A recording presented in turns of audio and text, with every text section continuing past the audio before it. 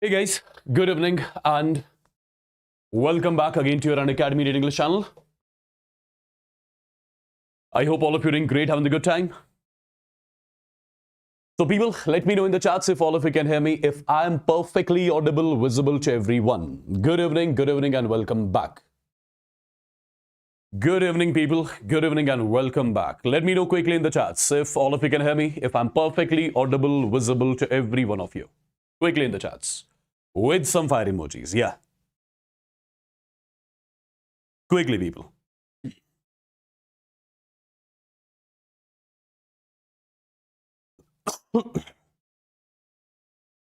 I think yes, I am perfectly audible, visible to everyone. Yeah? Amazing. So my dear students, can you let me know in the chats how many of you are done with the first session that was the mole concept? Say yes or no in the chats.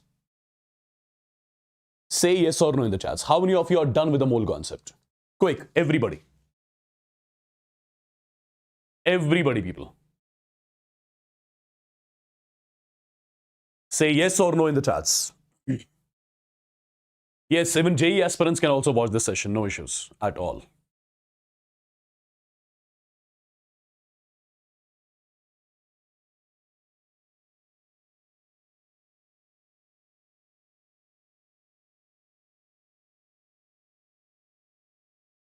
All right, people. Perfect. So let me tell you, this is going to be our third chapter of chemistry, by the way. First one, I did that. That was the mole concept. Second one was taken by your HSP sir. That was the general organic chemistry. Third one was taken by Sonali ma'am. That was the periodic classification of elements. And so this is going to be basically the fourth one, not the third one. This is going to be the fourth chapter, which I'm taking right now in this particular series. And the name of the chapter is going to be Equilibrium. Okay. One of the most important chapters of your physical chemistry, right? And I know students, they hate this chapter. They hate this chapter. Why is that? Because they find the problems of this particular chapter difficult. But let me tell you, if you are going to watch this particular session till the end, at the end of the session, you should be in a position to solve each and every question of your chapter chemical equilibrium. Okay? You should be in a position to solve each and every question of the chapter equilibrium, guys, provided you be with me till the end of this particular session. And people are asking about the duration of the session. Let me tell you, the duration of this particular session is going to be some, I would say 8 to 9 hours. 8 to 9 hours, my dear students. Okay?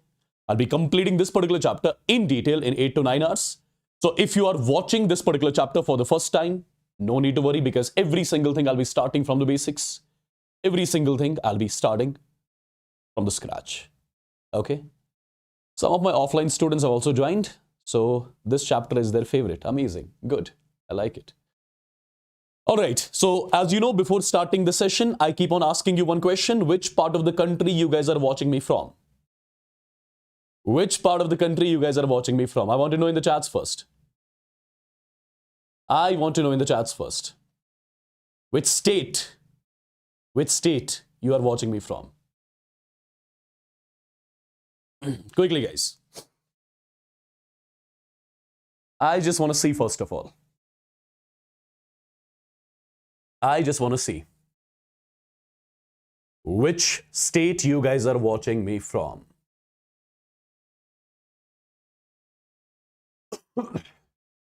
Okay. So majority Tamil Nadu, Telangana, Karnataka, Bangalore, Kashmir, Meghalaya, Telangana. Oh, someone is watching from China. Good. Yeah? So you want me to teach in Chinese language? All right, Delhi, Himachal. All right, AP, UP, Manipur, Uttarakhand. All right, Haryana, Kerala, okay, Bihar, Himachal, Patan, Kashmir, okay, Manipur. So I think we have students across the country right now. Yeah, that's amazing.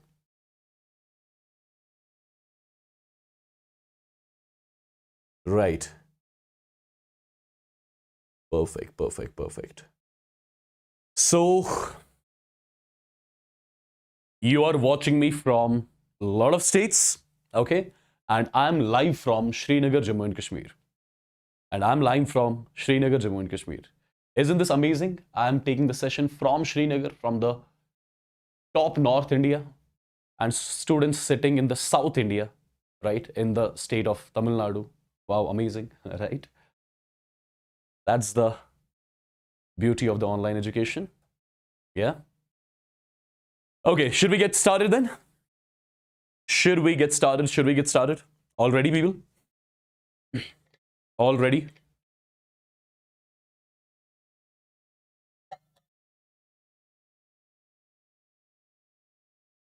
All right. Yes, I'll be solving a lot of JEE mains PYQs as well in this particular session. Don't worry. Don't worry, guys. I'll be doing that. Perfect then. So without wasting a lot of our time, let's get going. Let's get started with the chapter that is your equilibrium. That is your equilibrium chapter. My dear students, all the things in the today's session will be completely handwritten. Okay, whatever stuff I'll be teaching you, it'll be all handwritten. Okay, perfect. But I would want one thing from you. Try to make the notes with me. When you try to make the notes with your teacher, with your mentor, right? Automatically, this is one of the forms of the preparation, basically. So try to make notes with me. Anyways, if you won't be able to make notes parallelly with me, then you know that I keep on sharing my handwritten session PDFs on my Telegram. And if you are not the part of the Telegram channel yet, it is the high time to be the part of the Telegram channel. The name of the Telegram channel is WASSIM Bhat Chemistry Official. This is the name of the Telegram channel on which I keep on sharing all the handwritten PDFs as well as the DPPs of every chapter which we do here on this particular channel. Perfect? All right, people. Let's get going. Let's get started with the chapter Chemical Equilibrium. So first of all, how do we define the term equilibrium? If I ask you, how do we define the term equilibrium? My dear students, let me write one simple statement over here. As per thermodynamics,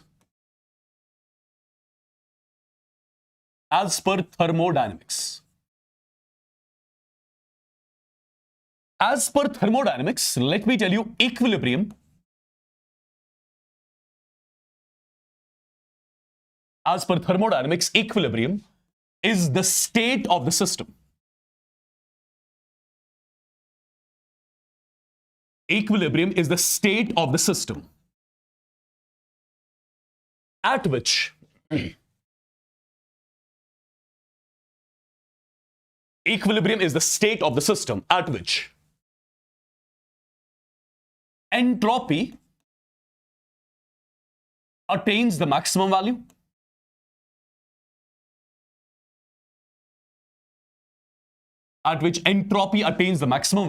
and gives free energy.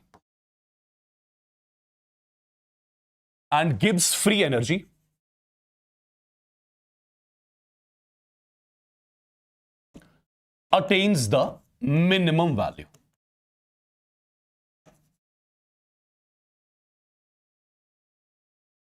As far as your thermodynamics is concerned, equilibrium, it is that particular state of the system.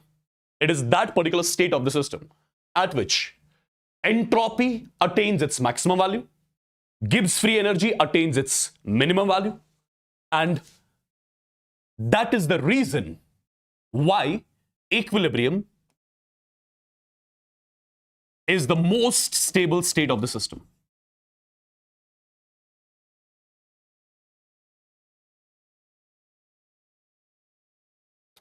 That is the reason why equilibrium is the most stable state of the system. So basically, what thermodynamics tells us? Thermodynamics tells us one simple thing. Thermodynamics tells us that particular state of the system at which entropy is maximum and gives free energy is minimum. As per thermodynamics, that particular state is considered to be the most stable state of the system. That particular state is considered to be the most stable state of the system. And equilibrium is basically the state of the system at which entropy is maximum and free energy is minimum. So equilibrium is nothing but it is the most stable state of the system. It is the most stable state of the system. And you know, the law of nature. Every system wants to be present at the most stable state. Every system wants to be present at the most stable state. And which is that most stable state? That most stable state is basically called as equilibrium. So every system wants to be at equilibrium because equilibrium is that particular state of the system which is considered to be the most stable state. Why is that? Because entropy is maximum and free energy is minimum. And thermodynamics tells us that particular state at which entropy is maximum, free energy is minimum, that is the most stable state of the system. Okay? So basically, this particular point you are going to remember, right? And one more important thing, at equilibrium, delta G is equal to 0 and delta S is equal to 0. Just remember this particular statement for now. I'll be teaching this particular stuff in detail in the chapter thermodynamics. So basically, this is the thermodynamic definition of equilibrium. This is the thermodynamic definition of equilibrium, right? This is the thermodynamic definition of equilibrium. Again, let me repeat. Equilibrium, it is that state of the system at which entropy attains its maximum value, free energy attains its minimum value. And as per thermodynamics, that particular state at which entropy attains its maximum value, free energy attains its minimum value, we consider that as the most stable state of the system. So equilibrium is nothing but it is the most stable state of the system. If I'm clear, let me know once in the chats quick. Yeah? All right. Now, my dear students, let's get into small details first. Let's get into small details first, which will make you understand what equilibrium is all about. Small details we'll be talking about right now. Yeah? The first point which I'm writing over here, what is that about? My dear students, as the chemical reaction proceeds, number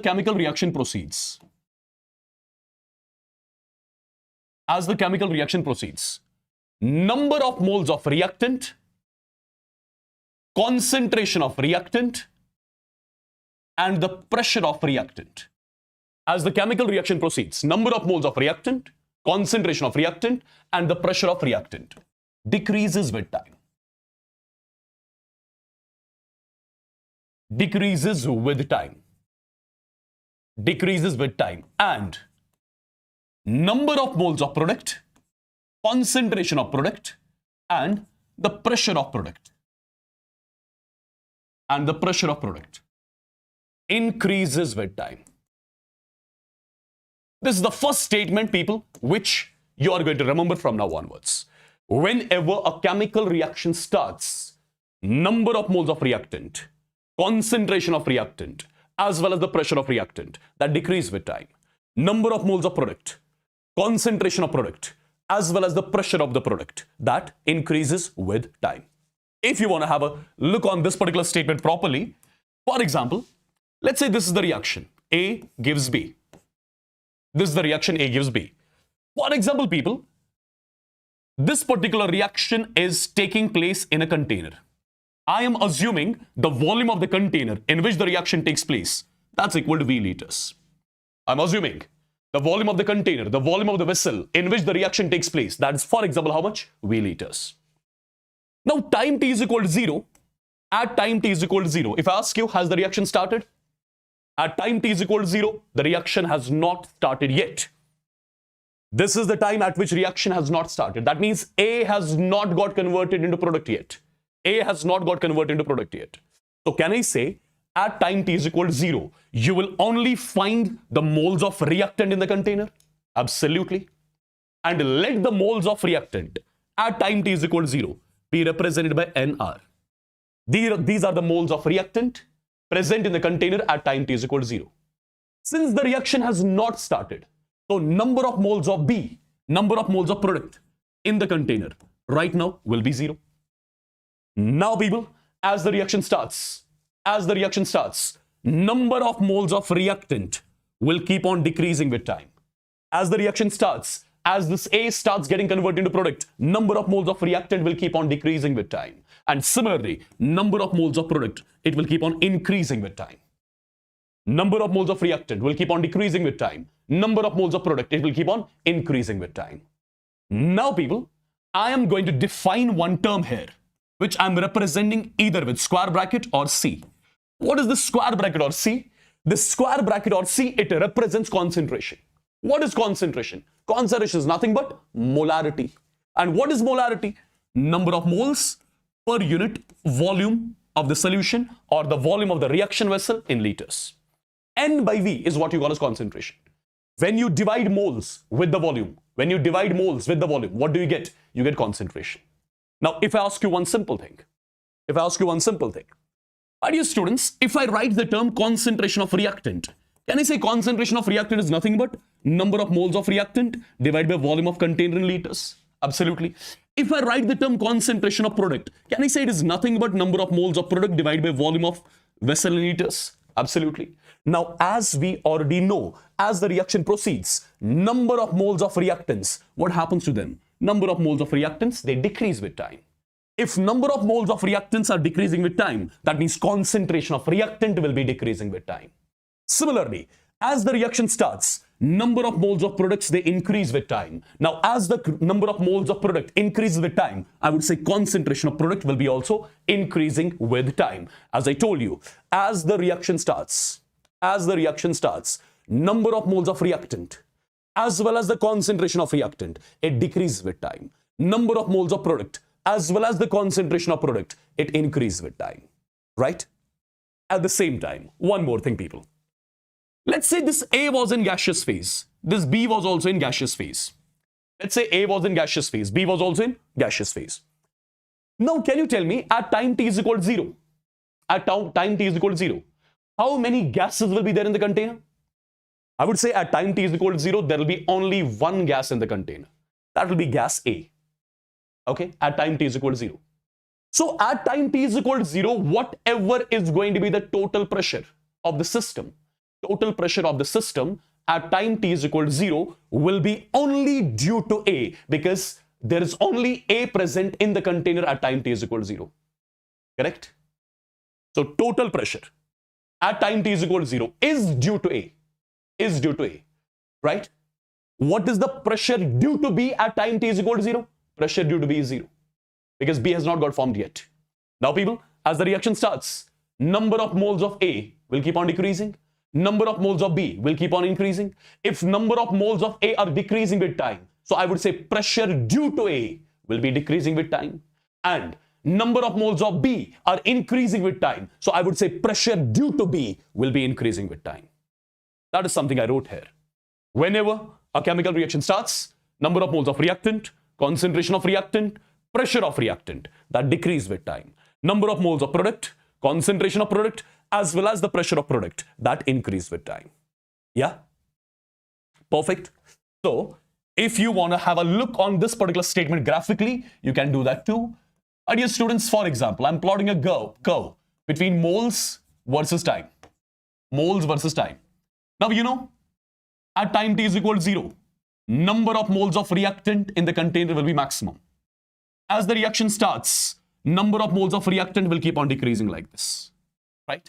Similarly, as the reaction starts, concentration of reactant also will keep on decreasing. As the reaction starts, pressure of reactant will also keep on decreasing. So this is not only the graph between moles and time, this is the graph between concentration versus time, this is the graph between pressure versus time as well. But for what? For the reactant. For the reactant. Correct? Correct? Similarly, my dear students, if you would want to plot the same graph for the product, you know, at time t is equal to 0, number of moles of product in the container, they are 0. Now, as the reaction starts, number of moles of product will keep on increasing. number of moles of product will keep on increasing. As the time goes on, concentration of product will also keep on increasing. As the time goes on, pressure of product will keep on increasing too. So this is not only the graph between moles versus time. This is the graph between concentration versus time as well. This is the graph between pressure versus time as well. But for what? This graph is basically valid for the product. I believe all these things are super clear to everyone. If yes, let me know quickly in the chats. Let me know quickly in the chats, people.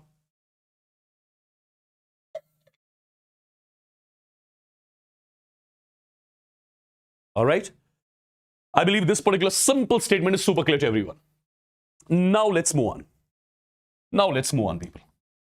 The next point, my dear students, the next point. Have you heard about reversible reactions? I believe you would have heard about the reversible reactions. If I ask you what are reversible reactions, my dear students, any reaction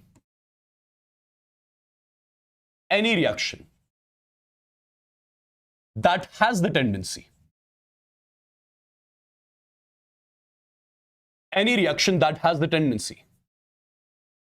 to proceed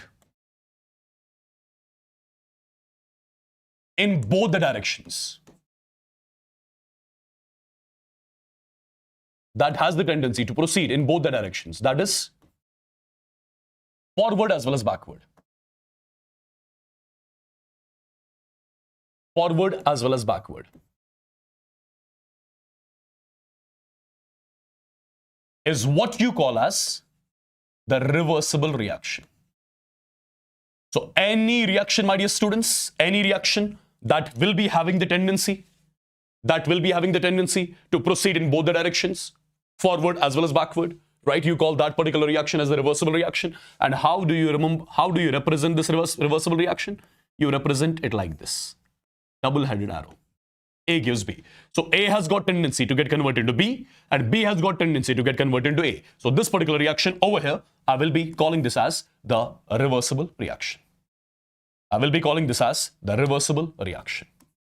Okay? Represented like this. Perfect. Now, my dear students, remember one simple point. What is that? Let me tell you, in case of chemical reactions, equilibrium. What is equilibrium? Equilibrium is the most stable state of the system. So, this particular reaction would also want to be present at the most stable state.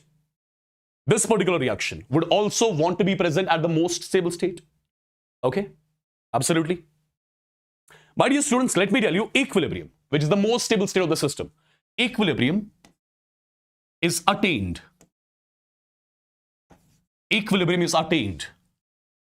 only in reversible reactions. Remember this particular point. Equilibrium, which is the most stable state of the system, it is only attained in which reactions? It is only attained in reversible reactions, not in irreversible reactions. The next point. My dear students, when equilibrium is established in the reaction, when equilibrium is achieved in the reversible reaction, remember at that point of time, rate of forward and rate of backward reaction, it becomes equal. When equilibrium is achieved in a reaction, when equilibrium is established in a chemical reaction, remember at that point of time, rate of forward, the rate with which forward reaction will be taking place, with the same rate, backward reaction will be also taking place. That means, at equilibrium, if 1 mole of reactant gets converted into B, at the same time, 1 mole of B gets converted into A. When equilibrium is established in a reversible reaction, at that point of time, rate of forward and rate of backward reaction becomes equal. That means, if 1 mole of A gets converted into B, at the same time, 1 mole of B will get converted into A. That's what we say, rate of forward and rate of backward reaction becomes equal only at equilibrium. Only once equilibrium is achieved in the reaction. One very important point. My dear students, one more amazing point. What is that? There is a law which we have to discuss in some time. There is a law which we have to discuss in some time. Okay, that law is basically called as the law of mass action. The law of mass action. We have to discuss this in some time. Okay, what this law of mass action says, in simple words, if I tell you about law of mass action tells us just one thing. What is that? Law of mass action tells us the rate of the reaction, the speed with which the reaction takes place, the rate of the reaction, that is directly proportional to the concentration of reactants.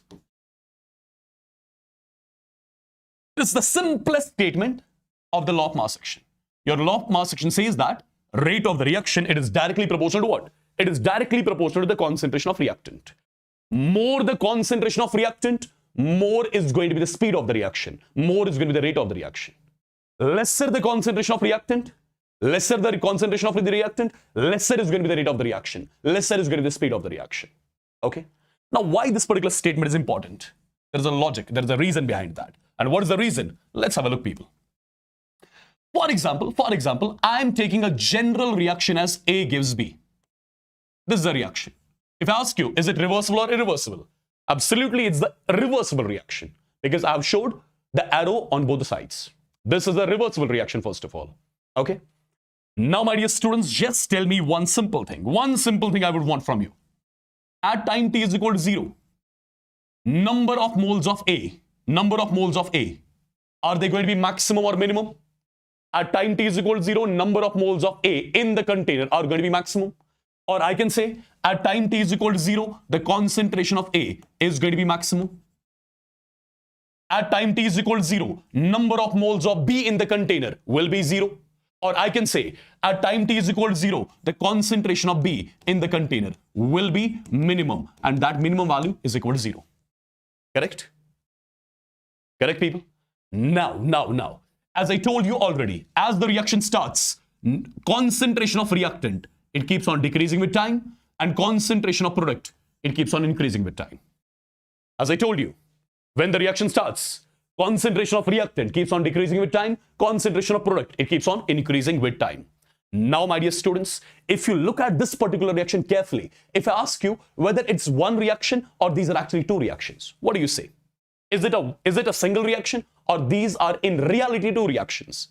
If you think logically, you would say in reality these are two reactions. One is A gives B, another one is B gives A. A gives B is what you are calling as forward reaction, and B gives A is what you are calling as backward reaction. Correct? In reality, these are two reactions. Now, people, tell me one thing. In the forward reaction, what is this A? I would say A is the reactant in forward reaction. I would say B is the reactant in backward reaction. A is the reactant in forward reaction. B is the reactant in backward reaction. Perfect. Now, if I use law of mass action for this particular reaction, if I use law of mass action says that rate of reaction is directly proportional to concentration of reactant, right? So, for forward reaction, I can say rate of forward reaction is directly proportional to concentration of reactant. What is the reactant here? A. I'm saying rate of forward reaction is directly proportional to concentration of A as per law of mass action. Similarly, rate of backward reaction is directly proportional to the concentration of reactant, and reactant here is B. Right? Perfect. I used law of mass action for both these reactions, forward as well as backward. Now, guys, you are going to tell me one thing. At time t is equal to 0, is the concentration of A maximum or minimum? At time t is equal to 0, concentration of A is maximum. If the concentration of A is maximum, can I say rate of forward reaction would be maximum? At time t is equal to 0, I would say concentration of A is maximum, rate of forward reaction is maximum. Correct? Now, at the same time, t is equal to 0. At t is equal to 0, what about the concentration of B? Is concentration of B maximum or minimum? Concentration of B at time t is equal to 0 is minimum. If concentration of B is minimum, I would say if concentration of B is minimum, that means the rate of backward reaction is minimum. I'm talking about time t is equal to 0. At time t is equal to 0, rate of forward reaction is maximum. Rate of backward reaction is minimum. Okay. Now, my dear students, with the time, as the reaction starts, the concentration of A decreases with time. As the reaction starts, the concentration of A decreases with time. And if the concentration of A decreases with time, that means the rate of forward reaction will be decreasing with time. So when the reaction will start, I would say rate of forward reaction, which was initially maximum, now it's going to decrease with time. Similarly, as the reaction starts, concentration of B increase with time. And if concentration of B increase with time, that means the rate of backward reaction would be increasing with time. The rate of backward reaction would be increasing with time. Now think logically. At time t is equal to 0, the rate of the forward reaction was maximum. The rate of the backward reaction was minimum. Now as the reaction starts, rate of forward reaction is decreasing with time and rate of backward reaction is increasing with time. Can I say there will come a scenario when rate of forward and backward reaction becomes equal? And that particular stage in a reaction, when rate of forward and backward would be becoming equal, what do we call that particular stage as? That's called as the equilibrium stage. Basically, we know that already. Perfect. Yeah? Right, people?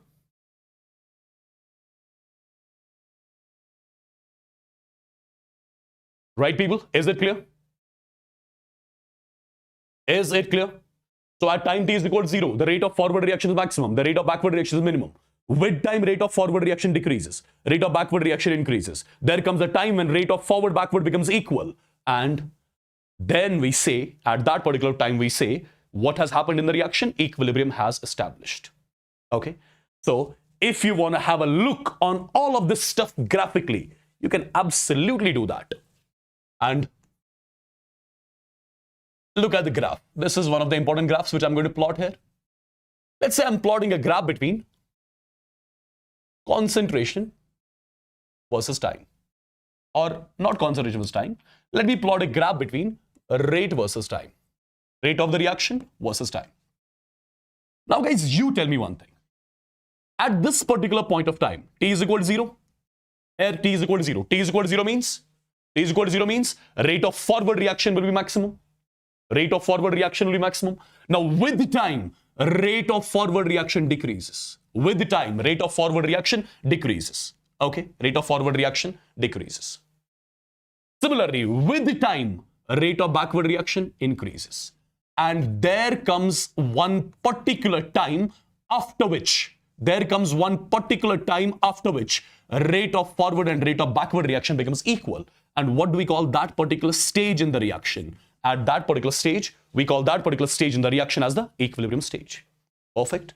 So this was the rate of forward reaction, and this is the rate of backward reaction. With the time, rate of forward decreases, rate of backward increases, and there comes a time when rate of forward and backward becomes equal, and that is basically the equilibrium state in the reaction. Yeah? Am I clear, people? Did you understand this particular graph? Did you understand this particular graph? And if you look carefully, see guys, if you look carefully, after this particular point, rate of forward and rate of backward are becoming equal. Okay? So, if you talk about this particular point is giving you the rate of forward reaction. And the same point is giving you the rate of backward reaction, right? So, rate of forward, backward at this particular point are equal, right? Now, my dear students, something very, very, very important which you need to understand. Something really important that you need to understand. And what is that? Let's talk about that. Or before talking about that, let me tell you one more thing.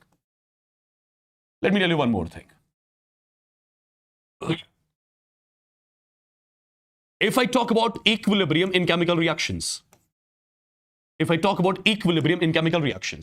equilibrium is dynamic in nature. Equilibrium is dynamic in nature. What does that mean? That means once equilibrium is established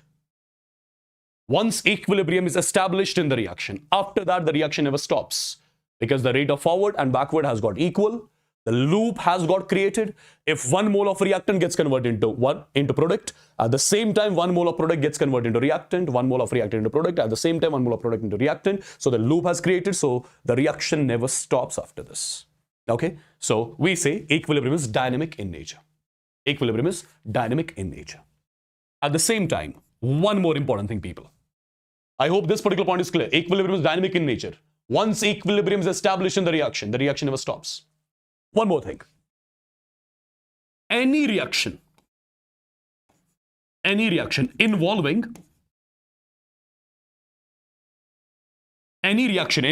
a gaseous reactant or product. Any reaction involving a gaseous reactant or product can attain equilibrium only in closed vessel. Only in closed vessel. What does it mean? What does it mean, people? See, have a look. Let's say we have got a container. Let's say here I'm taking a bigger sized container. Okay, this is the container which I'm taking. And imagine that this particular container is open on one side. This particular container is open on one side. Just a second. Imagine this particular container is open on one side. Imagine this particular container is open on one side. Now, for example, I'm keeping calcium carbonate solid in this container. Let's say I'm keeping calcium carbonate solid in this container. If I keep calcium carbonate solid in this container, it is in solid form. So it would be present at the bottom of the container. Now, my dear students, when you heat this container up, what will happen? This calcium carbonate will get decomposed into calcium oxide, and with calcium oxide, what do you get? You get carbon dioxide gas. So you had kept solid in the container. When you are heating it up, it got converted to solid, it got converted to gas as well. Now the gas which is there in the container, can I say the gas will escape because the container is open on one side? If the gas escapes, can I say after some time you are not going to find any carbon dioxide in the container? You are not going to find any carbon dioxide in the container because it would have left the container. If there is no carbon dioxide in the container after some time, is the backward reaction possible? Is the backward reaction possible? No. If the backward reaction is not possible, is the reaction going to be reversible or irreversible? The reaction will be irreversible. Whether equilibrium is established in irreversible reactions? Equilibrium is not established in irreversible reactions. Perfect. So remember, my dear students, that particular reaction which will be involving a gaseous reactant or product, it will be only attaining equilibrium in a closed vessel. If the vessel is open, the reaction becomes irreversible, and in case of irreversible reactions, equilibrium is not possible. Okay. Now comes the most important point about equilibrium, wherein majority of the students, they get the doubts. Okay. What is that particular point? Try to understand what I'm going to say. My dear students, at equilibrium, when equilibrium is established in the reaction, at equilibrium, all the measurable properties, at equilibrium, all the measurable properties of the system, like all the measurable properties of the system, like moles, like concentration, like pressure, right? All the measurable properties of the system, like moles, concentration, pressure, etc., attains a fixed value. Attains a fixed value. That means becomes constant.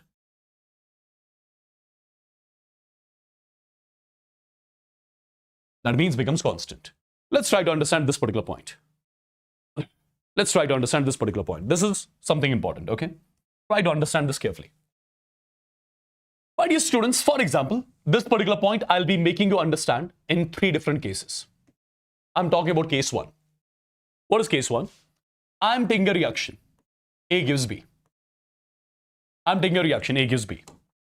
My dear students, let's assume at time t is equal to 0, the concentration of A is equal to 10 molar. 10 molar means 10 moles per liter. Okay? Let's say the concentration of A at time t is equal to 0 is 10 molar. 10 molar means 10 moles per liter. That means in 1 liter solution, there are 10 moles of A. In 1 liter solution, there are 10 moles of A. Now, my dear students, what would the concentration of B right now? Concentration of B right now would be 0 because the reaction is not started. Let's assume when 20% reaction gets completed. Let's assume when 20% reaction gets completed, let's assume at that point of time, equilibrium is established. I'm assuming when 20% reaction is getting completed, equilibrium is establishing in the reaction. So at equilibrium, when equilibrium is established in the reaction, at that point of time, 20% reaction has got completed. What is meant by 20% completion? What is meant by 20% completion? It means that 20% of reactant has got converted into product. It means that 20% reactant has got converted into product. What does that mean? What is meant by 20% of reactant? 20% of reactant, 20% of 10 comes out to be 2. It means that out of 10 moles of reactant, 2 moles of reactant have got converted into product. So can I say, if 2 moles of reactant have got converted into product, can I say at equilibrium there will be 8 moles of reactant still left in the container? I'm assuming when 20% reaction is completed, at that point of time, 20% reaction has got completed. That means 20% reactant has got converted into product. So at equilibrium, you will find 2 moles of B in the container. You will find 8 moles of A in the container. When? At equilibrium. Correct? So if I ask you, how many moles of reactant are there in the container at equilibrium? You'll say 8 molar. How many moles of product are there in the container at equilibrium? 2 molar. So can I say concentration of reactant at equilibrium, as you can see over here, is greater than that of the concentration of product at equilibrium? As you can see, concentration of reactant at equilibrium is greater than that of concentration of product at equilibrium. Now we know when equilibrium is established in the reaction, after that, at that point of time, rate of forward and rate of backward, it becomes equal. That means once equilibrium is established, after this, if 1 mole of reactant gets converted into product, at the same time 1 mole of product gets converted into reactant. If 1 mole of reactant gets converted into product, 1 mole of product also will be getting converted into reactant at the same time. Okay? Now try to analyze. If 1 mole of reactant is getting converted into product, this will go from 8 to 7. But at the same time, this will go from 2 to 3. At the same time, 1 mole of product will be getting converted into reactant.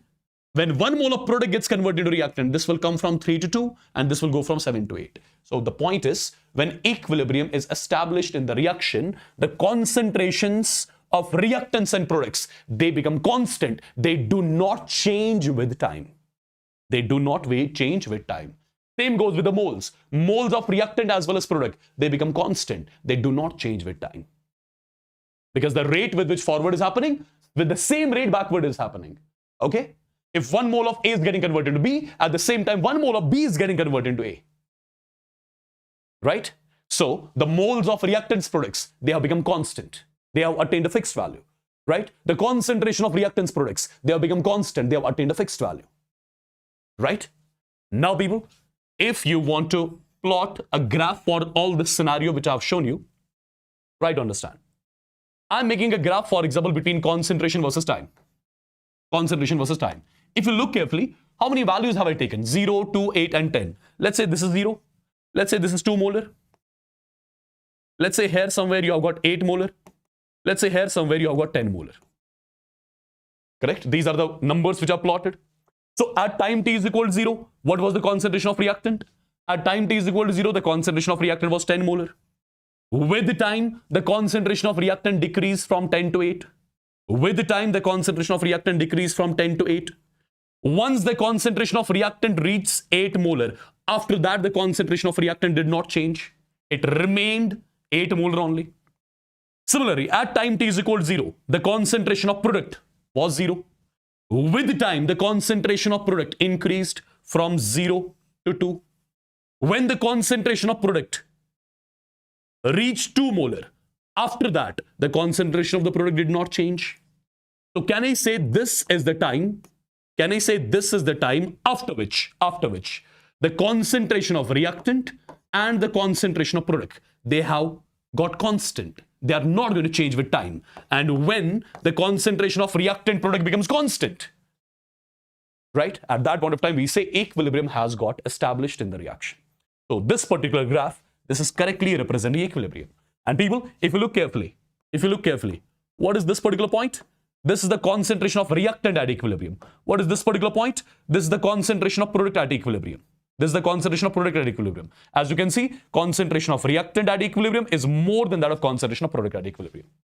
Correct? So at equilibrium, the concentration of reactant can be more than that of concentration of product. Perfectly done.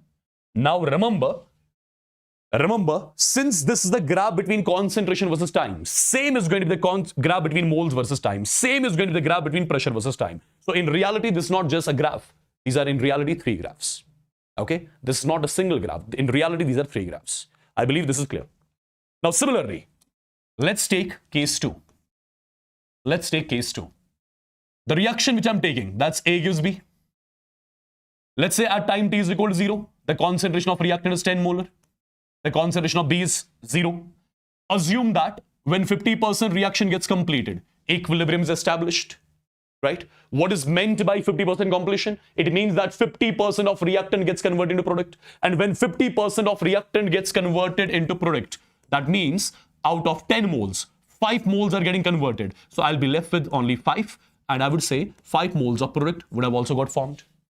So do you see the concentration of reactant and product at equilibrium? They are equal. Here, they are equal. But remember one thing. What happened? When 50% reaction got completed, equilibrium got established. That means now the rate with which forward will be taking place, with the same rate backward will be taking place. If 1 mole of reactant gets converted into product, at the same time, 1 mole of product will be getting converted into reactant. When equilibrium is established, rate of forward and backward are equal. That means if 1 mole of reactant gets converted into product, at the same time, 1 mole of product will be getting converted into reactant. Now the moles of reactants and products are not going to change. Now the moles of reactant product, they are not going to change. The concentration of reactant product, they are not going to change now. The pressure of reactant product, it's not going to change now. Why? Because equilibrium has established in the reaction. And if you look at this particular state of equilibrium, you can say concentration of reactant and product at equilibrium, this can be same as well, as you saw here. Concentration of reactant product at equilibrium can be same as well. Correct? Now have a look on the graphical thing. If I plot a graph between concentration versus time, my dear students, how many values do we have? 0, 5 and 10. Let's say this is 0. Let's say this is 5 molar. And let's say this is 10 molar. Let's say this is 10 molar, right? At time t is equal to 0, the concentration of reactant was 10 molar. So from 10 to 5, as the reaction started, the concentration of reactant decreased from 10 to 5. When the concentration of reactant reached 5 molar, after that, it did not change. Similarly, at time t is equal to 0, the concentration of product was 0, right? With time, the concentration of product increased from 0 to 5. From 0 to 5, it increased from 0 to 5. But after that, it did not change. So this is the time. This is the time after which the concentration of reactant and product is not changing. So I would say this is the time when equilibrium was established in the reaction. Yeah? This is the time when equilibrium was established in the reaction. And if you can see, at equilibrium, the concentration of reactant products here are equal. Here the concentrations of reactants products at equilibrium were not equal. Here the concentrations of reactants products at equilibrium are equal. The point is, at equilibrium, the concentrations of reactants and products, they become constant. They do not change. Okay? The concentration of reactants and products, they become fixed. They become constant. They can be equal, cannot be equal also. They can be equal, cannot be equal. So concentration of reactant product at equilibrium can be equal, cannot be equal. The point is, when equilibrium is established in the reaction, the concentration of reactant products should not change. They can be equal, they cannot be equal. Okay? Now, one more case, people. Before showing you the last case here, since this was the graph between concentration versus time, the same graph will be between moles versus time. The same graph will be between pressure versus time as well. Okay? Now look at it carefully. The last case, this you should be easily able to understand. The reaction which I'm taking is A gives B. The reaction which I'm taking is A gives B. Let's say at time t is equal to 0, the concentration of reactant is 10 molar and this is 0. So remember, let's assume when 50%, for example, let's assume that when 80% reaction gets completed, equilibrium gets established. See, first of all, remember one thing. Equilibrium can be established at any point of time in the reaction. Here I assumed when 20% reaction gets completed, equilibrium got established. Here I assumed when 50% reaction is getting completed, equilibrium is established. Here I'm assuming when 80% reaction gets completed, equilibrium is established. right? And when 80% reaction gets completed, that means 80% of reactant gets converted into product. How much is 80% of 10? 80% of 10, that is 80 by 100 into 10 comes out to be 8. That means out of 10 moles of reactant, 8 moles got converted into product. If 8 moles are getting converted into product, I'll be left with 2 and this will be 8. So these are the concentrations of reactants and products at equilibrium. And the rate of forward now will be equal to rate of backward. So if 1 mole of reactant is getting converted into product, at the same time 1 mole of product is getting converted into reactant. Yeah? Perfect. Now the concentrations of reactants and products are not going to change. And here if you see, concentration of reactant at equilibrium is less than that of concentration of product at equilibrium. Okay? So basically, anyone's concentration can be more. Reactant or product or both can be equal as well at equilibrium. Now people, if you want to plot a graph which will summarize this particular point, the graph is going to be between, again, concentration versus time. Concentration versus time. This is time t is equal to 0. At time t is equal to 0, okay, let's first of all plot the values 0, 2, 8 and 10. This is 0. This is for example 2 molar. This is for example 8 molar. And this for example 10 molar. Okay. At time t is equal to 0, the concentration of reactant was 10 molar. From 10 to 2, the concentration of reactant is decreasing from 10 to 2. And when it reaches 2, after that it's not going to change. This is for reactant. Similarly, concentration of product initially was 0. Initially, the concentration of product was 0. Then, concentration of product increases from 0 to 8. From 0 to 8, it increased. After that, it did not change. Okay. So, this is the time after which the concentration of reactants products, they are becoming constant. They are not changing. So, I would say this is the point when equilibrium was established in the reaction. Yeah. Is this point clear? And my dear students, at the same time, this is the concentration versus time graph. This can be moles versus time also. This can be pressure versus time also. So all these graphs here, what do they represent? They represent equilibrium, right? Yeah. Am I clear with this, people? Am I clear with this? Quickly, let me know in the chats, everybody. Did you understand the significance of equilibrium? So equilibrium is a thermodynamic state, which is basically the most stable state of the system, right? And in reactions, equilibrium is established in case of reversible reactions. Equilibrium is established in case of reversible reactions. Yeah? And when equilibrium gets established in the reaction, what do we say? We say the concentrations of reactants and products after that are not going to change. They are going to remain constant. They can be equal, cannot be equal. I will be teaching indicative topic as well, but in ionic equilibrium, not in chemical. I hope all the things over here till now are super clear to everyone. Someone is saying not clear, repeat. Just take the video a little back. You can watch it in the repeat mode. Okay. That's again one of the benefit of online. Drag the video back, watch it again. Clear. Should we move on, people? So this was all about your equilibrium and it's some important points. Okay.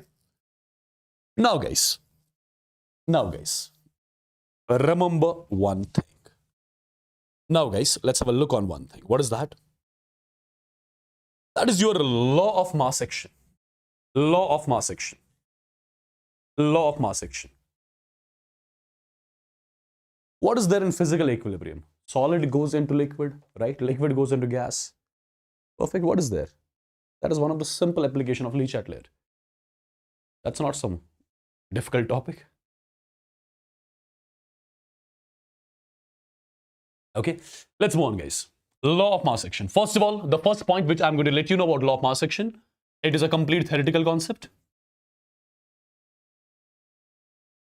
It's a complete theoretical concept. It was given by two scientists. The name of the first scientist was Goldberg. The name of the second scientist was P. Vage.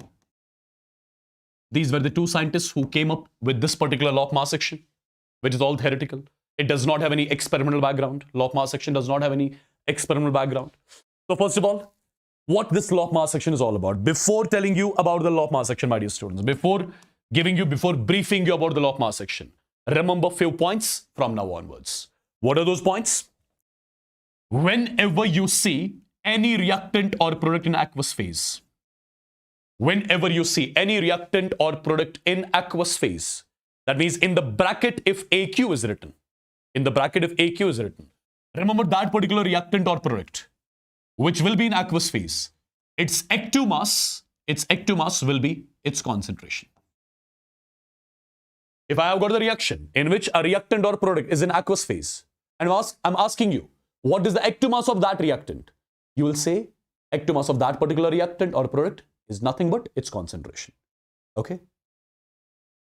Right? Number one. Whenever you see any reactant or product in gaseous phase, whenever you see any reactant or product in gaseous phase, its active mass will be either its concentration or you will take its active mass as its pressure. For gases, pressure as well as concentration both are defined. For gases, pressure as well as concentration both are defined. Right? Now, whenever you see any reactant or product in pure solid or pure liquid form, whenever you see any reactant or product in pure solid or pure liquid form, let me tell you, their active masses are constant. Their active masses are constant. And generally, we take the value of the constant as 1 to make our calculations simple. So 3 points which you have to remember, my dear students. Whenever you see any reactant or product in aqueous phase, its active mass means its concentration. Whenever you see any reactant or product in gaseous phase, its active mass means its concentration or pressure. Whenever you see any reactant or product in pure solid or pure liquid form, its active mass will be taken as constant, and the value of that constant will be taken as 1 generally, right? Just to make our calculations a little simple. Now, the point is, what is this law of mass action? My dear students, the law of mass action, it basically gives the information about the rate of reaction. It gives me the idea about the rate of reaction. And the law of mass action says that rate of reaction is directly proportional to the product of active masses. Active masses means either concentration or pressure. Okay. Rate of reaction is directly proportional to the product of active masses of reactants raised to the powers of their stoichiometric coefficients. Raised to the powers of their stoichiometric coefficients. For example, let's say you've got the reaction like this. N1A plus N2B. It gives, for example, C. Let's say this is a balanced chemical equation. Now you want to talk about the rate of this particular reaction. As per law of mass action, rate of reaction is directly proportional to the product of what? Product of active masses of reactants. So active mass of A multiplied by active mass of B. Active mass is either concentration or pressure, depending whether you are taking them in aqueous state or you are taking them in gaseous state, right?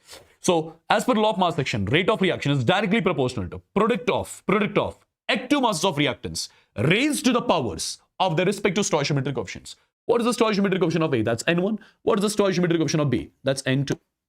Perfect. Simplest statement of law of mass action, nothing else.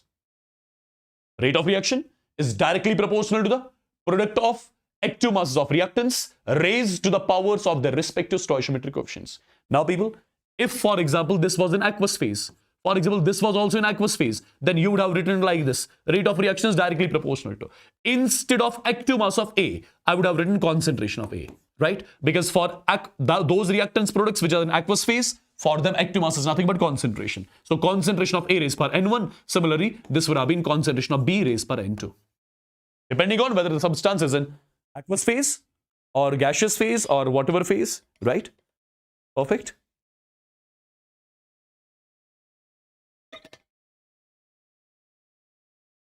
Now people, let's get into this law of mass action a bit more in detail now. Try to understand what exactly I'm going to say. For example, I'm taking a reaction, a reversible reaction I'm taking like this. N1A plus N2B, it gives N3C plus N4D. This is first of all a reversible reaction, correct? Now, if I ask you one thing, in reality, is it a single reaction or these are actually two reactions? If you look properly, these are actually two reactions, forward and backward. If I write forward and backward reactions separately, my forward reaction becomes N1A plus N2B, it gives N3C plus N4D. This is my forward reaction. And if I talk about my backward reaction is nothing but that is N3C plus N4D gives N1A plus N2B. This is my backward reaction and this is my forward reaction. Now people tell me one thing. What is this A and B? Can I say A and B are basically reactants in case of forward reaction? Yes. What about this C and D? C and D are the reactants of the backward reaction. A and B are the reactants of forward, and the C and D, these are the reactants of backward. Now, for both the reactions, if I use law of mass action, I can say rate of forward reaction is directly proportional to the product of active masses of reactants. I'll write active mass of A multiplied by active mass of B, raised by their stoichiometric coefficients, N1 and N2. Similarly, if I use law of mass action for this, I can say rate of backward reaction is directly proportional to product of active mass of reactants. Here reactants are C and D, so I'm writing active mass of C multiplied by active mass of D, raised by their stoichiometric coefficients, N3 and N4. Okay? Correct? Now people, if I remove this proportionality sign, can I say rate of forward reaction is equal to a constant Kf I'm introducing, active mass of A raised par N1 multiplied by active mass of B raised par N2. Similarly, if I remove this proportionality sign, I'll be writing a constant which I'm representing with Kb, active mass of C raised par N3, active mass of D raised par N4. Now, as I told you already, at equilibrium, what do we have? At equilibrium, you know rate of forward and rate of backward reaction, they're equal. You know at equilibrium, when equilibrium is achieved in the reaction, at that point of time, rate of forward backward, they are equal. And when rate of forward backward are equal, I would say instead of rate of forward, you can write Kf, active mass of A raised par N1, active mass of B raised par N2 is equal to rate of backward. Rate of backward will be Kb, active mass of C raised par N3, active mass of D raised par N4. Okay? At equilibrium, rate of forward and backward are equal. Now, if you take the constants on one side, active mass on another side, what do I get? I'll be writing Kf divided by Kb is equal to active mass of C raised par N3, active mass of D raised par N4 divided by active mass of A raised par N1, active mass of B raised par N2. Correct? Now guys, if you look carefully, this Kf is called as the rate constant of forward reaction. This Kf over here, this is what we call as a rate constant of forward reaction. Similarly, this Kb over here is what we call as rate constant of backward reaction. Since this Kf as well as Kb, both are constants. Kf it's constant. Kb is also constant. It will be having some constant value. This value will be also constant. And division of two constants. It will be basically one more constant. And that one more constant I'm representing with Keq. And what is this Keq? Keq is what we call as the equilibrium constant. Keq is what we call as the equilibrium constant of the reaction. And how do I define this equilibrium constant now? I will clearly say equilibrium constant is nothing but it is the ratio of rate constant of forward reaction. It is the ratio of rate constant of forward reaction to that of rate constant of backward reaction. So rate constant of forward reaction divided by rate constant of backward reaction gives you what? Rate constant of forward divided by rate constant of backward gives you what? It gives you the equilibrium constant for the reaction. Right? So equilibrium constant of reaction is nothing but Kf by Kb. Now, my dear students, what is important here? Important is the expression of equilibrium constant. If you look at this particular expression, in the numerator you have got C and D. In the denominator you have got A and B. What was C and D in the main reaction? C and D were the products in main reaction. What was A and B in the main reaction? In the main reaction, A and B were the reactants. So basically, whenever from now onwards, you would want to write the equilibrium constant expression, in the numerator, you have to write the products. In the denominator, you have to write the reactants, right? In the numerator, you have to write the products. In the denominator, you have to write the reactants. I believe I'm clear to everyone. And if I am clear to everyone, then my dear students, there is one more thing which I would want to discuss with you. And what is that one thing? Have a look. This equilibrium constant, which is nothing but that is Kf divided by Kb. And how do I write its expression? Active mass of C raised power n3, active mass of B raised power n4 divided by active mass of A raised power n1, active mass of B raised power n2. This is how you write its expression. Now let me tell you, I am going to classify this equilibrium constant into few types. I am going to classify this equilibrium constant into few types. And what are those types? The first type of equilibrium constant is what you call as Kc. Second type of equilibrium constant is what you call as Kp. The third type of equilibrium constant is what you call as Kx. The last type of equilibrium constant is what you call as Kpc. Okay? So equilibrium constant, I'm classifying into few types. Kc, Kp, Kx and Kpc. Now my dear students, what is Kc exactly? Remember one simple thing.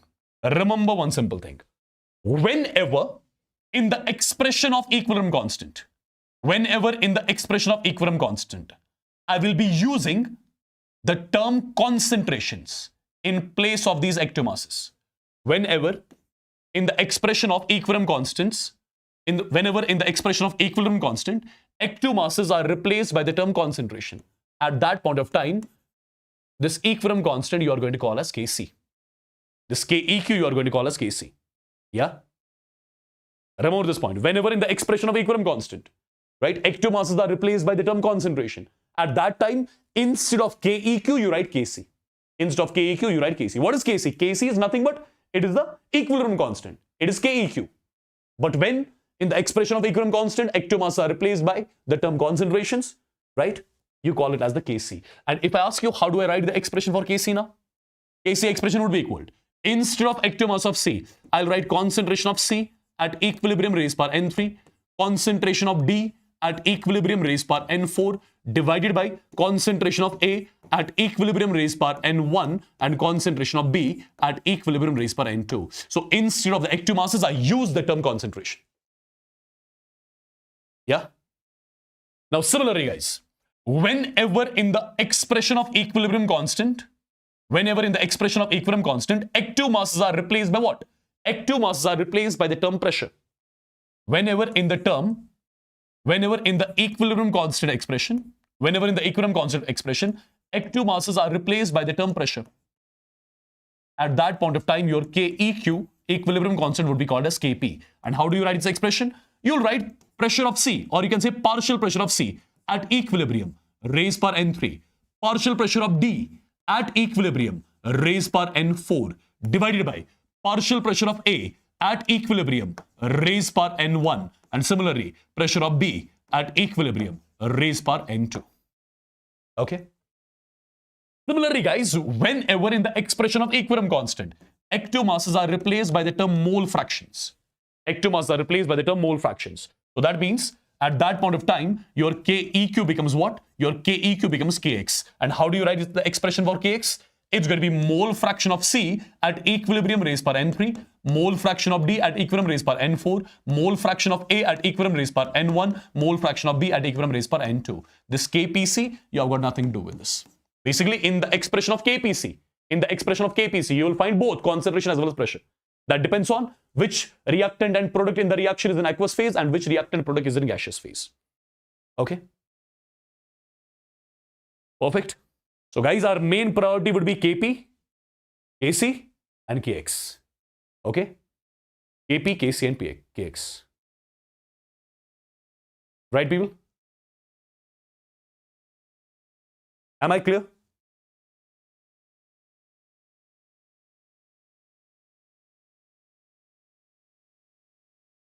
Am I clear with this? Quickly in the chats.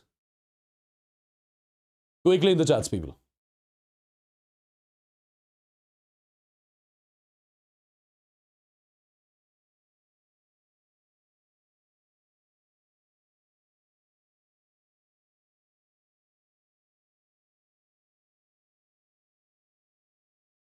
I want everyone to let me know in the chats quick.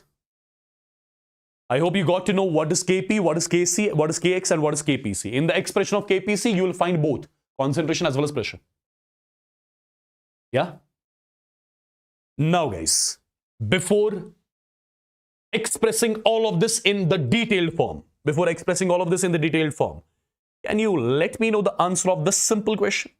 One simple question I've come up with. Can you let me know its answer? The rate constant of forward and backward reaction are this and this respectively. Calculate equilibrium constant. Isn't it like simple, one sentence question? You know your equilibrium constant is nothing but it is the ratio of rate constant of forward to that of rate constant of backward. Now, what is the rate constant of forward reaction? Rate constant of forward reaction is 0.5 into 10 raised power minus 1. Rate constant of backward reaction is 2 into 10 raised power minus 1. So it's going to be 0.5 divided by 2, which comes out to be 1 by 4. So I would say equilibrium constant of the reaction would be 1 by 4. Simple. Yeah? Simple, people. Right?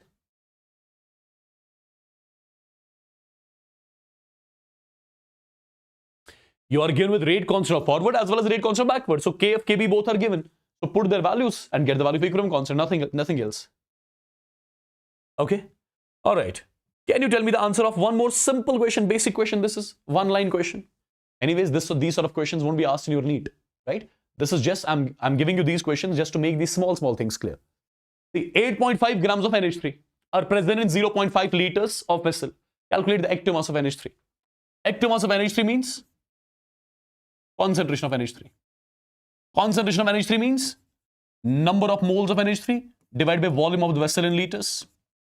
Concentration means moles divided by volume in liters. Now, we are given with 8.5 grams of NH3. So how many moles of NH3 do we have? It is given mass of NH3 in grams divided by molar mass of NH3. The value comes out to be 0.5. What is the volume of the vessel in liter? Volume of the vessel is given to me as 0.5 liters.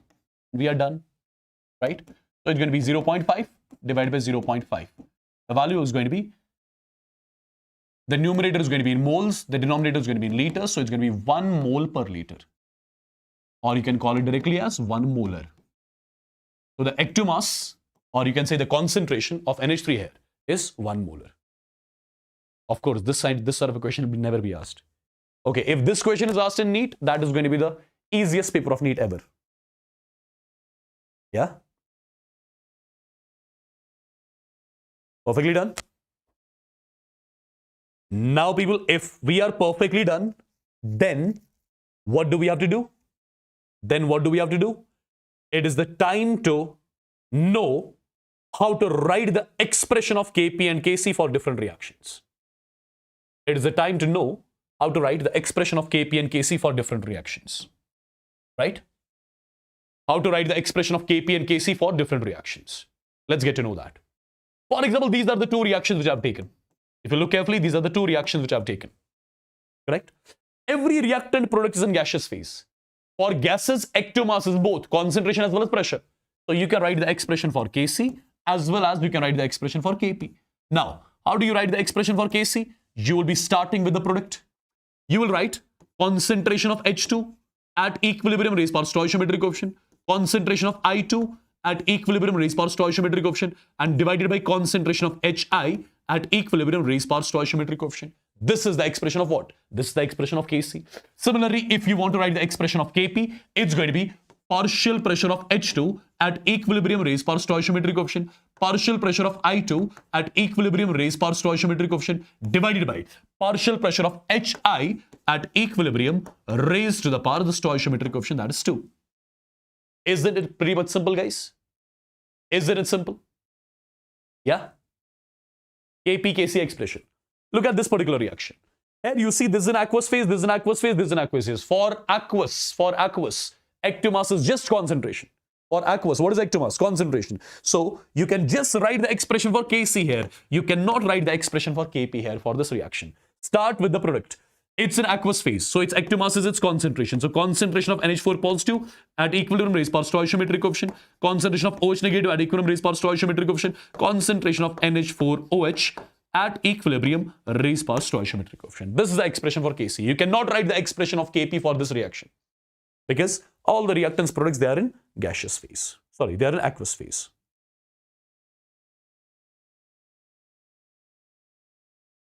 right? Look at this reaction. Look at this reaction, guys. H2 plus I2 gives 2 times HI, correct? All the reactants products in gaseous phase. So for gases, active mass is both concentration as well as pressure. So you can write the expression for Kc as well as Kp. Now tell me the expression of Kc first. It is going to be concentration of Hi at equilibrium raised power 2 divided by concentration of H2 at equilibrium raised power 1, concentration of I2 at equilibrium raised power 1. Similarly, Kp expression will be nothing but it will be partial pressure of Hi at equilibrium raised power stoichiometric coefficient divided by partial pressure of H2 at equilibrium raised power stoichiometric coefficient and partial pressure of I2 at equilibrium raised power stoichiometric coefficient. Look at this particular reaction. All the reactants products, they're in gaseous phase. If they are in gaseous phase, their active mass is both concentration as well as pressure. Active mass is both concentration as well as pressure. So you can write the expression for Kc as well as you can write the expression for Kp. Now tell me the expression of Kc. Start with the product. You will write concentration of PCl3 at equilibrium raised power 1, concentration of Cl2 at equilibrium raised power 1 divided by reactant, concentration of PCl5 at equilibrium raised power stoichiometric coefficient 1. Correct? Now similarly, Kp expression. Start with the product. Partial pressure of PCl3 at equilibrium raised power stoichiometric coefficient 1, partial pressure of Cl2 at equilibrium raised power stoichiometric coefficient 1 divided by partial pressure of PCl5 at equilibrium raised power 1. Stoichiometric coefficient 1. Okay? Right, people? Am I clear with this? Am I clear with this?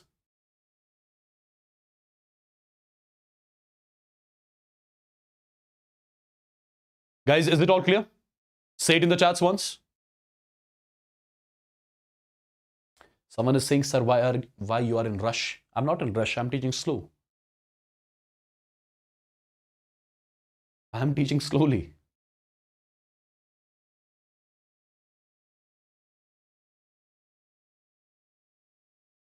So let me know in the chats, people, quickly, if all the things still here are clear or not.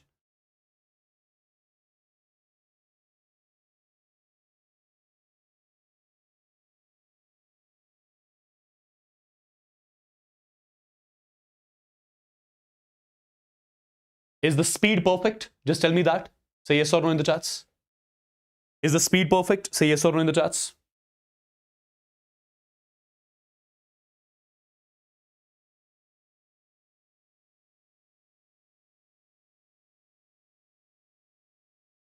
I want everyone to let me know quickly in the chats, guys, so that accordingly I'll manage.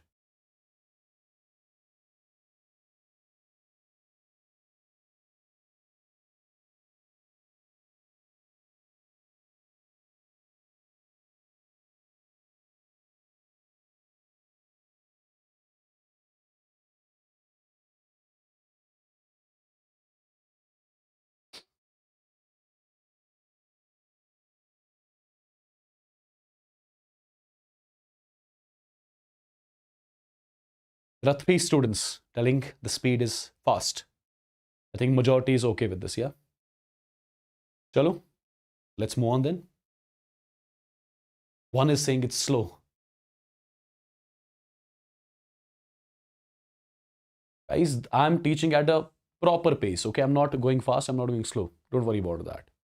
Okay, those people who think I'm going fast, you need to increase your speed. Do not make me decrease my speed, okay? Just match my level. Do not make me match your level. Yeah?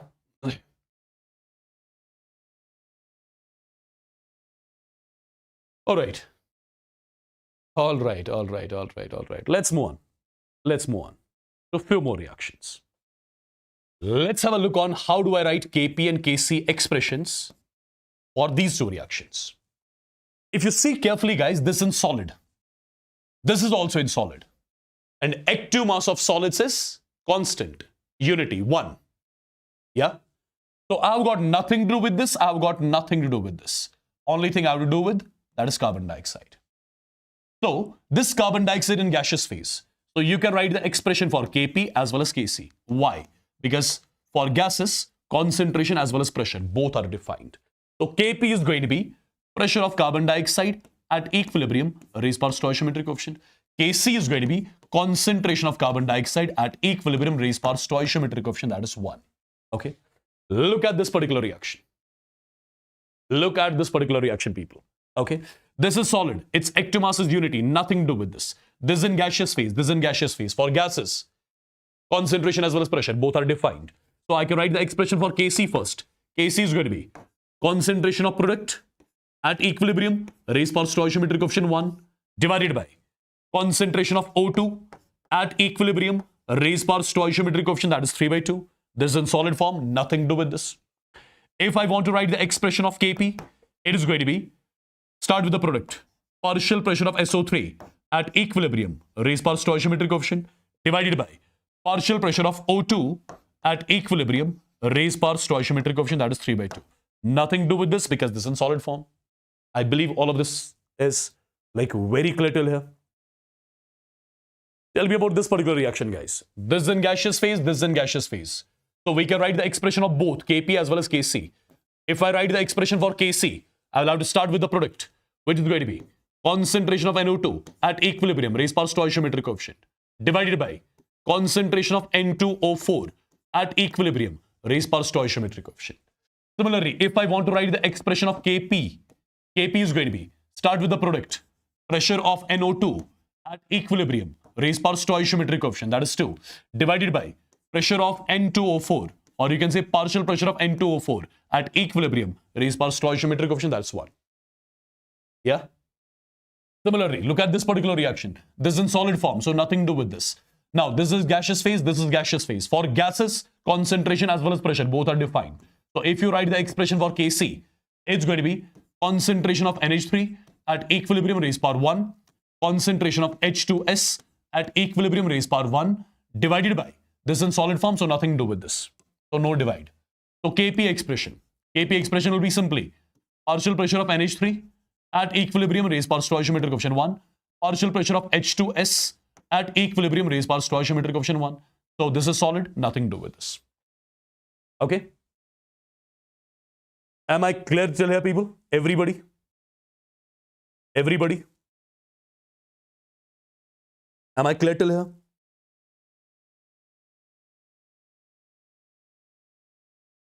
Now the point is, what is the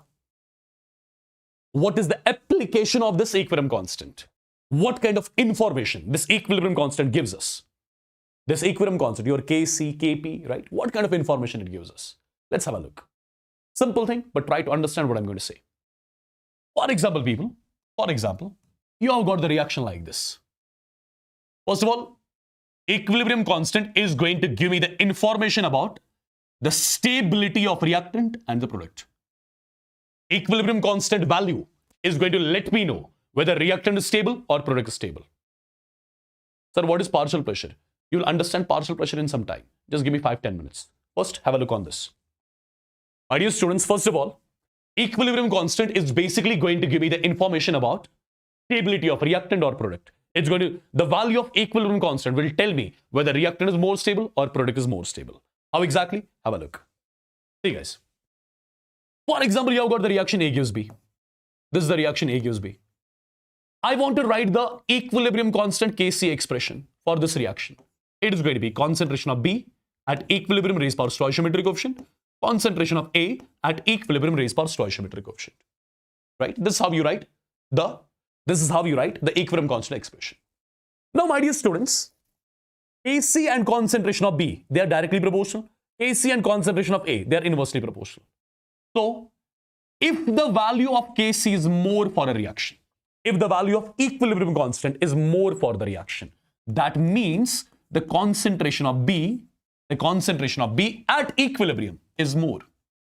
That means the concentration of B at equilibrium is more, which tells you that the concentration of A at equilibrium is less. Correct? So basically, when the reaction starts, the concentration of reactant decreases, concentration of product increases. There will be a time when equilibrium will be established. And when equilibrium is established in the reaction, after that, the concentration of reactant product is not going to change. The concentration of reactant product is not going to change. Now, equilibrium constant expression is concentration of B at equilibrium raised power 1, concentration of A at equilibrium raised power 1. Now, my dear students, one simple thing. More the value of Kc for a reaction, more the value of equilibrium constant for the reaction, more will be the concentration of B in the container at equilibrium. Less will be the concentration of A in the container at equilibrium. So that means at equilibrium, B is present in more amount. At equilibrium in the container, B is present in more amount. Now, when is it possible? When B will be present in the mixture in more amount? When the stability of B will be more. So I would say at this particular point of time, stability of B is your product. Stability of your product is more than that of the stability of reactant. Did you understand this particular point? Tell me once the chats, people. Quickly.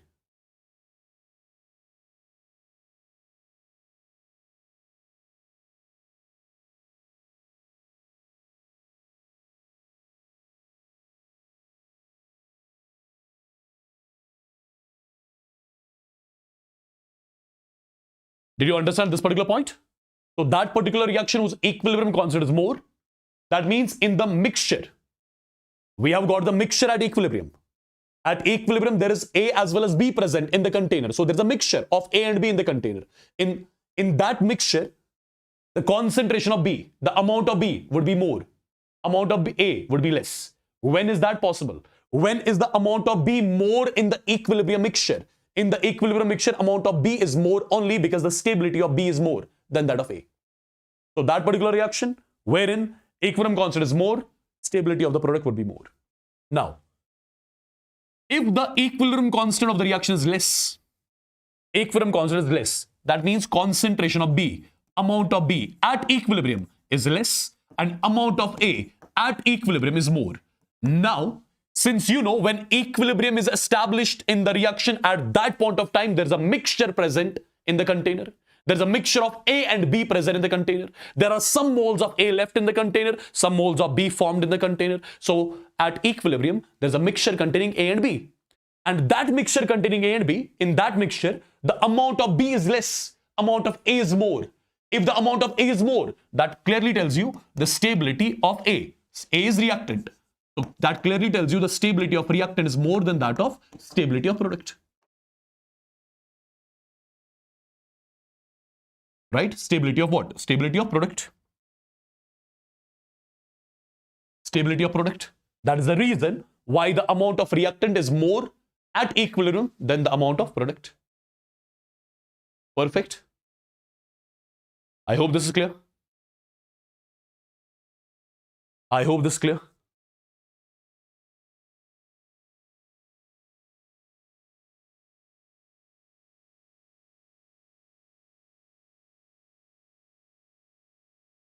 Yeah?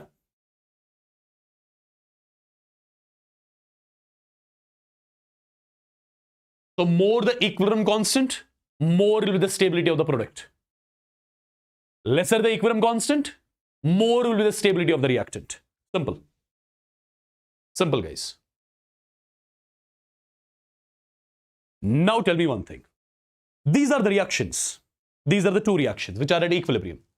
This oxide is getting converted into this and this. Its equilibrium constant is 10 raised power 24. This oxide, one more oxide, its equilibrium constant is also given to us. I have to check which oxide is more stable among these two. Can you tell me? Among these two oxides, which oxide is more stable? Quickly. Which oxide is more stable? Which oxide is more stable? Here the oxides are reactants. Here the oxides are reactants. So which reactant is more stable? Which reactant is more stable? When is reactant more stable? Reactant is more stable when equilibrium constant value is less. Now, which reaction has got lesser equilibrium constant? This reaction has got lesser equilibrium constant. 10 raised power 10. 10 raised power 24. This reaction has lesser equilibrium constant. So this reactant would be present in more amount. And if this reactant is present in more amount, that means the stability of XO2. Stability of XO2 would be greater than that of the stability of XO. Is this particular point clear? Is this particular point clear, people? Everybody in the chats? Everybody in the chats?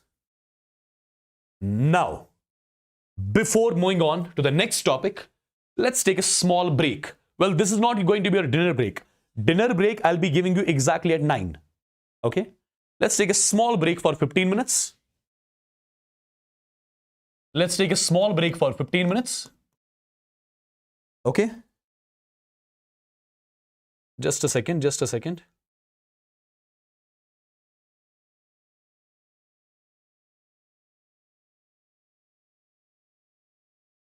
What happened to this?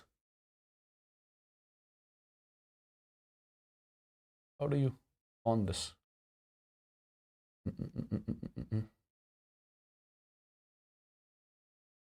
Okay.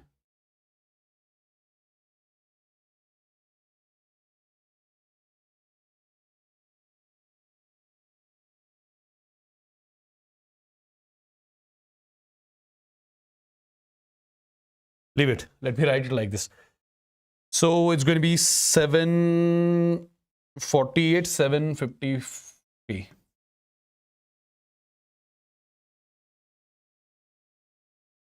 So I would want every one of you to be back by 7:53 sharp. This is not the dinner break. Dinner break I'll be giving you exactly at 9 p.m. Okay? So be back on time, guys. Be back on time. Now we have to study something very, very, very important.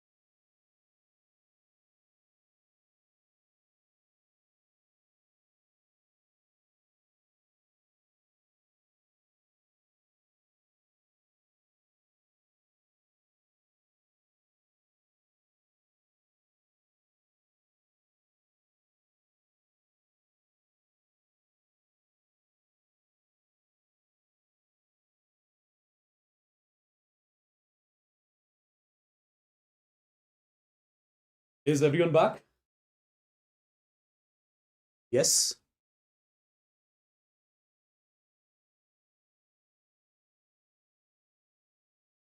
Is everyone back, people? Quick in the chats. Welcome back. So tell me once in the chats whether all the things which we have discussed till now, whether all the things are clear or not. Say yes or no in the chats. Say yes or no in the chats. If all the things studied till now are clear or not. Everyone.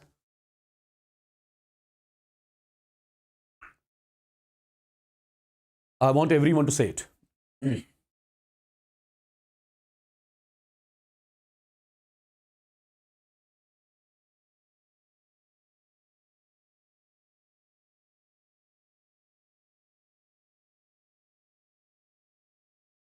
Perfect, guys. Let's move on to one more important topic, guys. What is this? This is your Dalton's law of partial pressure. First of all, this Dalton's law of partial pressure I'll be using in this chapter frequently. Okay, so you should first of all know what this Dalton's law of partial pressure is all about. So if I write a statement over here, the statement is, if two or more chemically non-reacting gases, if two or more chemically non-reacting gases are enclosed in the same vessel,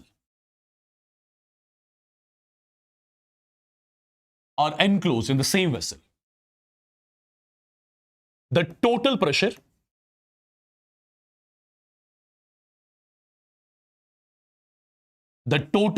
of the gaseous mixture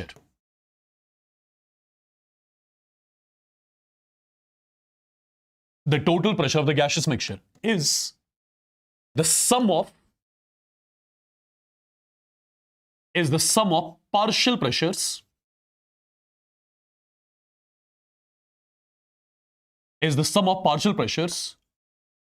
of the individual gases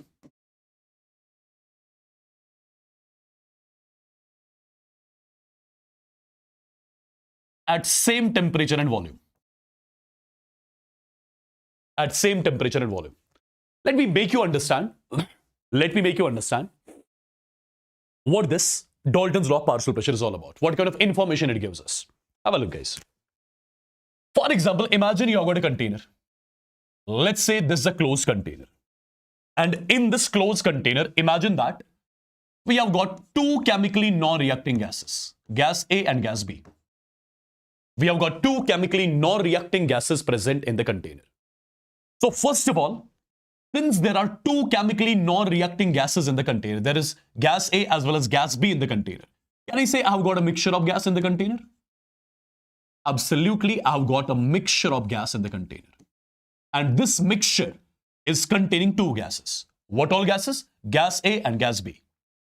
Let there be Na moles of gas A in the container and Nb moles of gas B in the container. Let there be Na moles of gas A in the container and Nb moles of gas B in the container. Now, my dear students, let the total pressure of the gaseous mixture, is equal to Pt.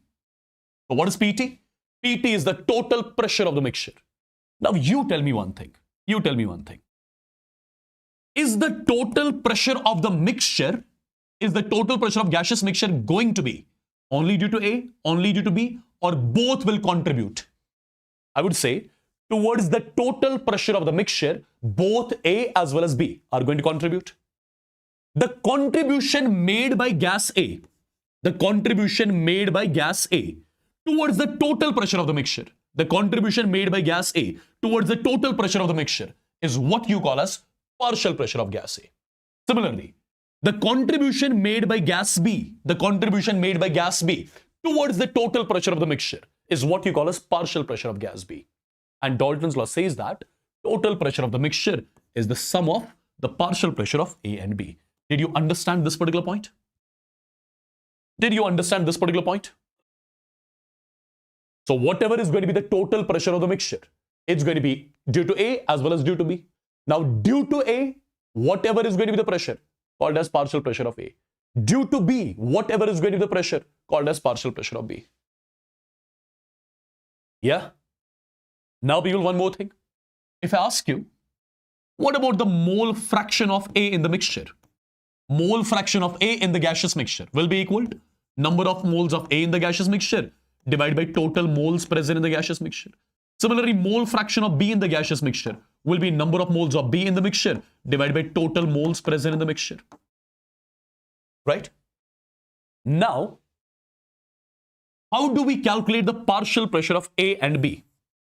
How do we calculate the partial pressure of A and B? I'm going to give you some direct results.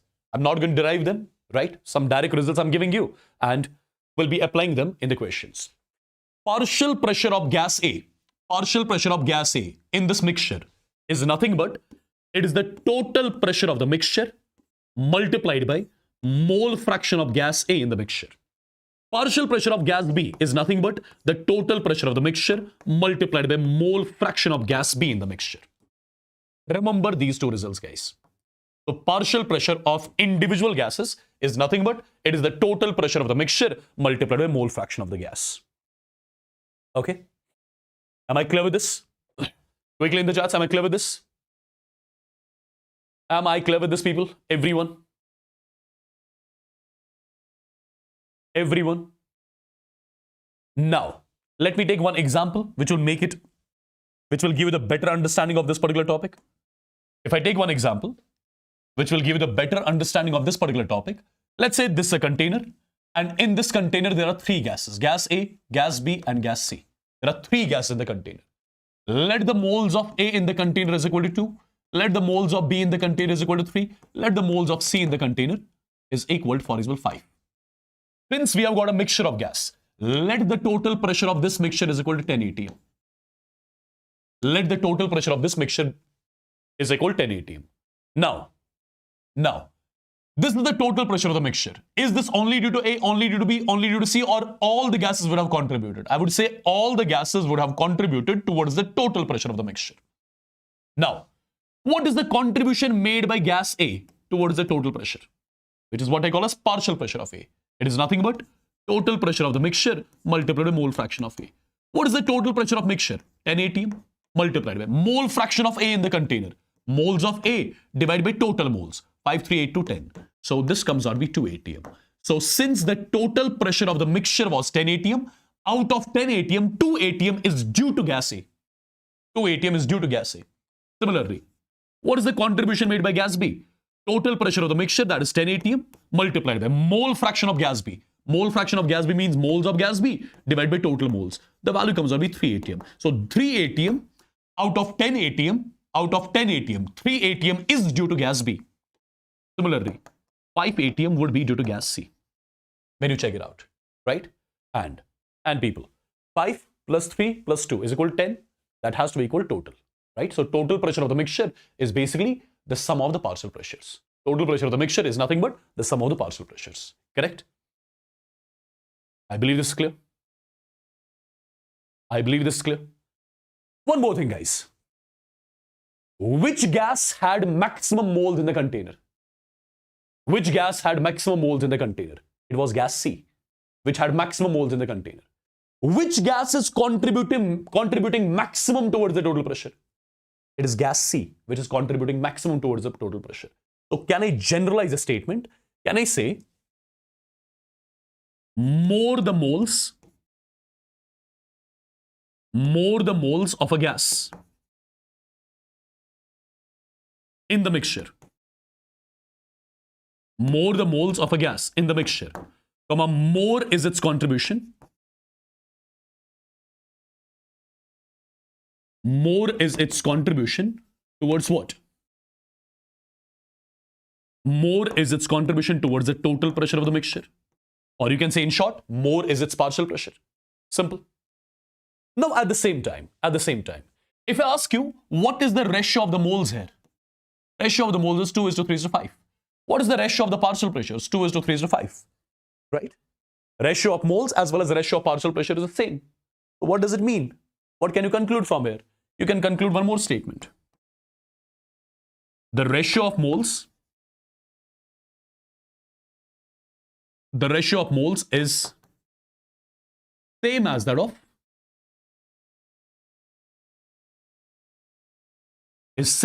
the ratio of the partial pressures. Remember this particular statement as well. I believe this is clear. Yeah? And if this is clear, now now we are going to move on to one more small topic. What is that? That is calculation of delta N for a reaction. Guys, what is this delta Ng first of all? What is this delta Ng for the reaction? Let's try to understand.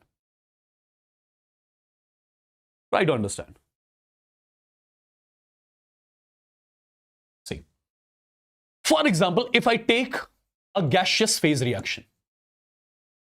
Let me take a gaseous phase reaction.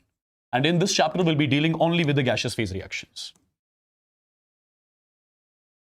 If I take a gaseous phase reaction, for example, I'm taking the reaction as N1A gas plus N2B gas.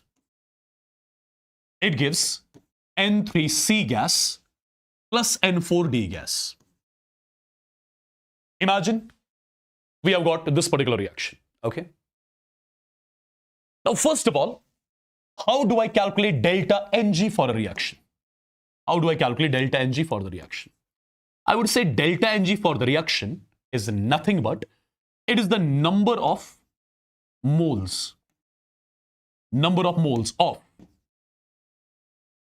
gaseous products, minus the number of moles of gaseous reactants. Number of moles of gaseous products minus the number of moles of gaseous reactants. Now, if you look carefully, in order to calculate delta Ng for the reaction, I have to take into consideration those reactants and products. which are in gaseous phase. Okay? I have to take into consideration those reactants or products which are in gaseous phase. Okay? In order to calculate delta Ng. For example, this is the reaction. How do I calculate delta Ng for this reaction? It is nothing but number of moles of gaseous products. This is in gaseous phase, this is in gaseous phase. So, both of them are products. So, both of them are in gaseous phase. So, I have to consider both of them. So, number of moles of gaseous products will be N3 plus N4. Number of moles of gaseous products will be N3 plus N4 minus number of moles of gaseous reactants would be N1 plus N2. So, this particular equation is going to give you delta Ng for the reaction. This particular equation is going to give you the delta Ng for the reaction. For example, if you take certain examples to have the better understanding of this. For example, I'm taking a simple balanced chemical equation, that is PCl5 gas. It gives PCl3 gas plus Cl2 gas. Let's say this is the reaction, okay? Every reactant product is in gaseous phase. So I have to consider all. So in order to calculate delta Ng for this reaction, it is going to be number of moles of gaseous products, which is 1 plus 1, 2, minus number of moles of gaseous reactant, which is 1. So delta Ng for this reaction is nothing but 1. Simple. For example, I'm taking the reaction as N2 gas plus 3 times H2 gas. It gives 2 times NH3 gas. I want to calculate delta Ng for this reaction. Delta Ng for this reaction will be number of moles of gaseous product, that is 2, minus number of moles of gaseous reactants, which is 1 plus 3, 4. The value comes out to be minus 2. So for this reaction, delta Ng is nothing but minus 2. Simple. For example, I'm taking the reaction as calcium carbonate solid. It gives calcium oxide solid plus carbon dioxide gas. I want to calculate delta Ng for this reaction.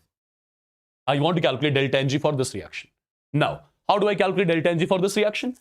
In order to calculate delta Ng, what do I need? I need those reactants and products which are in gaseous phase. This is not in gaseous phase, nothing to do with this. This is not in gaseous phase, nothing to do with this. So, delta Ng is number of moles of gaseous product, which is 1, minus number of moles of gaseous reactant. There is no gaseous reactant. So, delta Ng value here is 0. right? Delta G value here is 0. I believe I'm clear. I believe I'm clear. Now, for example, you have got the reaction like this. Remember, let's say you have got the reaction A aqueous plus B aqueous. It gives C aqueous, for example. It gives C aqueous. Is there any reactant or product in gaseous phase? No, there is no reactant or product in gaseous phase. All of them are in aqueous phase, right? All of them are in aqueous phase. So for this reaction, I'm not going to define delta Ng. I'm going to define delta N. I'm going to define delta N. And delta N here is going to be number of moles of aqueous products, which is 1, minus number of moles of aqueous reactants, which is 2. The value comes out to be -1. So for this particular reaction, I'll be defining delta N. For these other reactions, I'll be defining delta Ng. I believe I'm clear. I believe I'm clear with this. Yeah? So delta N I'm defining basically for when you have the reactants products in aqueous phase. So number of moles of aqueous products minus number of moles of aqueous reactants. Okay? Now, why I was teaching you all of this stuff? Because we have to discuss one of the most important topics of the chapter, that is the relation between Kp and Kc. I hope you remember what was Kp and what was Kc. Kp and Kc both were the equilibrium constants. One was written in terms of concentration, one was written in terms of pressures.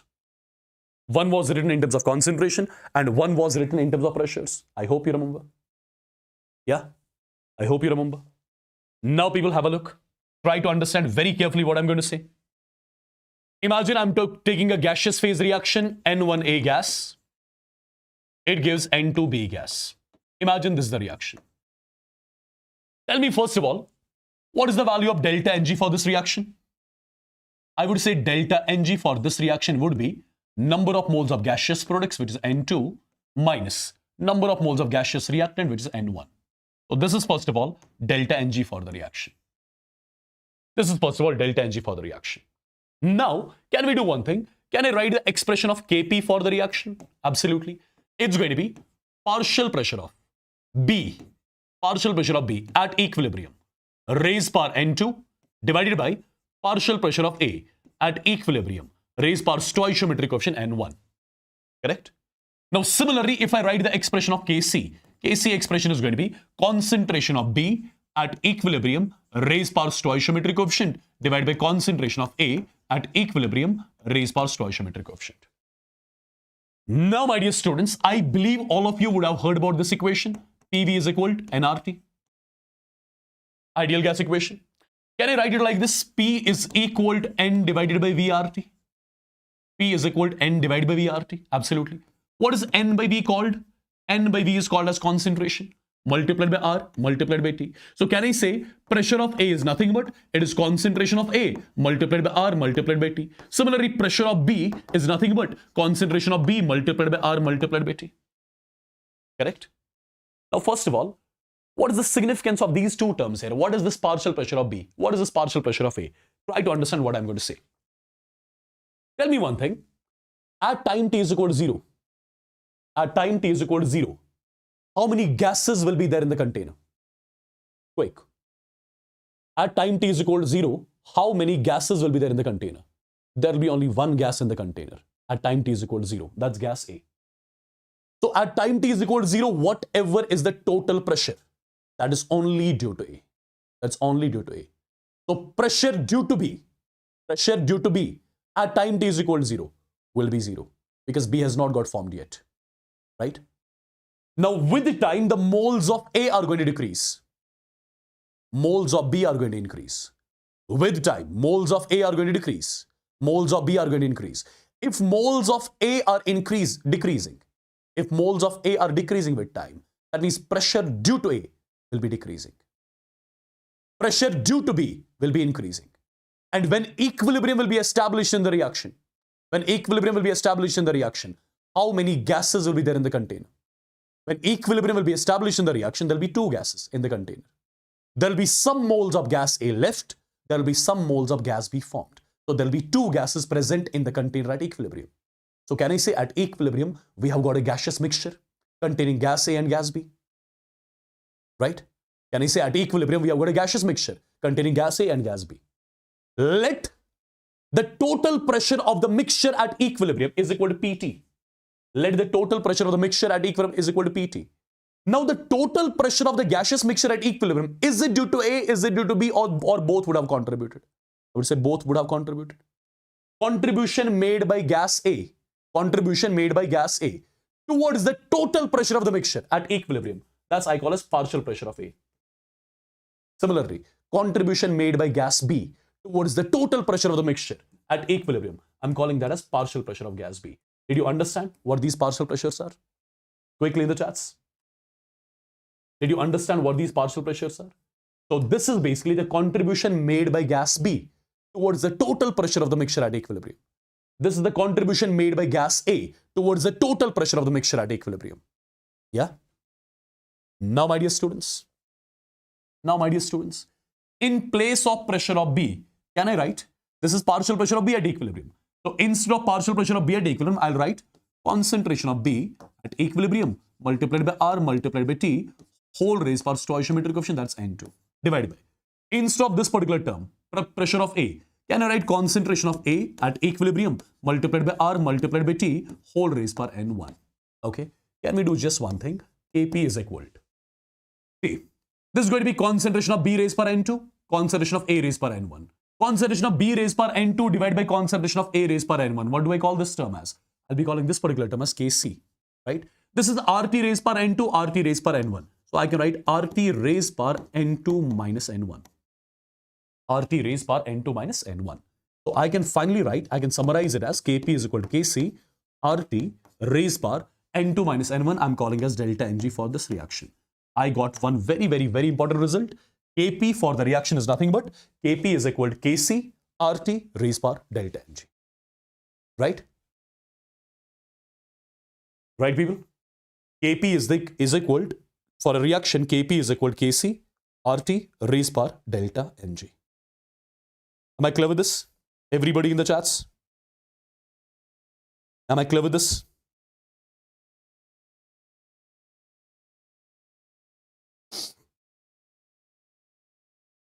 Kp is equal to Kc, RT raised by delta Ng. Now guys, this R which you are seeing here, what is this R? R is basically universal gas constant. And R has got three values. You must be knowing it as well. The first value is 8.314 joules per Kelvin per mole. Or to reduce the calculations, instead of 8.314, you can write 25 by 3. Because 25 by 3 will anyways come out to be 8.314 only. Similarly, one more value of R is 0.0821 atm liter per Kelvin per mole. This is one more value of R. To reduce the calculation, instead of 0.0821, you can write 1 by 12. Similarly, R has got one more value, that is 1.98 calories per Kelvin per mole. Or to reduce the calculation, instead of 1.98, you can write 2 calories per Kelvin per mole. So R has got three values.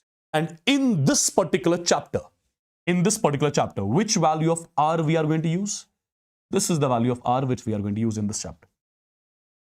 In this chapter, frequently, we are going to use this value of R, right? We are going to use this value of R. Because in almost all the questions, pressure will be given in atm, volume will be given in liters. If pressure is in atm, volume is in liters, then which value of R do I need to use? This value, 0.0821 or 1 by 12. Okay. Now guys, try to understand what I'm going to say. Something very, very, very important. See, I got the result Kp is equal to Kc RT raised by delta Ng for a gaseous phase reaction. This is the result. Number one, this is the result. Now guys, tell me one thing. What is the value of R? As I told you, R value I'm going to take as 1 by 12. R value I'm going to take as 1 by 12. For example, I have got a reaction. Which is carried out at temperature 12 Kelvin. For example, I've got a reaction which is carried out at what temperature? At temperature 12 Kelvin. When the reaction will be carried out at temperature 12 Kelvin, what would be the value of R multiplied by T? If the reaction is carried out at temperature 12 Kelvin, what would be the value of R multiplied by T? R value is equal to 1 by 12. This is 1 by 12. T is 12. So 1 by 12 into 12. 1 by 12 into 12. 12 cancels. R multiplied by T is 1. So this term is coming out to be 1. if this RT value is equal to 1, 1 raised power anything is always 1. If 1 raised power anything is always 1, then I would say in such a case, Kp and Kc would be equal. In such a case, Kp and Kc would be equal. Okay? This is the case when the reaction is carried out at temperature 12 Kelvin. Okay?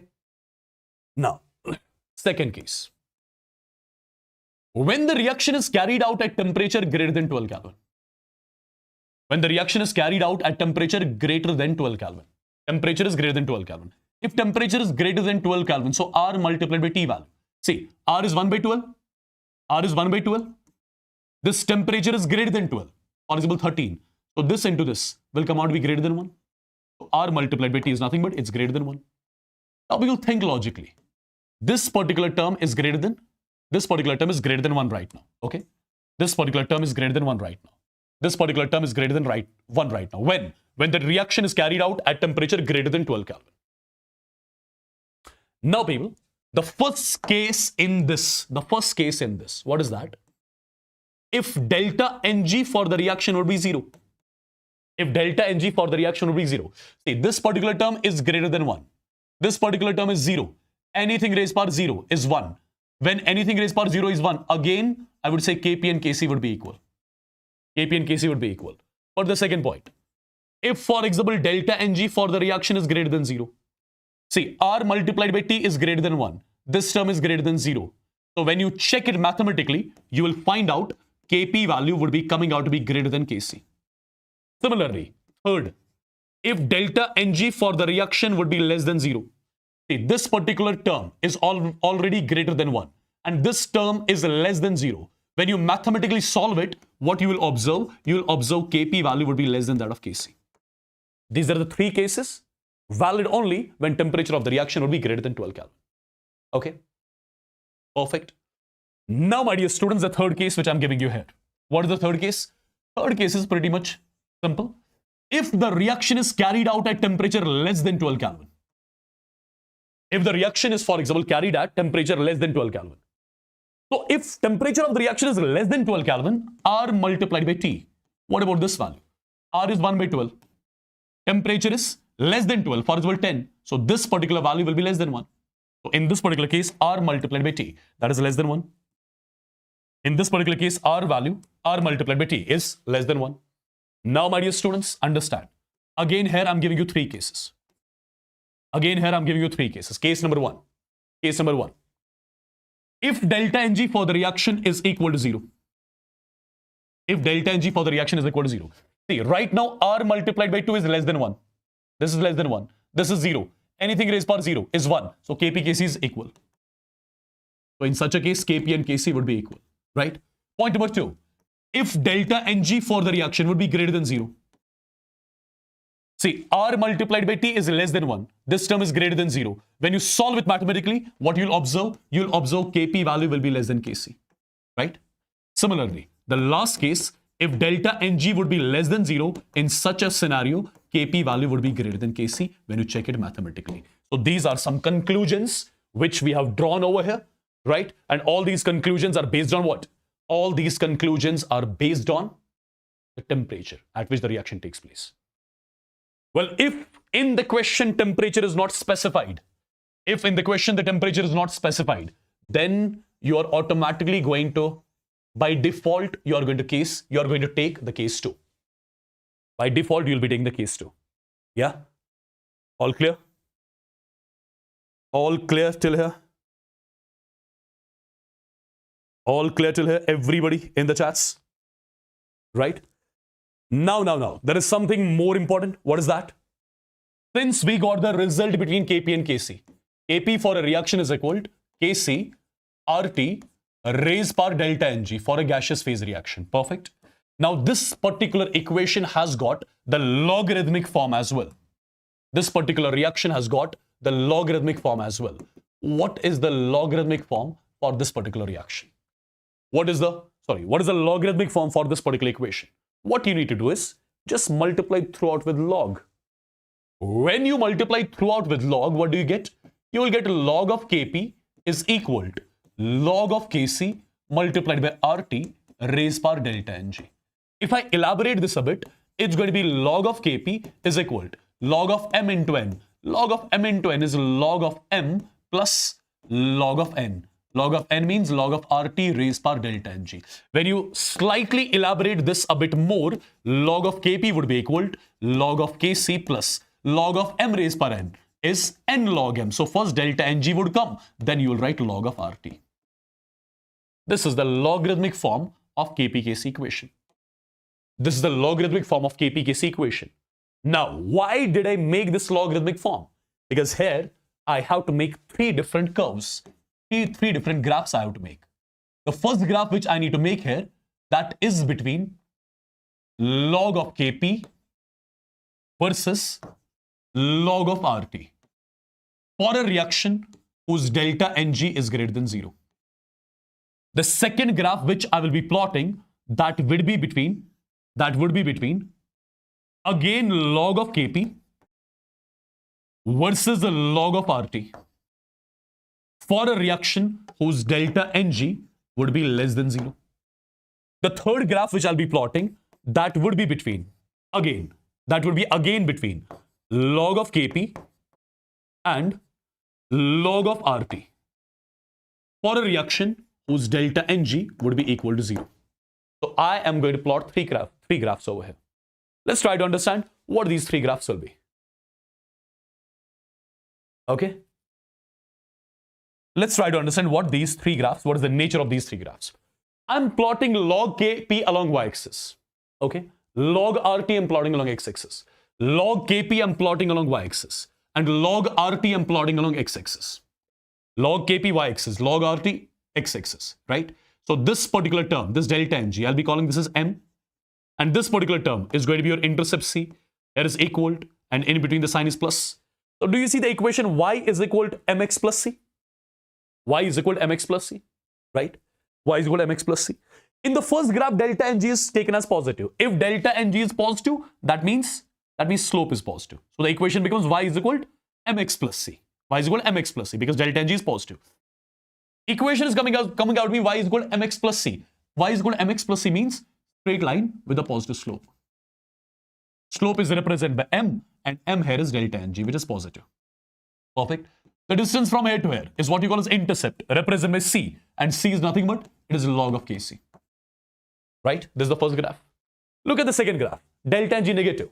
If delta Ng is negative, the sign here will be minus.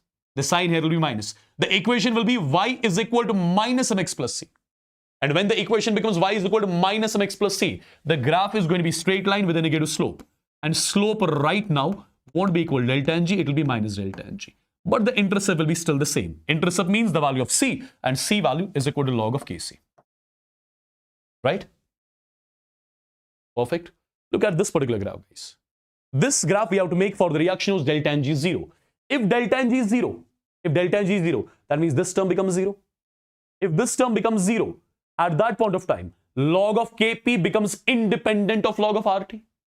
Log of Kp becomes independent of log of RT. So if you increase or decrease the value of log of RT, nothing happens to log of Kp. So this is the equation between log Kp versus log RT when delta Ng for the reaction is equal to 0. I believe this is clear to everyone. Yeah? Are all these three graphs clear? Everybody in the chats? Are all these three graphs clear to everyone?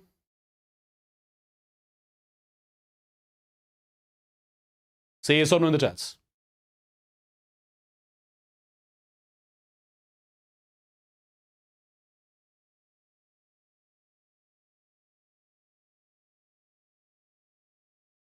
Whosoever I'm going to see writing some nonsense stuff in the chats, you are right now going to get blocked. If I see your chats, you'll be blocked. I don't need to call somebody to block you. I've got the channel access here only. Okay?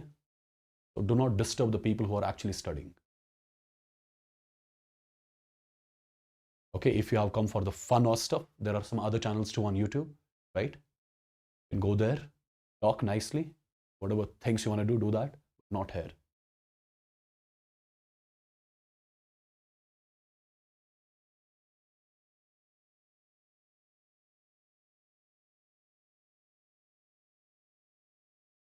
All clear, people?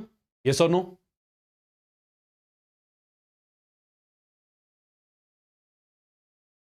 So this was your KP-Kc relation. It's logarithmic form and different sort of graphs which we have made. Okay.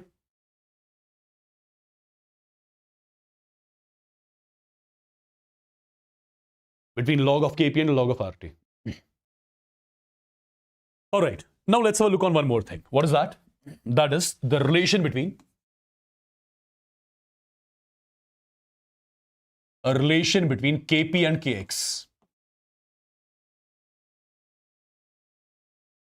A relation between Kp and Kx. Let's try to derive a relation between Kp and Kx.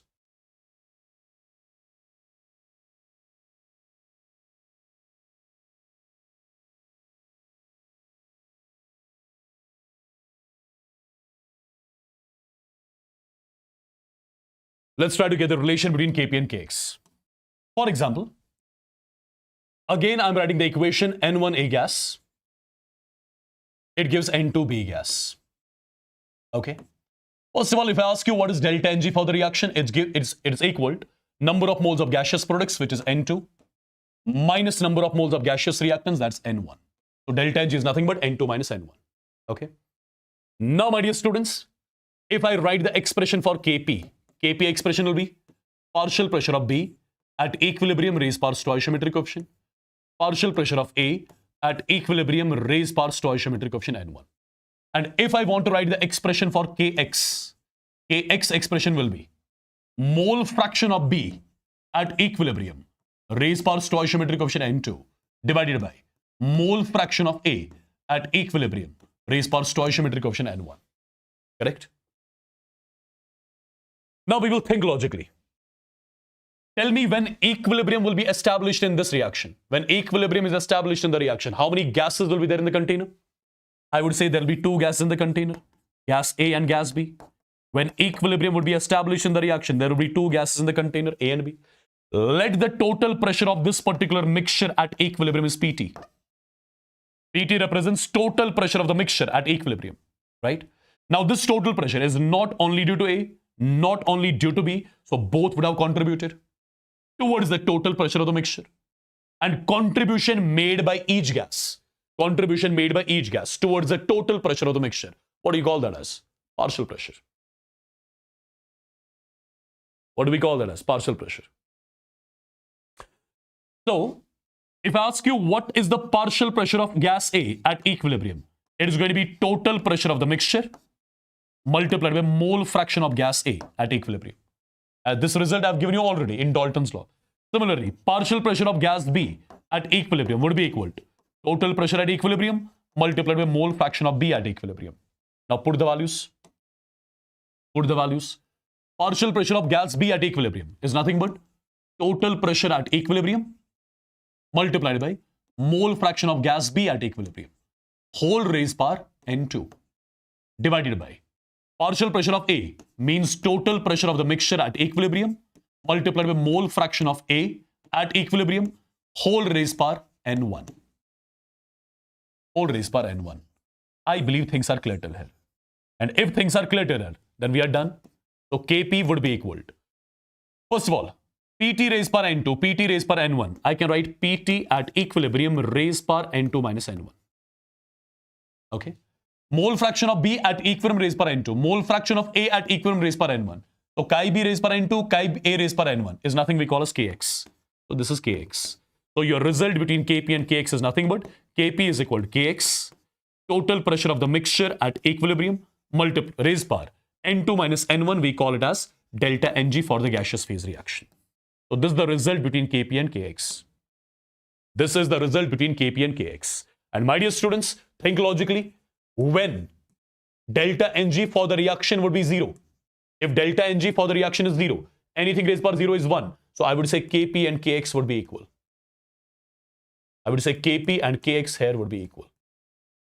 Kp and Kx here would be equal. For the reaction whose delta Ng is equal to 0. Alright. This is the normal form of Kp and Kx. We can make its logarithmic form as well. How we are going to plan its logarithmic form? See, we got the result. Kp is equal to Kx Pt at equilibrium raised par delta Ng. This is the relation. Okay. If I want to make its log form, So what am I supposed to do? I am supposed to multiply this equation with log. So it becomes a log of Kp is equal to log of Kx plus delta Ng and then log of Pt at equilibrium. Did you understand how I made this particular equation? Say yes or no in the chats, everybody. Did you understand how I made this equation? Quickly. Did you understand how I made this equation? Did you understand how I make this equation? Yeah? So if this particular equation is clear, now how many graphs we can make? We can again make some 3 graphs. Graph 1 is going to be between what and what? It's going to be between log Kp versus log of Pt at equilibrium for the reaction whose delta Ng is positive. For the reaction whose delta Ng is positive. The second graph which I'm planning to make, that is again going to be between what? That's going to be between log of Kp versus log of Pt for a reaction whose delta Ng is negative.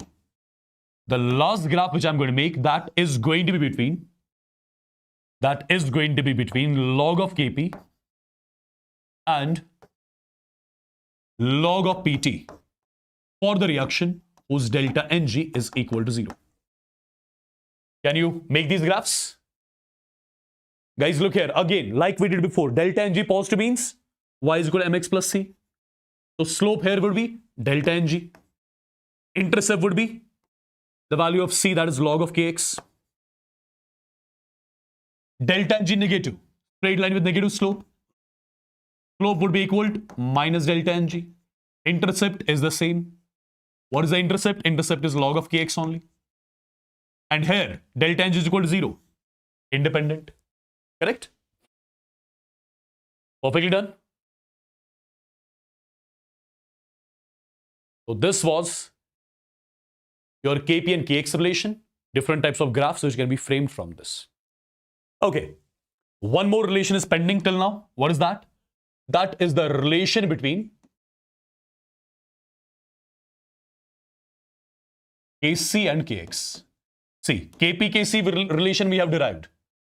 Kp Kx relation we have derived. Now Kc Kx, what is it going to be? It's pretty much simple, guys. Nothing to think. You know, your Kp is equal to Kc RT raised power delta Ng for a gaseous phase reaction. Similarly, your Kp is equal to Kx Pt at equilibrium raised power delta Ng. Calling this as equation 1, calling this as equation 2. So from 1 and 2, what can you conclude? Kp is equal to this, Kp is equal to this. So from 1 and 2, I can say Kc RT raised power delta Ng is equal to Kx Pt at equilibrium raised power delta Ng.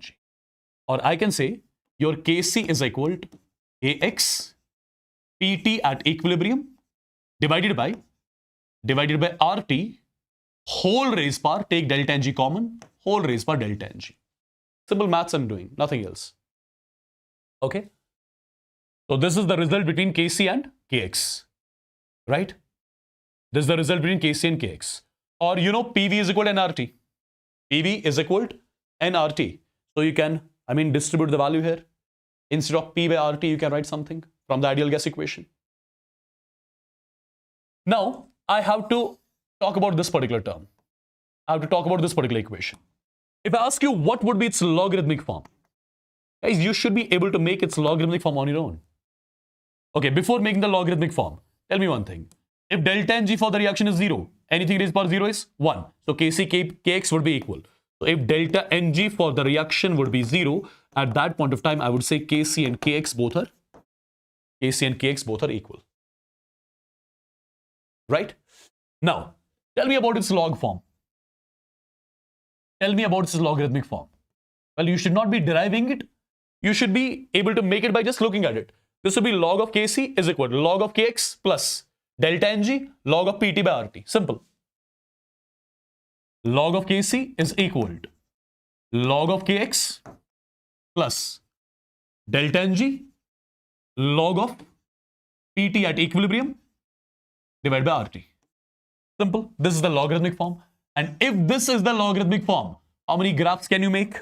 Again, how many graphs can you make? Quick, people. How many graphs can you make? Quick. Now spammers have start coming. Sir, this is best. Show me a single teacher there which teaches this. Okay?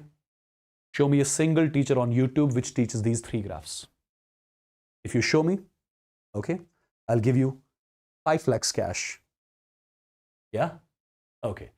This is your Kc and Kx result, and this is its logarithmic form. And my dear students, now we are going to make 3 graphs, right? And I believe you can easily make these 3 graphs.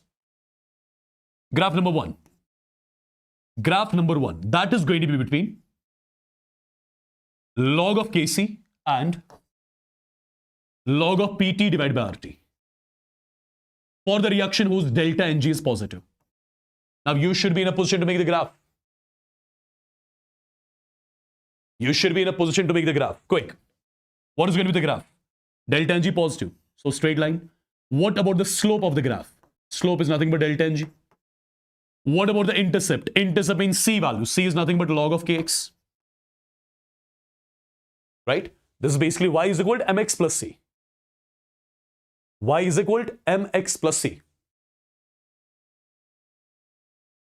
Y is equal to mx plus c. Y is equal to mx plus c. Delta Ng is 0. Y is equal to mx plus c. Mx plus c means straight line with positive slope. Yeah, search. You have got all the time. Search. Anywhere. On YouTube, in the paid batch, anywhere. That's my challenge. Okay? Chalo. Second graph. Second graph is between log of Kc versus the log of Pt divided by Rt. Log of Pt divided by Rt for the reaction whose delta Ng would be negative. The graph is going to be similar with negative slope. And slope here would be equal to minus delta Ng. Slope would be equal to minus delta Ng. Yeah? Correct? And the final graph is going to be between log of Kc and log of Pt by Rt for the reaction whose delta Ng is 0. That's going to be straight line, parallel to x-axis. Right?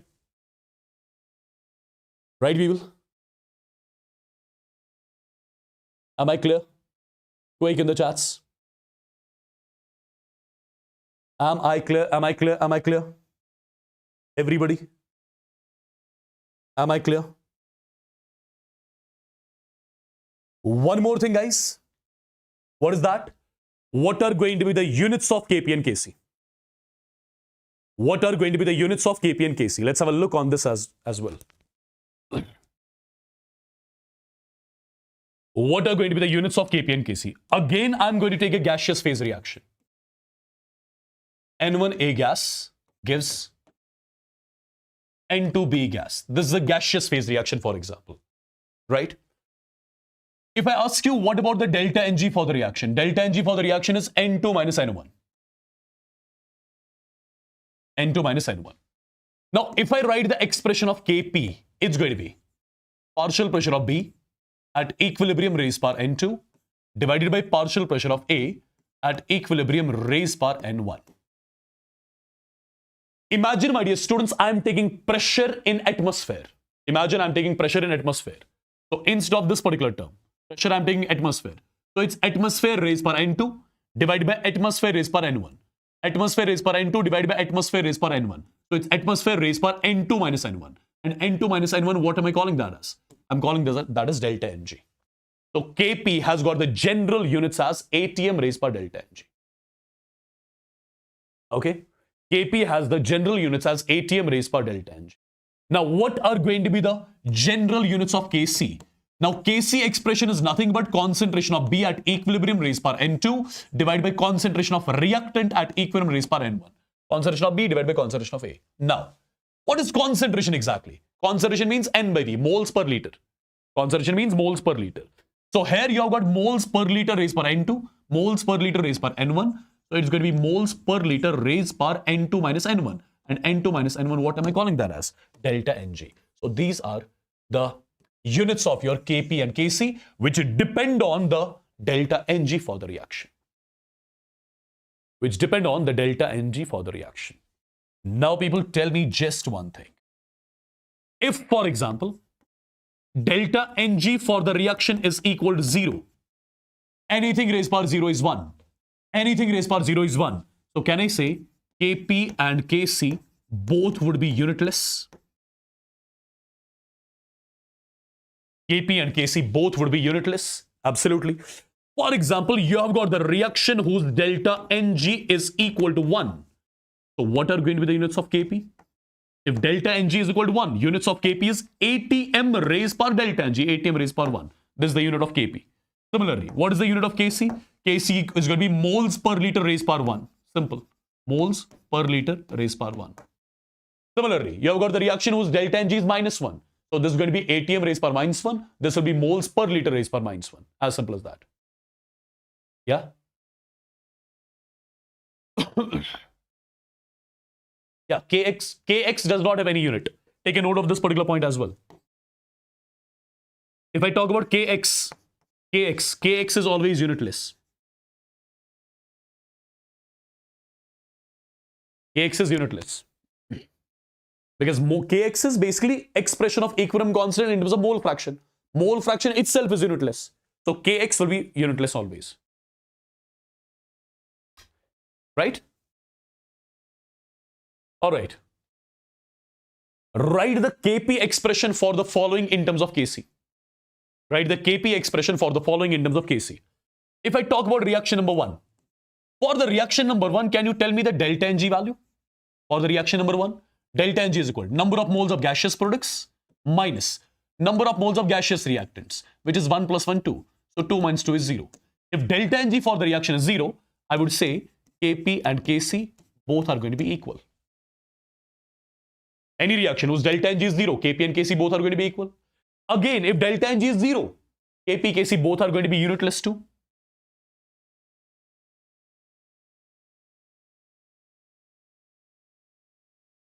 Both are going to be unitless too. Talk about the second reaction, B. In the second reaction, can you calculate delta Ng? Delta Ng is equal to number of moles of gaseous product, which is 1 plus 1, 2, minus number of moles of gaseous reactant, which is 1. So it is 2 minus 1, that comes out to be 1. If delta Ng value is 1, so you can write the expression of Kp. You know Kp is equal to Kc RT raised by delta Ng. Delta Ng here is 1. So this is your Kp in terms of Kc. This was your Kp in terms of Kc for the first question. Now, if I ask you what are the units of Kp, Kp units are going to be atm raised by delta Ng. Delta Ng is 1. Kc unit is going to be moles per liter raised by delta Ng, which is again 1. These are the units as well. Similarly, my dear students, if I talk about the third reaction, look at the third reaction. In the third reaction, tell me the delta Ng value. Delta Ng is number of moles of gaseous product, which is 2, minus number of moles of gaseous reactant, which is 1 plus 3, that is 4. So delta Ng here is minus 2. If delta Ng is minus 2, I would say Kp is nothing but Kc RT raised by delta Ng. This is the expression of Kp in terms of Kc. Similarly, if I ask you about the units of Kp, Kp is going to be atm raised by delta Ng, minus 2. Kc is going to be moles per liter raised by delta Ng, which is minus 2. Perfectly done. The fourth option you can do on your own. This is going to be your homework. You'll be letting me know its answer in the comment section of the video. Well, it's simple. Delta Ng, calculate that. You're done. Yeah? And if you're done with this question, then one more simple question. This was asked in your NEET, I think 2021 or 22. One simple question. One line question this is. This was asked somewhere, I don't remember, NEET 2021 or 2022 or 2023. In out of these 3 years. I don't exactly remember though. But it was asked. It was asked. Can you give it a try? Can you let me know its answer quick? Check it out, check it out. Check it out, people. What is its answer?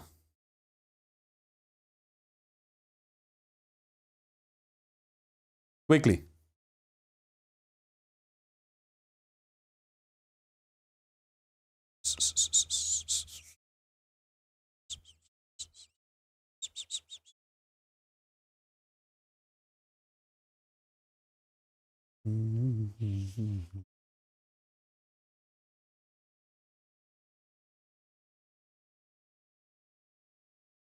Oh, you're not able to see the question.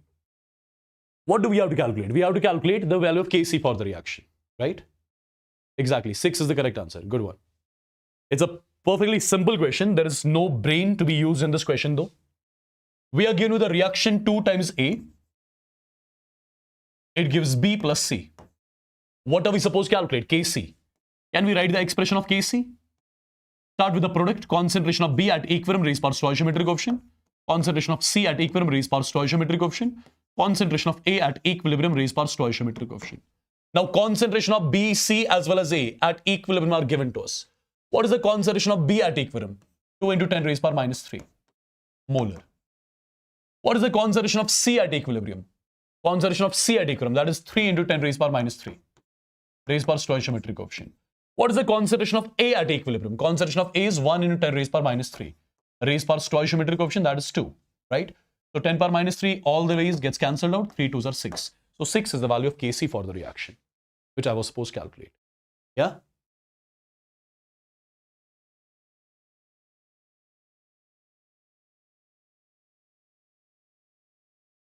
Right, guys?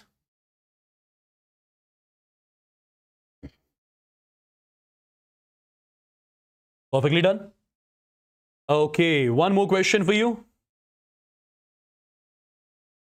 This is again your asked question, guys. This is the PYQ of your JEE mains. In which of the following reactions Kp and Kc are not equal? Be careful with all these things. They are mentioning not equal. People misread it as in which of the following Kp, Kc are equal. Yeah. So first of all, for those particular reactions whose delta Ng is 0, for those particular reactions Kp and Kc are equal. And the reactions for which delta Ng would be non-zero, for them I would say Kp won't be equal to Kc. So I have to check this criteria. I have to check that particular reaction whose delta Ng is non-zero. Tell me, what is the delta Ng for the first reaction? Delta Ng for the first reaction is equal to number of moles of gaseous products, which is 1 plus 1, 2, minus number of moles of gaseous reactant, which is 2. So 2 minus 2 is 0. This is NO gas here, by the way. Okay, misprint.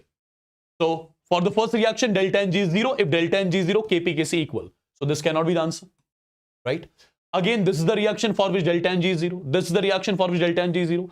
Look at the delta Ng for this reaction. It is equal to number of moles of gaseous products, which is 2, minus number of moles of gaseous reactant, that's 1. So 2 minus 1 is 1, which is non-zero. If delta Ng is non-zero, that means Kp won't be equal to Kc. So can I say the last option is going to be the correct one? Because in the last option, your delta Ng value is non-zero. Correctly done? Okay. Look at this question. Do you believe this is again the PYQ of JEE mains? Reaction is given. We have to write the Kp value. We have to write its Kp expression. This is solid. Nothing to do with this. This is solid. Nothing to do with this. So Kp would be simply equal to partial pressure of carbon dioxide at equilibrium raised by its stoichiometric coefficient. That's 1. So it's going to be first option only. Nothing to do. Yeah? Got it? Got it, people? This is one of your JEE mains PYQ in the year 2023. In the year 2023. Quickly, what is going to be the answer? Everybody? Everybody?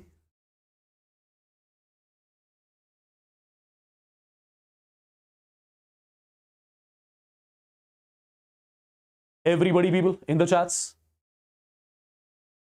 We need to calculate the Kp divided by Kc value for the reaction.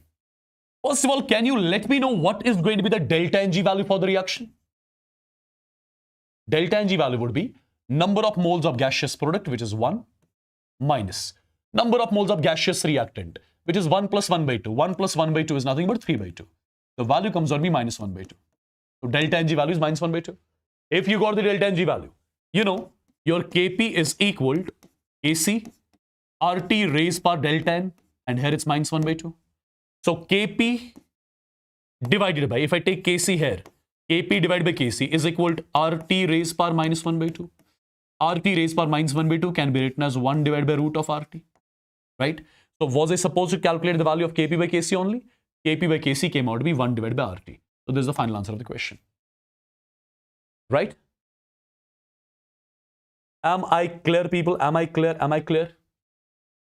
So we are done with the basic step of Kp-Kc. Now it's the time to check the characteristics of equilibrium constant and go into Kp-Kc calculation. But that will be started after the dinner break. Okay? That will be started after the dinner break. So my dear students, you will be having the dinner break till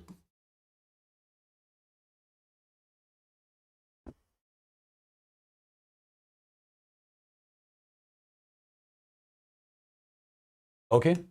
But I would want every one of you to be back. I would want everyone to be back exactly at 9:35. If everyone is not back by 9:35, then I will be ending the session at that time itself. Okay?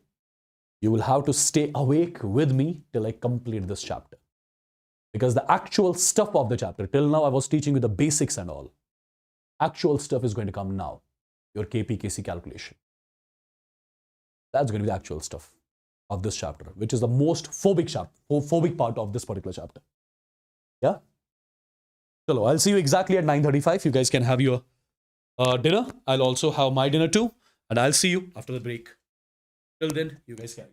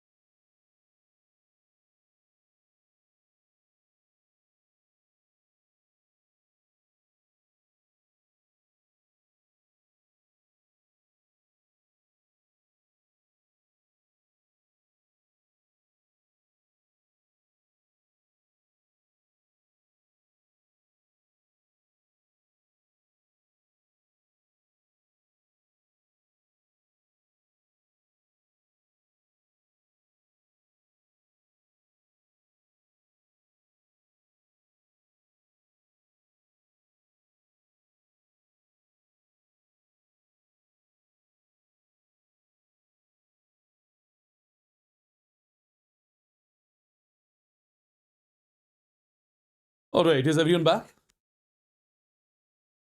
Ah, the break was boring, is that? Was the break boring?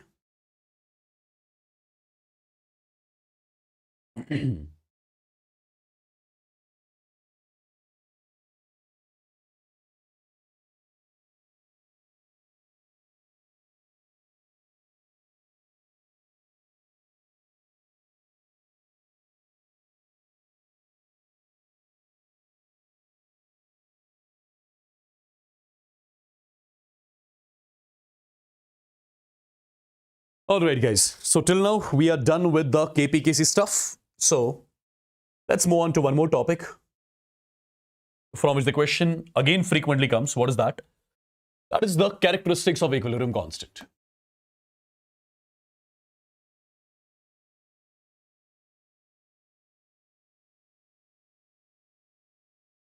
Characteristics of equilibrium constant. Okay. So what exactly are the characteristics of equilibrium constant which we have to remember? Number one, my dear students, which I'm writing over here. Let me tell you, equilibrium constant, it does not depend upon. It does not depend on the initial concentrations of reactants and products. Your equilibrium constant, it does not depend upon the initial concentration of reactants and products. My dear students, if you remember, for example, you have got the reaction like this, A gives B. If you write the expression of Kc, equilibrium constant Kc, it's going to be concentration of B at equilibrium, raised power 1. Concentration of A at equilibrium, raised power stoichiometric coefficient 1. So basically, in order to calculate the equilibrium constant value, what do we need? We need the concentrations of reactants and products at equilibrium, right? We need the concentrations of reactants and products at equilibrium. We do not need the initial concentrations of reactants and products to calculate equilibrium constant. To calculate equilibrium constant, we need the concentrations of reactants and products at equilibrium. We do not need the initial concentrations of reactants and products. So remember, your equilibrium constant, it does not depend upon the initial concentrations of reactants or products. Point number one. Point number two, my dear students. Equilibrium constant does not depend on the catalyst. Equilibrium constant does not depend on the catalyst. First of all, as you all must have heard, catalysts are actually of two types. One is called as positive catalyst. One is called as the negative catalyst. What does a positive catalyst do? A positive catalyst speeds up the reaction. A positive catalyst speeds up the reaction. Or I can say, a positive catalyst increases the rate of reaction. And the negative catalyst, what does it do? A negative catalyst decreases the rate of the reaction. Negative catalyst decrease the rate of the reaction. But right now, I'll be talking only about the positive catalyst. Right now, I'll be only talking about the positive catalyst. So, positive catalyst, equilibrium constant does not depend on the catalyst. What does it mean? What does it mean? Before making you understand this particular point, remember one thing, guys. Remember one thing. A catalyst means I'm talking about the positive catalyst. A catalyst increases the rate of forward and the rate of backward. A catalyst increases the rate of forward and the rate of backward reaction by equal amounts. By equal amounts. Due to which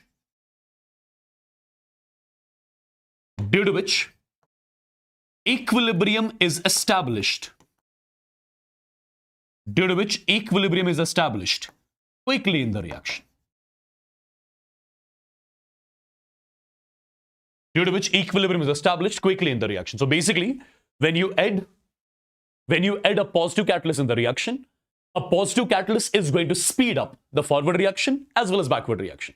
A positive catalyst is going to increase the rate of forward and the rate of backward reaction by equal amounts. due to which equilibrium gets established in the reaction quickly. Okay, now what will happen because of that to equilibrium constant? Nothing is going to happen to the equilibrium constant. Why is that? Try to understand. For example, you have got the reaction A gives B. Let's say you have got the reaction A gives B. Okay, let's say at time t is equal to 0, the concentration of reactant was 10 molar. This was 0. Now let's say at time t is equal to 100 seconds, equilibrium is established in the reaction. And for example, when equilibrium is established in the reaction, let's assume the concentration of reactant now is 2 molar. This is, for example, 8 molar, right? Okay, I'm assuming this is the time at which equilibrium got established in the reaction. And when equilibrium got established, concentration of reactant at equilibrium is 2 molar, concentration of product at equilibrium is 8 molar. Now, if I carry out the same reaction in presence of positive catalyst, if I carry out the same reaction in presence of positive catalyst, now people, at time t is equal to 0, let's again start with 10 molar. This is 0. Now, what does a positive catalyst do? A positive catalyst speeds up forward as well as backward reaction, due to which equilibrium is established in the reaction quickly. So initially, equilibrium was coming in the reaction after 100 seconds. Now the same equilibrium will be, for example, coming in the reaction only after 50 seconds. Now, only after 50 seconds, you will find the concentration of reactant as 2 molar. You will find the concentration of product as 8 molar. Okay. So if you talk about the equilibrium constant of this particular reaction, it's going to be concentration of B at equilibrium, that's 8, raised power 1. Concentration of A at equilibrium, that's 2. The value comes out to be 4. For this particular reaction, if you again want to calculate equilibrium constant, concentration of product at equilibrium divided by concentration of reactant at equilibrium, it's coming out to be 4, right? So is equilibrium constant changing when we are adding the catalyst? Nothing is happening to equilibrium constant. So basically, when you add the catalyst, a catalyst increases the rate of forward and backward reaction by equal amounts, due to which equilibrium gets established in the reaction quickly. But nothing happens to the equilibrium concentrations of reactants and products. If nothing happens to the equilibrium concentrations of reactants and products, nothing is going to happen to the equilibrium constant. So equilibrium constant is going to remain unchanged. Okay, I believe this particular point is also clear to everyone. And if this particular point is clear, let's try to analyze few more things about the same characteristics of equilibrium constant. Have a look, guys.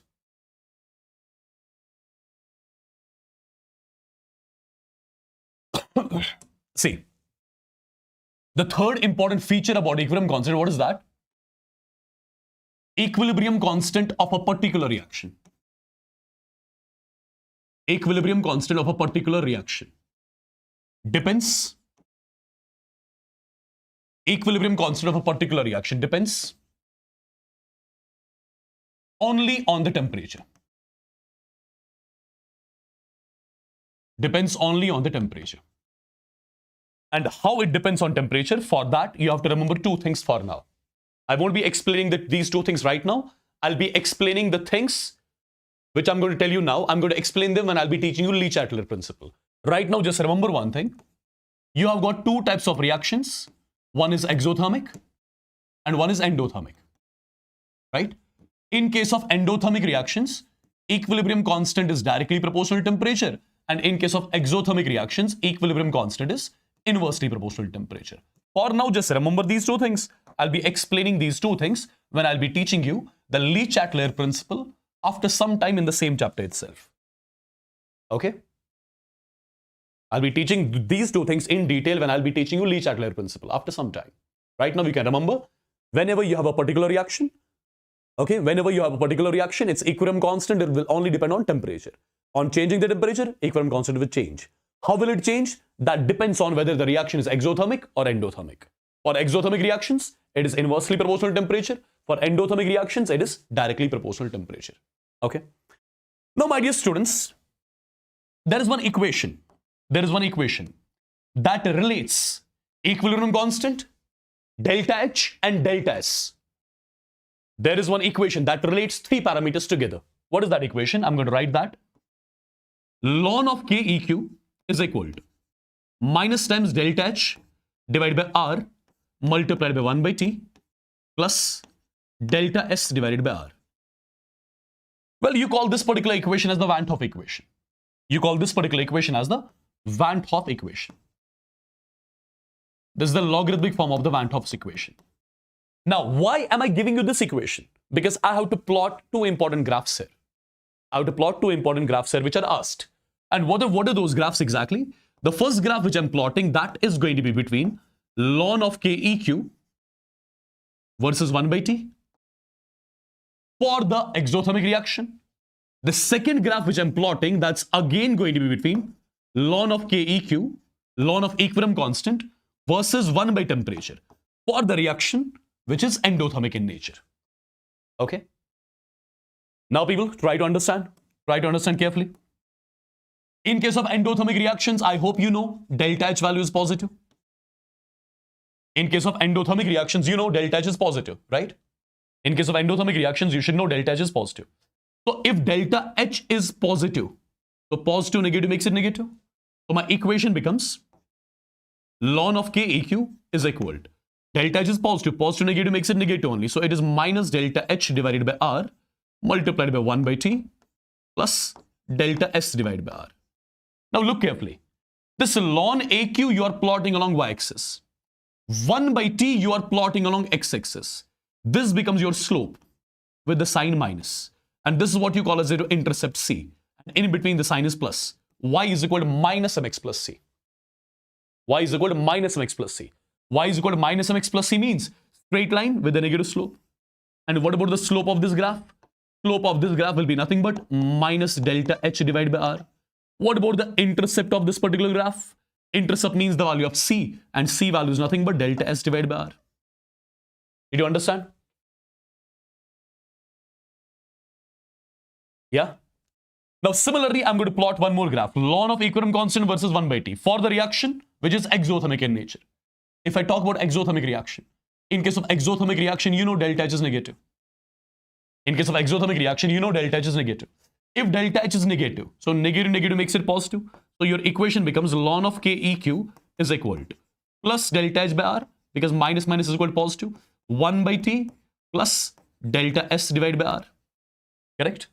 Ln KEQ you are plotting along y-axis.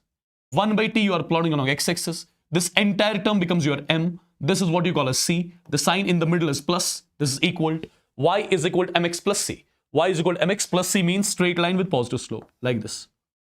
Straight line with positive slope. Now, if I ask you what about the slope of this graph? Slope means the value of M, and M is nothing but delta H by R. If I talk about the intercept of this particular graph, intercept means this value, C value, and C value, as you can see, that is delta S divided by R. Perfect. These are the two important graphs, my dear students.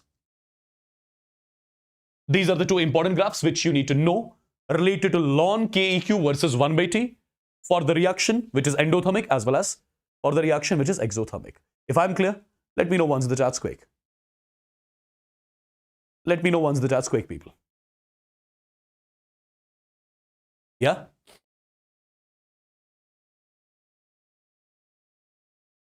All clear with this?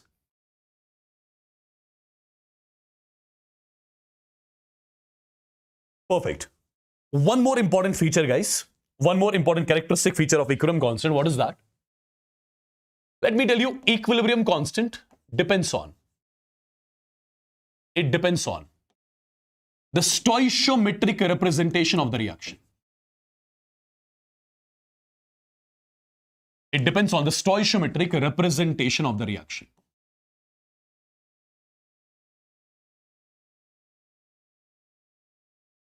It depends on the stoichiometric representation of the reaction. What does it actually mean? Let's try to understand. The first point here which I'm mentioning. On reversing the reaction at equilibrium, remember, equilibrium constant is inversed. Equilibrium constant is inversed. What does it mean? What does it mean, people? See, for example, imagine that you have got the reaction A gives B. This is the reaction. A gives B. For example, its equilibrium constant is Kc. And if I write the expression of Kc, it's going to be concentration of B at equilibrium raised power 1, concentration of A at equilibrium raised power 1. Correct? Now, if I just reverse this reaction, it becomes B gives A. This becomes the reaction now. If I talk about the equilibrium constant of this particular reaction, which I'm representing with Kc dash, it's going to be concentration of product at equilibrium raised power 1, concentration of reactant at equilibrium raised power 1. Perfect. Now people, B by A I was calling as Kc. If B by A is called as Kc, so A divided by B, I'll be calling as 1 by Kc. So if you look carefully, what happened? What happened? When you reverse the reaction, equilibrium constant got inversed. When you reverse the reaction, equilibrium constant got inversed. For example, you have got the reaction whose equilibrium constant is 2. Reverse the reaction, it's now going to be 1 by 2. Okay? Right? All clear? Perfect. The second point here, guys, what is that? On multiplying a reaction by some number,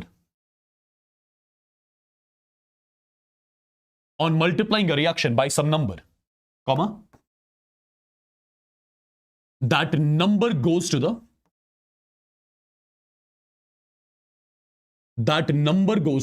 power of equilibrium constant. That number goes to the power of equilibrium constant. What does it mean?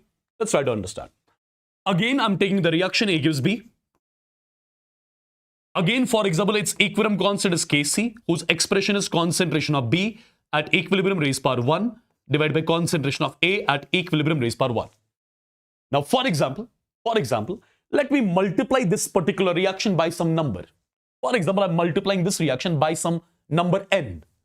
When I multiply this reaction by some number n, it becomes n times A gives n times B. Okay. Now, the new equilibrium constant of this reaction is, for example, Kc dash. So, what is going to be the expression of Kc dash now? It's going to be concentration of B at equilibrium raised power n divided by concentration of A at equilibrium raised power stoichiometric coefficient n, right? So if I take power common, it's going to be concentration of B at equilibrium divided by concentration of A at equilibrium whole raised power what? Whole raised power n. Now tell me, what is concentration of B divided by concentration of A? Concentration of B divided by concentration of A is Kc. So this particular term, concentration of B at equilibrium divided by concentration of A at equilibrium, I'm calling this as Kc. So this is Kc raised power n, right? So what happened exactly? If you want to summarize it, when I multiplied a reaction by a number n, that n went to the power of the equilibrium constant. So for example, you have got a reaction whose equilibrium constant is, for example, 2. Okay. Now, multiply that reaction by number 2. The new equilibrium constant becomes 2 raised power 2. Right? So whenever a reaction is multiplied by some number, that number goes to the power of equilibrium constant. As simple as that. Okay? Yeah? That number goes to the power of equilibrium constant. I believe this is clear. And people, if this is clear, there is one more thing which I would want to tell you at the end. And after that, we'll have some questions. See guys. On adding the reactions at equilibrium,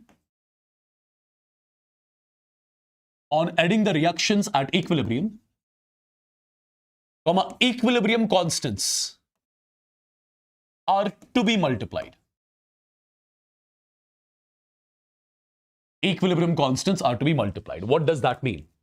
Have a look. For example, you have got the reaction A gives B. Right? A gives B. Let's say the equilibrium constant of this reaction is K1. Again, you have got one more reaction, C gives D. Its equilibrium constant is K2. Okay? For example, imagine that I'm adding these two reactions. When I'll be adding these two reactions, what I'll be getting? I'll be getting A plus C. It gives what? It gives B plus D. Now, the equilibrium constant of this particular reaction will be, for example, K3, which is going to be the multiplication of K1 and K2. Remember it directly. You can, if you want to have a look at its proof, you can do it the similar way as I did before for the earlier two cases. That's not required. You just need to remember them. Remember it. When you add the two reactions, equilibrium constants are to be multiplied. When you add the two reactions which are at equilibrium, their equilibrium constants are to be multiplied. These are few things which you need to remember regarding the characteristics of equilibrium constant. Number one, equilibrium constant does not depend upon the initial concentration and equilibrium constant does not depend upon the initial concentrations of reactants and products. Number one. Equilibrium constant does not depend upon the catalyst, right? What does the catalyst do? A positive catalyst speeds up the forward and backward reaction by equal amounts, due to which equilibrium is established in the reaction quickly. But nothing happens to the equilibrium concentrations, therefore nothing happens to the equilibrium constant, right? Similarly, equilibrium constant of a particular reaction, it depends on temperature. In case of endothermic, equilibrium constant is directly proportional to temperature. In case of exothermic, equilibrium constant is inversely proportional to temperature. Equilibrium constant depends on the stoichiometric representation of the reaction. When you reverse the reaction, equilibrium constant gets inversed. When you multiply a reaction by some number, that number goes to the power of equilibrium constant. And similarly, when you add the two reactions at equilibrium, their equilibrium constants are to be multiplied. These are some important parameters. These are some important characteristic features about the equilibrium constant. I believe I'm clear with this. Yeah? Now, people, let's try to look at few questions which will make this particular concept clear to you. For example, one simple question I'm starting with. You have got the reaction whose equilibrium constant is given to us. And we have to calculate the equilibrium constant for this particular reaction. First of all, the reaction whose equilibrium constant is given to us, that is N2 gas plus 3 times H2 gas. It gives what? It gives 2 times NH3 gas. Equilibrium constant of this reaction is given to us as 49. Okay. Now, what am I supposed to do? I'm supposed to calculate the equilibrium constant for this particular reaction. Okay. Remember one thing, guys. One thing you have to remember. What is that? The reaction whose equilibrium constant is to be calculated. The reaction whose equilibrium constant is to be calculated. You are supposed to make that particular reaction from the reaction whose equilibrium constant is given to us. The reaction whose equilibrium constant is to be calculated. You are supposed to make that particular reaction from the reaction whose equilibrium constant would be given to us. Now see, that means I'm supposed to make this reaction from this particular reaction. Now think logically, guys. Think logically. The reaction which we have to make in this reaction, NH3 is on left side. NH3 is on left side. But here in this reaction, NH3 is on right side. So what is the first thing I'll do? I'll just reverse the reaction. If I reverse the reaction, it becomes 2 times NH3 gives N2 plus 3 times H2. Now, since you have reversed the reaction, equilibrium constant would be inversed. Now it's going to be 1 by 49. Its new equilibrium constant will be 1 by 49. The reaction which we are supposed to make in this particular reaction, the stoichiometric coefficient of NH3 has to be 1. Now, here you have got the stoichiometric coefficient of NH3 as 2. So let's do one thing. Let's multiply the reaction by 1 by 2. If I multiply this reaction with the number 1 by 2, 1 by 2 into 2 gets cancelled. So it becomes NH3 gives. Now it becomes 1 by 2 N2, and here it becomes 3 by 2 H2. 3 by 2 H2. Since you multiplied this reaction by 1 by 2, when you multiply a reaction by some number, that number goes to the power of equilibrium constant. Now the equilibrium constant is going to be 1 by 49 raised power 1 by 2, which comes out to be 1 by 7. Right? Which comes out to be 1 by 7. Now people, if you look carefully, look at this particular reaction and look at this particular reaction. Both the reactions are same, right? That means equilibrium constant of this particular reaction came out to be 1 by 7. Simple. Basic. Right? Is it clear, guys? Absolutely, 1 by 7. All right.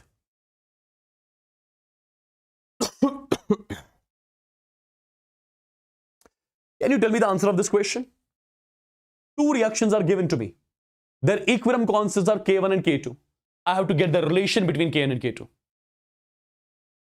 I have to get the relation between K1 and K2. So what do I do?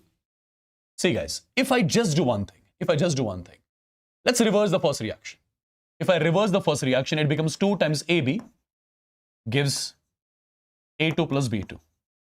And when you reverse the reaction, equilibrium constant is inversed. So the new equilibrium constant will be 1 upon K1. Perfect. Now at the same time, if I multiply this reaction by 3, if I multiply this reaction by C3, it becomes 6 times AB. 3 2s are 6, 3 1s are 3. So this is 3 times A2, 3 times B2. Since you multiplied this particular reaction by number 3, that 3 goes to the power of equilibrium constant. So equilibrium constant now is going to be 1 upon K1 raised power 3. Now if you look carefully, this particular reaction and this particular reaction, are they same or different? So these two are same. So I would say your K2 is nothing but, it is 1 upon K1 raised power 3. Right? Perfect. Right, people? Simple. Again, a simple question. Again, a simple question. Is it clear? Let me know quickly in the chats. So you can say K2 is equal to, what? K2 is equal to K1 raised power minus 3. Right? I hope this particular question is also clear. Okay, look at this one. Look at this one, guys. 3 reactions are given to us. Their equilibrium constants K1, K2, K3 are given. Right? I have to get the relation between K1, K2, K. No, I don't have to get the relation. I have to calculate the equilibrium constant for this particular reaction. There are 3 reactions whose equilibrium constants are given to us. I have to calculate equilibrium constant for this particular reaction. Let me call the equilibrium constant of this particular reaction as K4. As I already told you the process, what is that? The reaction whose equilibrium constant is to be calculated, you are supposed to make that particular reaction from those reactions whose equilibrium constant will be given. So from these three reactions, I have to calculate the equilibrium constant of this one. Now, guys, understand what am I going to do? Understand properly. Well, the reaction whose equilibrium constant I'm supposed to calculate in this reaction, NH3 is on the left side. NH3 is on the left side. That too, 2 times NH3. Is there any reaction which has got NH3 into it? Yes, this is the reaction. It has got NH3 into it. But NH3 is on right side here. So what is the first thing I'll be doing? I'll be reversing the first reaction. When you reverse the first reaction, it is going to become what? When you reverse the first reaction, it is going to become 2 times NH3 gives N2 plus 3 times H2. And when you reverse the reaction, equilibrium constant will be inversed. Now the equilibrium constant will be 1 upon K. Point number 1. Point number 2. The reaction which you have to make in this reaction, 2 times NO is on right side. And here also 2 times NO is on right side. So no change with the second reaction. Write the second reaction as such. N2 plus O2. It gives 2 times NO. Whose equilibrium constant is how much? K2. Right? Now, look at this reaction again, which you have to make. In this particular reaction, 3 times water is on right side. 3 times water is on right side. Do you have any reaction which contains water? Yes. But it's only water here. What do I need? I need 3 times water. So I'll be multiplying this reaction by number 3. When you multiply this reaction with number 3, it becomes 3 times H2, 3 by 2 times O2, it gives 3 times water. Right? Since you multiplied this reaction by number 3, that 3 goes to the power of equilibrium constant. So it's K3 raised power 3 now. Correctly done till here?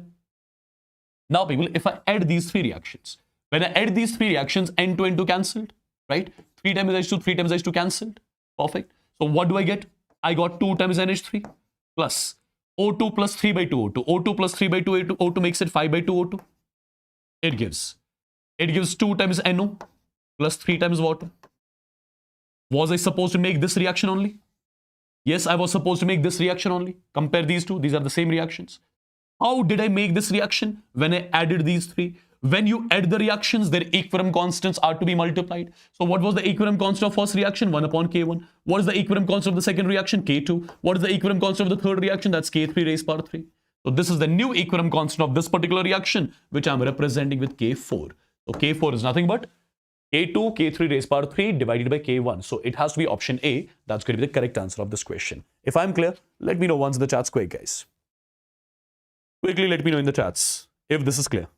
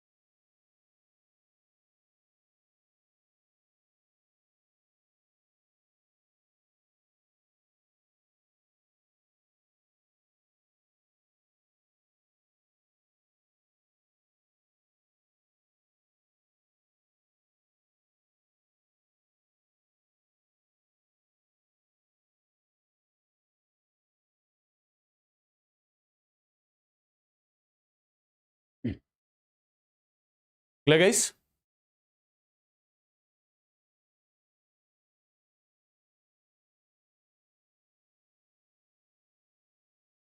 Amazing. Let's move on to one more question so that you get the better understanding of this particular concept as well. Well, this is your asked question, by the way. This is your J means asked question. Two reactions, their equilibrium constants are given. Third reaction whose equilibrium constant is to be calculated. And how you are going to solve this particular one now? How you are going to solve this one? The reaction whose equilibrium constant is to be calculated. The reaction whose equilibrium constant is to be calculated. You are supposed to make that reaction out of the given reactions. Okay? Now, understand, guys, how exactly I'm going to solve this. First of all, the reaction which I have to make, in this reaction, we have got SO2 on the left side. Is SO2 anywhere in the above two reactions? Yes, I can see SO2 here. So first thing, I'll be reversing this reaction. When I reverse this reaction, it becomes SO2 gives S plus O2. Right? So you revert this reaction first. Right? But in the main reaction, do we have SO2 or twice SO2? In the main reaction, we have twice SO2. Perfect. What did I first do? First, I reverse this reaction. So the equilibrium constant of this reaction becomes 1 divided by 10 raised power 52. Now, one more thing. The reaction which I have to make, in this particular reaction, we need 2 times SO2. But here is only 1 SO2. So multiply this reaction with 2 as well. When you multiply this reaction with 2, that 2 goes to the power. Correct? Okay.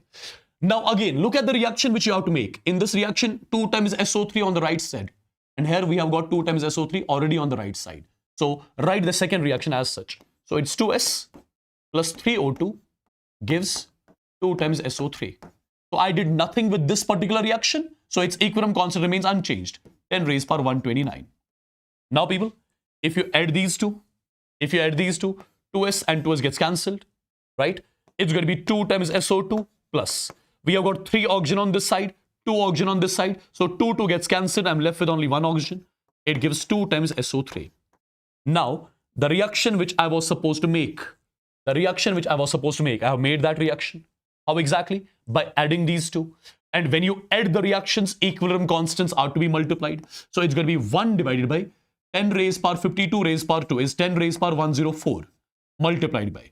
This is 10 raised power 129. The value comes out to be 10 raised power 25. This is the equilibrium constant for the reaction which I was supposed to make, which I was supposed to calculate. Let me know once in the chats if it is clear.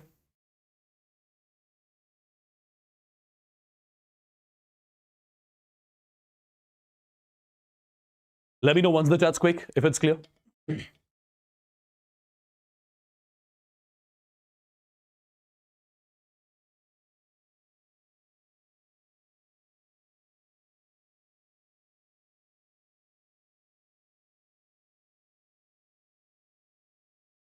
Okay. All right. Now comes something very, very, very important. That is calculation of moles of reactants and products at equilibrium. Calculation of moles of reactants and products at equilibrium. This is one of the most important thing in this particular chapter. My dear students, you should know how to calculate the moles of reactants and products at equilibrium. You should know how to calculate the moles of reactants and products in a chemical reaction at equilibrium. Try to understand what exactly I'm going to do, because this particular topic will be used everywhere in the chapter equilibrium. Everywhere. Now understand what exactly am I planning to do. For example, I'm going to take a general reaction as A gas gives B gas plus C gas. Let's say this is a balanced chemical equation. Okay, it's a balanced chemical equation. Now, my dear students, at time t is equal to 0. When the reaction has not started, let's assume there are A moles of reactant in the container. Since the reaction has not started, so there will be 0 moles of B and 0 moles of C present in the container, because the reaction has not started. Now, what's going to happen with time? The moles of reactants are going to decrease and the moles of product are going to increase. assume that at equilibrium, out of A moles of reactant, assume that X moles got converted into product. If out of A mole of reactant, X moles got converted into product at equilibrium, can I say I'll be left with A minus X moles of reactant at equilibrium? I'll be left with A minus X moles of reactant at equilibrium. Now, 1 mole of A gives 1 mole of B. So X moles of A are going to give us X moles of B. 1 mole of A gives 1 mole of C. X moles of A are going to give us X moles of C. So these are the moles of reactant and product present in the container at equilibrium. If I'm clear, let me know once the chat's quick. Right? Perfect. Now guys, for example, you've got the reaction like this. A gas, it gives 2 times B gas plus 3 times C gas. Let's say this is the reaction. For example, if I talk at time t is equal to 0, let the moles of reactant be A in the container. So this would be 0 in the beginning, this would be 0. Now when equilibrium is established in the reaction, when equilibrium is attained in the reaction, assume that out of A moles of reactant, X moles got converted into product. So I'll be left with A minus X moles of reactant at equilibrium. Now use the stoichiometry. 1 mole of A gives 2 moles of B. So X moles of A would have given 2X moles of B. 1 mole of A gives 3 moles of C. X moles of A would have given 3X moles of C. Now these are the moles of reactants and products present in the container at equilibrium. Yeah? For example, let's assume that the stoichiometry of the reaction is like this. 2 times A, it gives 3 times B plus 5 times C.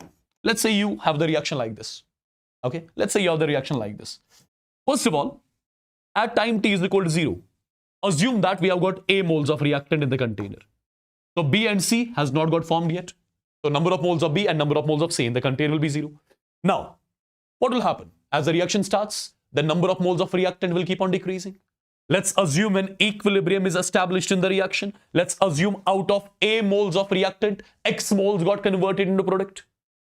And if out of A moles of reactant, if X moles got converted into product, so I'll be left with A minus X moles of reactant here at equilibrium. These are the moles of A present in the container at equilibrium. Now again use the stoichiometry. 2 moles of A gives 3 moles of B. 2 moles of A gives 3 moles of B. So 1 mole of A gives 3 by 2 moles of B. X moles of A will give 3 by 2 into X moles of B. Simple. Similarly, 2 moles of A gives 5 moles of C. 1 mole of A gives 5 by 2 moles of C. X moles of A would give us 5 by 2 multiplied by X moles of C. So these are the moles of A, B and C present in the container at equilibrium. Yeah? Correct, people? Did you understand how am I doing all this stuff?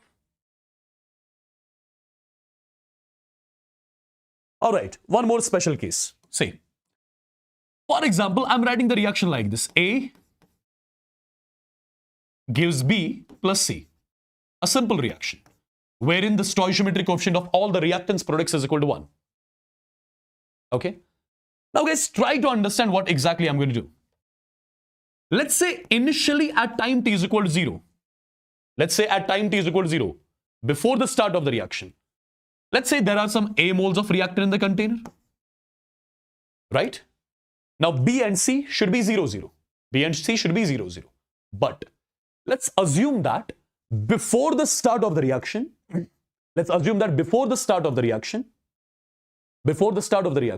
there were some moles of B and C kept in the container.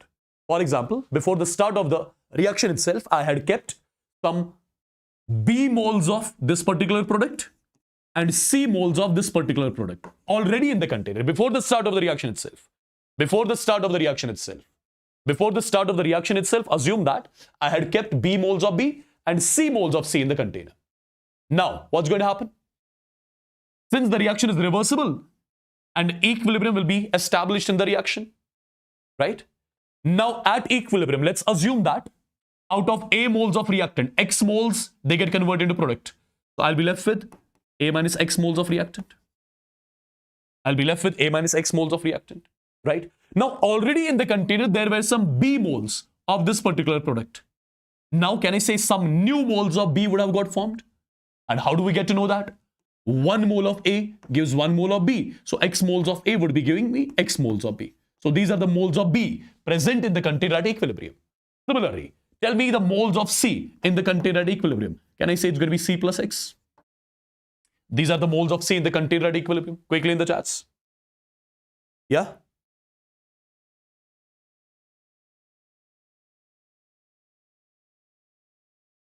Is it clear, guys?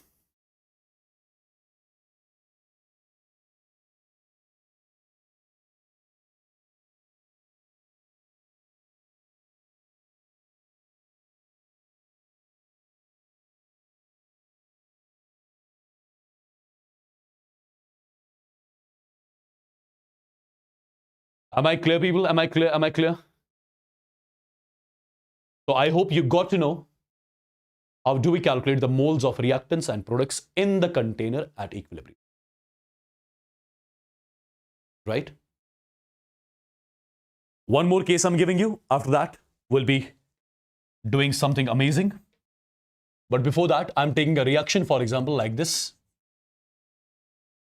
A gas plus 3 times B gas. Let's say it gives 2 times C gas. It gives 2 times C gas. Now guys, for example, at time t is equal to 0, assume that we have got A moles of this reactant, B moles of this reactant in the container, and for example, there are 0 moles of product in the container at time t is equal to 0. Right? Now, my dear students, assume that at equilibrium, out of A moles of this reactant, out of A moles of the reactant, X moles are reacted with B. Out of A moles of reactant, X moles reacted with B. So I'll be left with A minus X moles of reactant. I'll be left with A minus X moles of this A in the container at equilibrium. Now, 1 mole of A reacts with 3 moles of B. So X moles of A would have reacted with 3X moles of B. I started with B moles. Out of B moles, 3X of moles of B are reacting. So I'll be left with B minus 3X moles of this B in the container at equilibrium. Right? Now 1 mole of A gives 2 moles of C. X moles of A would give me 2X moles of C. Right? So these are the moles of reactant as well as the product in the container at equilibrium. Clear, guys? One more reaction, for example, to make things clear. Let's say you have the reaction like this. 2A, it gives 3 times B plus 5 times C. Let's say at time t is equal to 0, we have got some, for example, A moles of this A. There are B moles of this B, as well as C moles of this particular C in the container. So before the start of the reaction itself, I have kept some B moles of this and C moles of this. Now, what would have happened at equilibrium? Let's assume at equilibrium, out of A moles of reactants, X moles got dissociated, X moles got converted into product. So I'll be left with A minus X moles of this. Right? Now, already there were B moles of this B. Now some new moles of B would have got formed. 2 moles of A gives 3 moles of B. 1 mole of A gives 3 by 2 moles of B. So X moles of A would give us 3 by 2 multiplied by X moles of B. So these are the moles of B present in the container at equilibrium. Similarly, this would be how much? C plus 5 divided by 2X. These are the moles of C present in the container at equilibrium. Let me know if all of this stuff is super clear to you or not. Yes or no in the chats. Because now the topic which I'm going to start, that is an amazing topic, guys. That is an amazing topic. What is that? That is calculation of Kp and Kc. So quickly in the chats, if all the things are super clear till here.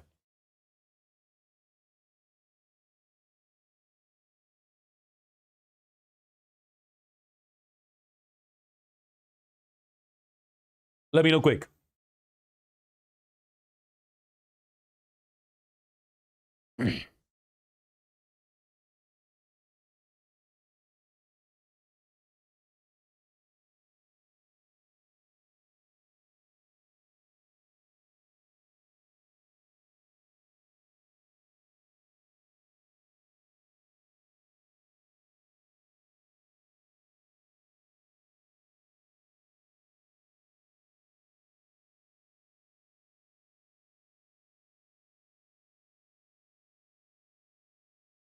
All right, amazing.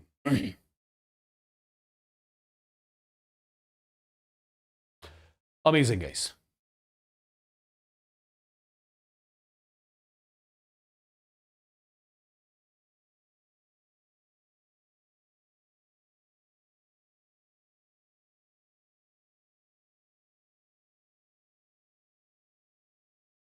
Okay, now we are going to do the calculation of Kp and Kc. Calculation of Kp and Kc. My dear students, Kp and Kc calculation can be done in two ways. Kp and Kc calculation is done by two methods. One method is called as mole method and one method is called as degree of dissociation method. Kp Kc calculation is done particularly by two methods. One is called as mole method and one is called as degree of dissociation method. Okay, so I want you guys to mark the heading as calculation of Kp and Kc by mole method. So mark the heading as calculation of Kp and Kc. By which method? By mole method.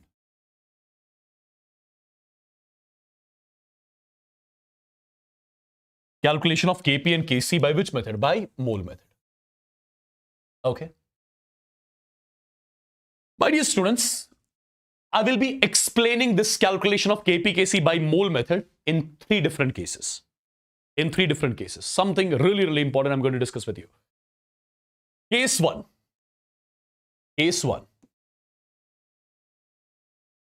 Let's talk about those reactions which have got delta Ng positive. Let's talk about those reactions first which have got delta Ng positive. So, reactions with delta Ng positive. This is my case 1.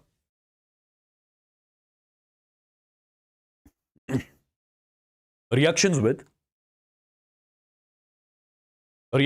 delta Ng positive. This is my case 1. For example, I'm taking a reaction like this. A gas, it gives B gas plus C gas. Can you first of all tell me what is the delta Ng for this particular reaction? Well, if you calculate the delta Ng for this reaction, it is number of moles of gaseous products, which is 2, minus number of moles of gaseous reactant, which is 1. So 2 minus 1 is 1, right? So delta Ng for the reaction is 1. So I would say delta Ng for this reaction is positive, basically, correct? Let's assume this reaction is taking place in a reaction whose volume is V liters. This reaction is taking place in a container, let's assume this reaction is taking place in a container whose volume is how much? V liters. V liter is the volume of the vessel. V liter is the volume of the container in which this reaction is taking place. Now, for example, at time t is equal to 0, I've got A moles of reactant. This would be 0, this would be 0. When equilibrium is attained in the reaction, when equilibrium is established in the reaction, let's assume out of A moles of reactant, X moles got dissociated, X moles got converted into product. So I'll be left with A minus X moles of reactant in the container. 1 mole of A gives 1 mole of B, X moles of A would be giving me X moles of B. 1 mole of A gives 1 mole of C, X moles of A would be giving me X moles of C. So what are these terms? I would say these are the moles of reactants and products present in the container at equilibrium.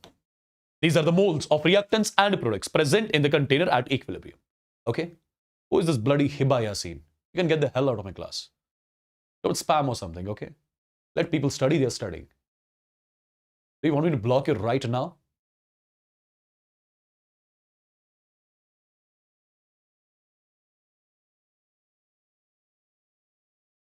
All right, so first of all, I got the moles of reactants and products present in the container at equilibrium. I got the moles of reactants and products present in the container at equilibrium. Now guys, try to understand what exactly am I going to do. Try to understand what exactly I'm going to do. Basically, I want to get the value of Kc. Basically, I want to get the value of Kc for this reaction. Basically, I want to get the value of Kc for the reaction. Now, my dear students, in order to get the Kc value, I should be first of all writing the Kc expression. I should be writing the Kc expression. Now, how do I exactly write the Kc expression? Kc expression is going to be concentration of B at equilibrium raised by stoichiometric coefficient, concentration of C at equilibrium raised by stoichiometric coefficient, divided by concentration of A at equilibrium raised by stoichiometric coefficient, right? Okay. So basically, in order to get the value of Kc, what do I need? I need the concentrations of reactants and products at equilibrium. Now, I already got the moles of reactants and products at equilibrium. If you remember, when moles are divided with volume of the container in liters, at that time, what do I get? Get concentration, right? So basically, when I divide this A minus X with the total volume of the container, this X with V, this X also with V, what do I call these terms as? I got basically the concentrations. So these are the concentrations. Of reactants and products present in the container at equilibrium. Since you got the concentrations of reactants and products in the container at equilibrium, can you write the Kc expression now? You can do that. Concentration of B at equilibrium, how much that is? X by V. Concentration of C at equilibrium, how much that is? Again, X by V. Concentration of A at equilibrium, how much is that? That's A minus X divided by V. So first of all, one of the V gets cancelled. So Kc value comes out to be X square divided by V multiplied by A minus X. If you look carefully, this is the expression of Kc. This is the expression of Kc for the reaction whose delta Ng is positive, right? Now guys, one conclusion which I'm going to do here. Try to understand. Imagine X value is very less than A, far less than A. Imagine X value is far less than A. What was A? A was the initial moles of reactant. What is X? X represents the moles of reactant that gets converted into product. X represents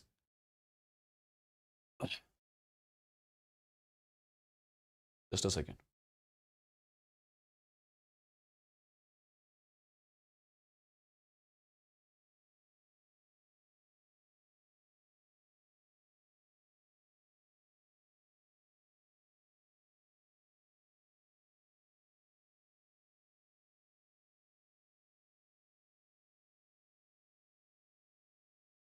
Is there anyone else who's distracting you? Let me tell you, people like these, they never qualify NEET examination. Whosoever randomly comes to the chats and keep on doing the stuff like this, they never do that. Okay? Remember that.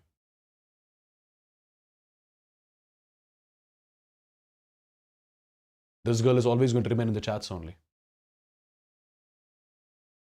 All right. So what I'm assuming X value. Let X be far less than A. What was A? A were basically the initial moles of reactant. X represents moles of the reactant which are getting converted into product. X represents the moles of reactant which get converted into product. Okay? So I'm assuming the number of moles of reactant which are getting converted into product are very less. Okay? So people, if X value is far less than A, can I say instead of A minus X, I can just write A? Because X is very small. You can neglect A. So what you can do here is, you can write Kc is equal to X square divided by what? X square divided by V multiplied by A. X square divided by V multiplied by A. Correct? So can I say X square is equal to VA multiplied by Kc? Or can I say something like this? X is directly proportional to square root of V. This is the conclusion. X is directly proportional to what? X is directly proportional to square root of volume of the vessel. Do you understand this? If you look carefully, if X value is far less than A, instead of A minus X, I'm writing A. So your expression got reduced to this. Kc is equal to X square by VA. So X square is equal to VA into Kc. Or X is equal to under root of VA into Kc. So X and volume, they are directly proportional. X and square root of volume, they are directly proportional. This is the important conclusion here. Okay? Right? This is the important conclusion here. Now guys, one more thing. Since I showed you how to make the Kc expression, now let me show you exactly how to make the Kp expression as well. Let's try to make Kp expression for the same reaction. If you want to write the Kp expression for the same reaction, Kp is nothing going to be, it's going to be partial pressure of B at equilibrium, raised power stoichiometric coefficient, partial pressure of C at equilibrium, raised power stoichiometric coefficient, partial pressure of A at equilibrium, raised power stoichiometric coefficient. This is the expression of Kp. Now, my dear students, since in order to get the value of Kp, what do we need? We need the partial pressures of reactants and products. We need the partial pressures of reactants and products at equilibrium. The point is, how do we exactly get the partial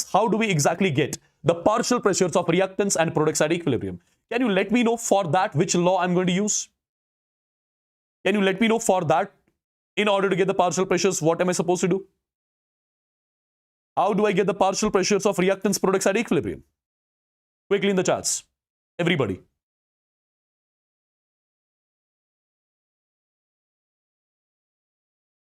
Quickly in the charts.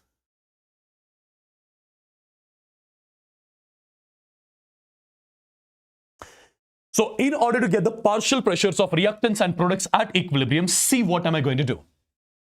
My dear students, tell me one thing. At equilibrium, how many gases will be there in the container? If you look carefully, at equilibrium, there will be 3 gases present in the container. Gas A, gas B, and gas C. How many moles of gas A are there in the container at equilibrium? A minus X. How many moles of gas B are there? X. How many moles of gas C are there? X. So, there are 3 gases present in the container at equilibrium. 3 gases. So can I say, at equilibrium, I have got a gaseous mixture? Do you see a gaseous mixture present in the container at equilibrium? Yes, there is a gaseous mixture present in the container at equilibrium. Now tell me one thing. How many total moles are there in the container at equilibrium? I would say total moles in the container at equilibrium will be moles of A, that's A minus X, moles of B is X, moles of C is X. So the value comes out to be A plus X. These are the total moles. These are the total moles present in the container at equilibrium. If you got the total moles in the container at equilibrium, my dear students, if I'll be dividing A minus X with A plus X, if I'll be dividing this X with A plus X, if I'll be dividing this X with A plus X, what do I get? What do I call these terms as? See, in total at equilibrium, there are 3 gases present, A, B, and C, right? Total moles in the mixture at equilibrium is A plus X. Now, out of the total A plus X moles, there are A minus X moles of A, there are X moles of B, and X moles of C in the mixture. What I did? I did moles of A in the mixture divided by total moles present in the mixture. Moles of B in the mixture divided by total moles present in the mixture. Moles of C in the mixture divided by total moles present in the mixture. What do I call these as?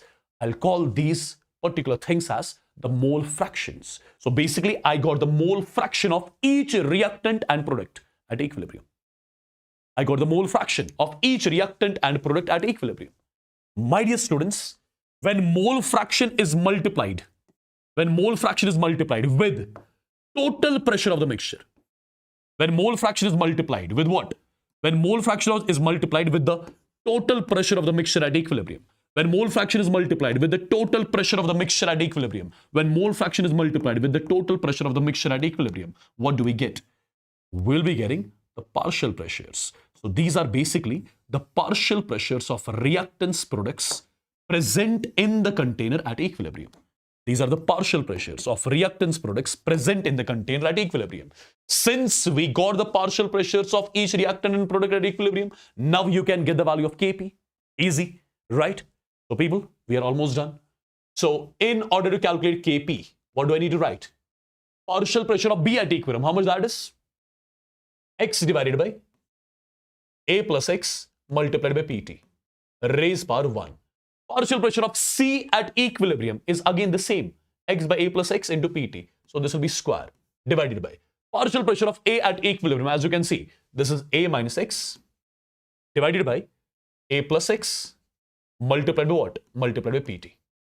Correct? Now do a bit of calculation. Do a bit of calculation, people. So it is going to be nothing but 1 Pt gets cancelled out. A plus X and one of the A plus X gets cancelled out. The final value comes out to be X square multiplied by Pt. X square multiplied by Pt divided by X square multiplied by Pt divided by, this is going to be A square minus X square. Because here I'm left with A plus X and here you have got A minus X. So A plus X into A minus X is going to be A square minus X square. So this is basically the value of Kp for the same reaction. This is the value of Kp for the same reaction. I believe you got to know how to write the expression of Kc and Kp for the reaction, right? Now guys, think logically. Let's assume that X value is again far less than A. If X is far less than A, so instead of this A square minus X square, can I just write A square? Instead of A square minus X square, I can just write A square, right? If I'll be just writing A square, my Kp expression will reduce to what? It will be X square multiplied by Pt divided by A square, right? Or I can say X square is nothing but, it is Kp multiplied by A square divided by Pt, right?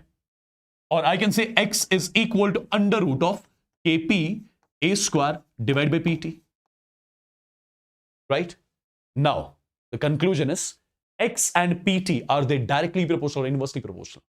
X and Pt, they are inversely proportional. And how they are inversely proportional? I can say X is inversely proportional to square root of total pressure of the mixture at equilibrium. This is the conclusion which you have to draw over here. Okay? X was directly proportional to square root of volume and X is inversely proportional to square root of total pressure at equilibrium. I believe I'm clear with this. If I'm clear with this, let me know once in the chats. This was the reaction whose delta Ng is positive. This was the reaction whose delta Ng is positive. This was the reaction whose delta Ng is positive, right? Perfect. Now, let me make you understand the same scenario by taking a different reaction. Which reaction exactly? So my case 2 is going to be, reactions with delta Ng equal to 0. Let's say I'm taking the reaction whose delta Ng is equal to 0. Try to understand, guys. Try to understand what exactly am I going to do. Something super important. For example, I'm taking the reaction as 2 times A. It gives B plus C. This is one balanced chemical equation which I've taken. Tell me first of all, what is the delta Ng for this reaction? What do you see? Delta Ng for this reaction. Number of moles of gaseous products, 2. Gaseous reactants, 2. So 2 minus 2 is 0. So I have basically taken that particular reaction whose delta Ng is 0. Now if you remember, that particular reaction whose delta Ng is equal to 0. That particular reaction whose delta Ng is equal to 0. For that particular reaction, Kp and Kc are equal. So whatever Kp expression I'm going to make here, same is going to be the expression for Kc as well. Yeah? Right, people? Now try to understand. Asha, by the way, you're not supposed to remember these expressions, okay? These expressions which I made for Kp and Kc, you're not supposed to remember them. You should know how to make them. But these conclusions you should be remembering. Anyways, I'll be giving you a trick to remember these conclusions as well. Don't worry, don't worry. Alright guys, so let's start with A moles of reactant. This would be 0, this would be 0. Now at equilibrium, out of A moles of reactant, assume that X moles got converted into product. So I'll be left with A minus X moles of this. Now 2 moles of A gives me 1 mole of B. 1 mole of A gives me 1 by 2 moles of B. X moles of A gives me X by 2 moles of B. This will be also X by 2. So I got the moles of reactants products present in the container at equilibrium. Yeah. I got the moles of reactants products present in the container at equilibrium. Now, if I ask you, what is going to be the concentration of reactant product at equilibrium? Well, I would say, in order to get the concentration, you are supposed to divide the moles by total volume. So this is A minus X divided by volume of the container, X by 2 divided by V, X by 2 divided by V. So I got the concentrations. I got the concentrations of reactants products present in the container at equilibrium. Yeah. Similarly, if you ask me, how do we get the partial pressures of reactants products at equilibrium? Now, let me tell you, in order to get the partial pressures of reactants products at equilibrium, first of all, I need the total moles present in the container at equilibrium. So total moles in the container at equilibrium is A minus X plus X by 2 plus X by 2. The value comes out to be A. These are the total moles. These are the total moles present in the container at equilibrium. If these are the total moles in the container at equilibrium, let me do one thing. I'm dividing A minus X with A. I'm dividing this X by 2 with A. I'm dividing this X by 2 with A. So what do I get? I got the mole fractions. I got the mole fractions of reactants products at equilibrium. Now, if I multiply these mole fractions with the total pressure of the mixture at equilibrium, multiplying this with total pressure of the mixture at equilibrium, multiplying this with the total pressure of the mixture at equilibrium, what do I get? I'll be calling them as the partial pressures. These are the partial pressures of reactants products at equilibrium, and these are the concentrations of reactants products present in the container at equilibrium. Now, why did I calculate the concentrations and the partial pressures? Because I have to get the expression of Kp and Kc. Right? So people, what exactly I'll be doing? If you think logically, what do I have to do now? I have to write the expression for Kc first. Expression of Kc is going to be concentration of B at equilibrium raised by stoichiometric coefficient, concentration of C at equilibrium raised by stoichiometric coefficient, divided by concentration of A at equilibrium raised by stoichiometric coefficient. Now tell me one thing. Tell me one thing. What is the concentration of B at equilibrium? Concentration of B at equilibrium is nothing but X by 2V. What is the concentration of C at equilibrium? Again X by 2V. Right? Divided by concentration of A at equilibrium, that is A minus X divided by V raised by stoichiometric coefficient, that is 2. Right? So what all things will get cancelled out? Check it out. So I'll say V square gets cancelled. So finally it's going to be X square divided by 2 2s are 4 multiplied by A minus X square. So this is first of all the expression for your Kc. This is first of all the expression for your Kc. Now, if this is the expression for Kc, the final conclusion which I have to make, what is that final conclusion? See guys, tell me one thing. Tell me one thing. Is X depending on volume here? Do you see X volume dependent here? In the expression, do you see volume somewhere, V somewhere? No, there is no V. I would say X is directly proportional to V raised power 0. That means X is independent of the volume of the container. So increase the volume or decrease the volume of the container, nothing is going to happen to the moles of reactants which are getting converted into product.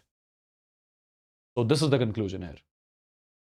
This is the conclusion here. And similarly, my dear students, if I would want to write the expression for Kp, I can absolutely do that.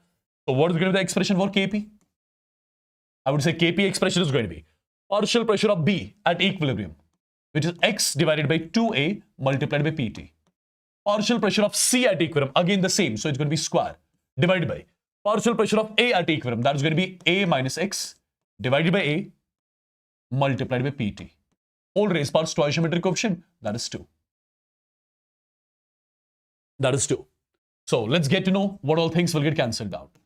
So first thing, Pt square cancels, A square cancels, so it's going to be X square divided by 2 ka square is 4, and this is A minus X ka square.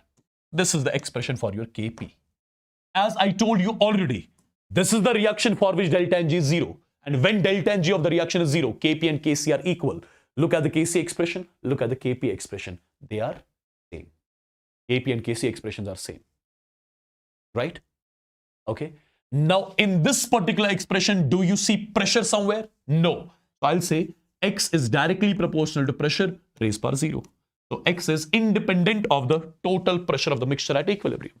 This is the conclusion. This is the conclusion.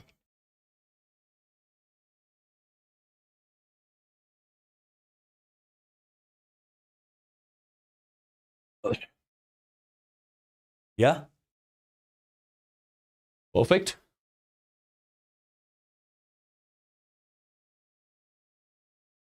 Now, similarly, guys, you can do the same stuff for the reaction whose delta Ng is negative. Whose delta Ng is negative. Can you do that? Let's give that a try too. Let's give that a try too. Case third. Reaction with delta Ng less than 0. A reaction with delta Ng less than 0. Let's check it out. For example, I'm taking the reaction as A gas plus 3 times B gas. It gives 2 times C gas. This is the reaction. If you look at this reaction, for this reaction, delta Ng value will come out to be -2. So delta Ng is negative, right? Now, my dear students, at time t is equal to 0. Let's say we have got A moles of this, B moles of this, and 0 moles of this. Now, at equilibrium, as I told you already, this is A minus x, this will be B minus 3x, this will be 2x. We have already done this stuff for such kind of the reaction, right? Let's say out of A moles of reactant, X moles are reacting. So I'll be left with A minus X. Now 1 mole reacts with 3 moles. X moles will be reacting with 3X moles. I took B. Out of B, 3X are reacting. I'm left with B minus 3X. 1 mole of A gives 2 moles of C. X moles of A would give 2X moles, right? Now, in order to get the concentration of each reactant and product, this is moles by volume. Moles divided by volume. Similarly, moles divided by volume. So this is the concentration of each reactant product present in the container at equilibrium. Okay. Now guys, if I ask you how many total moles do we have at equilibrium? Total moles at equilibrium will be A minus X plus B minus 3X plus 2X.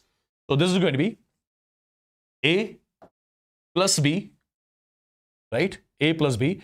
This is minus 3x, minus x is minus 4x plus 2x will be minus 2x. Right, people? I hope I'm clear with this. I hope I'm clear with this. These are the total moles. A minus x plus B minus 3x plus 2x. So this is going to be A plus B minus x minus 3x is minus 4x plus 2x is minus 2x, right? So let me do one thing. A minus x divided by total moles. Total moles is A plus B minus 2x. Similarly, B minus 3x divided by total moles. Total moles is A plus B minus 2x. Similarly, 2x divided by total moles. Total moles is A plus B minus 2x. Right? These are the mole fractions of reactants products at equilibrium. So I'll be multiplying them with total pressure. I'll be multiplying them with total pressure. So what did I get? I got the concentrations as well as I got the partial pressures. If you got the concentrations as well as partial pressures, you just need to make the expression for Kc and Kp. You'll be getting the Kc and Kp value, right? Am I clear? Am I clear? Now guys, one important conclusion I'm going to give you. Okay? So after this, you can do this sort of calculation on your own. Okay? Well, that's not needed now. Now remember these two statements I would want you guys to remember. X is directly proportional to volume of the container raised by delta Ng divided by sum of stoichiometric coefficients of gaseous products. X is directly proportional to 1 by P raised by delta Ng divided by sum of stoichiometric coefficients of gaseous products. Now see what I'm going to do. For example, here I'm writing a reaction whose delta Ng is, for example, positive. First step of the reaction. Let's say the second type of the reaction is the one for which delta Ng is equal to 0. The third type of the reaction is the one for which delta Ng is, for example, negative. Let me take the examples as well. Delta Ng positive. For example, the reaction is any reaction. For example, we have got PCl5 gas gives PCl3 gas plus Cl2 gas. Do you see this is the reaction for which delta Ng is positive? Yes. Take any example of the reaction whose delta Ng is 0. H2 gas plus I2 gas. It gives 2 times HI gas. Correct? Talk about this particular reaction whose delta Ng is negative. let me take the reaction N2 gas plus 3 times H2 gas. It gives 2 times NH3 gas. Correct? Now tell me one thing. What is the sum of the stoichiometric coefficients of gaseous products? Sum of stoichiometric coefficients of what? Of gaseous products. Sum of the stoichiometric coefficients of gaseous products. So sum of the stoichiometric coefficients of gaseous products here is 2. Sum of the stoichiometric coefficients of gaseous product here is 2 also. Sum of the stoichiometric coefficients of gaseous product is 2. Sum of the stoichiometric coefficients of gaseous products, right? Okay. What about the delta Ng for all these reactions? Delta Ng for this reaction is equal to 1. Delta Ng for this reaction is equal to 2 minus 2, 0. Delta Ng for this reaction is 2 minus 4, that is minus 2. Perfect. Now guys, how X is related to volume and pressure in all these reactions? How X is related to volume and pressure in all these reactions? If we talk about this particular reaction, can I say X is directly proportional to V raised power, delta Ng divided by sum. Delta Ng is 1, sum is how much? Sum is 2. So it's X is directly proportional to square root of volume basically. So let me write it properly. X is directly proportional to square root of volume. For the same reaction, how X is related to pressure? X is directly proportional to 1 divided by P raised power. Delta Ng divided by sum of stoichiometric coefficients. Delta Ng is 1, sum of stoichiometric coefficients is 2. So X is inversely proportional to square root of pressure. X is inversely proportional to square root of pressure. Okay? And these results are basically valid for the reaction. This one, whose delta Ng is positive. Correct? Did we get the same thing when we derived it? Absolutely, we got the same thing when we derived it. Now look at this particular reaction. First of all, if I talk about X, X is directly proportional to volume raised power. Delta Ng is 2. Delta Ng is 0. Delta Ng is 0 divided by sum of stoichiometric coefficients is 2. So this comes out to be 0. Anything raised power 0 is 1. So it's basically V raised power 0. So X is independent of volume. Similarly, X would be independent of pressure as well. X would be independent of pressure as well for this reaction. Correct? Now talk about this particular reaction. X is directly proportional to V raised power. Delta Ng for the reaction is minus 2 divided by sum of the stoichiometric coefficients. Sum of the stoichiometric coefficients here is 2. So it's 2 by 2 is 1. So V raised power minus 1. So I can say X is inversely proportional to volume. X is inversely proportional to volume. What about pressure? X is directly proportional to 1 by P. Raised power what? Raised power delta Ng. Delta Ng is minus 2 divided by sum of stoichiometric coefficients is 2. So you can say X is directly proportional to 1 by P raised power minus 1. Or you can say X is directly proportional to P. X is directly proportional to P. Right? These are the final conclusions which I would want you guys to remember. Now, what kind of questions will be asked from these conclusions, you must be thinking? What kind of conclusions you guys are going to make out of these? See, guys, the question will be like this. On reaction will be given like this. The question will be, on increasing the volume, what will happen to X? Directly also increases. On increasing the pressure, what will happen to X? Inversely proportional, decreases. Right? Questions like these will be asked. Your student watching from GMC Anantnag. That's great, amazing. Which year you are in? Which year? Okay, for this particular reaction, increase the volume, nothing is going to happen, independent. Increase the pressure, nothing is going to happen, independent. Similarly, this X, right? Increase the volume, X will decrease. Increase the pressure, X will increase. Perfect. So these sort of things can be asked. When it comes to these particular conclusions, which I gave you over here. So let me know once in the chats if all the things still here are absolutely clear or not.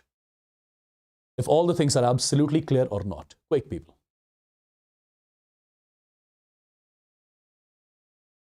You can see this chapter before thermodynamics also, no worries.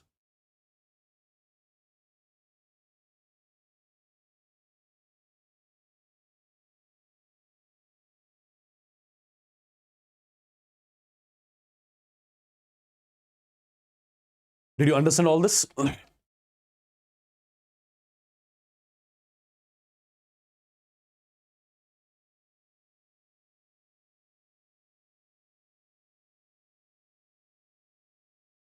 All right, so let's see what kind of questions can be asked from the KP-KC calculation now. There's a diversity of questions, guys.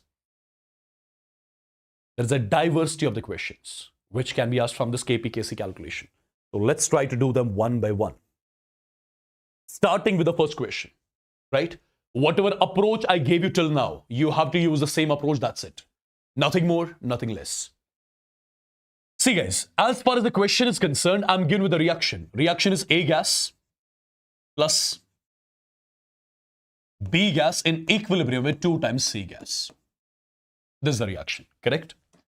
Now, as far as the question is concerned, 2 moles of A, 1 mole of B and 1 mole of C are placed in a 10-liter vessel, allowed to reach equilibrium. If the final concentration of C is 0.2 molar, calculate the value of Kc.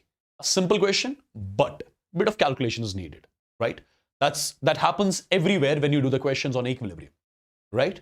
Calculations will be always there. Now see people what I'll be doing. As far as the question is concerned, at time t is equal to 0, how many moles of A are there in the container? 2. How many moles of B? 1. And how many moles of C? 1. So already before the start of the reaction, there is some 1 mole of C kept in the container. Right? Now, when equilibrium would be established in the reaction, how many moles of A would be left? I would say 2 minus X. How many moles of B would be left? I would say 1 minus X. How many moles of C would be formed? I'd say 1 plus 2X. Now, how come I got these values? The same thing which I have been teaching you from past 1 hour. See, let's assume out of 2 moles of reactant, X moles reacted with B. So I'll be left with 2 minus X. Now, 1 mole of A reacts with 1 mole of B. X moles of A will be reacting with X moles of B. I start with 1, X are reacting, I'm left with 1 minus X. Already there was 1 mole of C in the container, right? Now, 1 mole of A gives 2 moles of C. X moles of A will be giving me 2X moles of C. So basically, I got the moles of reactants products present in the container at equilibrium. Now, what is the volume of the container in which the reaction is taking place? That's 10 liters. If I divide this particular term with 10, if I divide this with 10, this with 10, what do I call them as? I'll be calling these terms as the concentrations. So these are basically the concentrations of reactants and products in the container at equilibrium. These are the concentrations of reactants and products in the container at equilibrium, right? Now, as far as the question is, if the final concentration of C is 0.2 molar, if the final concentration of C is 0.2 molar, what is meant by final concentration of C? What is meant by final concentration of C? Basically, when equilibrium is established in the reaction. When equilibrium is established in the reaction. After that, the concentration of reactant and product is not going to change. When equilibrium is established in the reaction, the concentration of reactant product is not going to change. So can I say the final concentration of C means the concentration of C at equilibrium? Absolutely. So, as far as the question, concentration of C at equilibrium is how much? 0.2 molar, which is 2 divided by 10. Now, as per our calculation, what is the concentration of C? Concentration of C at equilibrium, as per our calculation, is 1 plus 2x divided by 10. So, this value is equal to 2 by 10. So, 10 and 10 gets cancelled. So, x value would be equal to 2 minus 1 is 1, 1 by 2 is 0.5. So, you got the value of x, 0.5. If you got the value of x, put the value of x in these terms. So 2 minus 0.5 is 1.5. 1.5 divided by 10 is 0.15 molar. This is the concentration of A present in the container at equilibrium. Put the value of x as 0.5. 1 minus 0.5 is 0.5 divided by 10, 0.05 molar. This is the concentration of B in the container at equilibrium. 1 plus 2x by 10. 1 plus 2x by 10 is already equal to 0.2. So this is the concentration of C in the container at equilibrium. So basically, you got the concentrations of all the reactants and products present in the container at equilibrium. You got the concentrations of all the reactants and products in the container at equilibrium. Now, people, you can just write the expression for Kc. You are done. Expression for Kc, concentration of C at equilibrium. That is 0.2 raised power stoichiometric coefficient. That's 2 divided by Concentration of A at equilibrium, that is 0.15. Raised power the stoichiometric coefficient, that is 1. Concentration of B at equilibrium, that is 0.05. Raised power the stoichiometric coefficient 1. When you solve this, you will be getting the value of Kc for the reaction. Yeah? Is this clear, people? Is this clear, people? Quickly in the chats.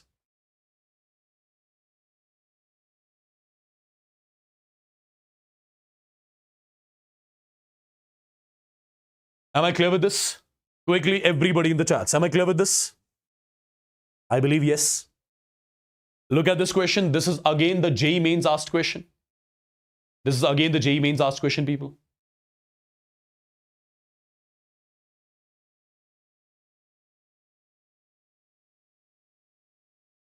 Look at the question carefully.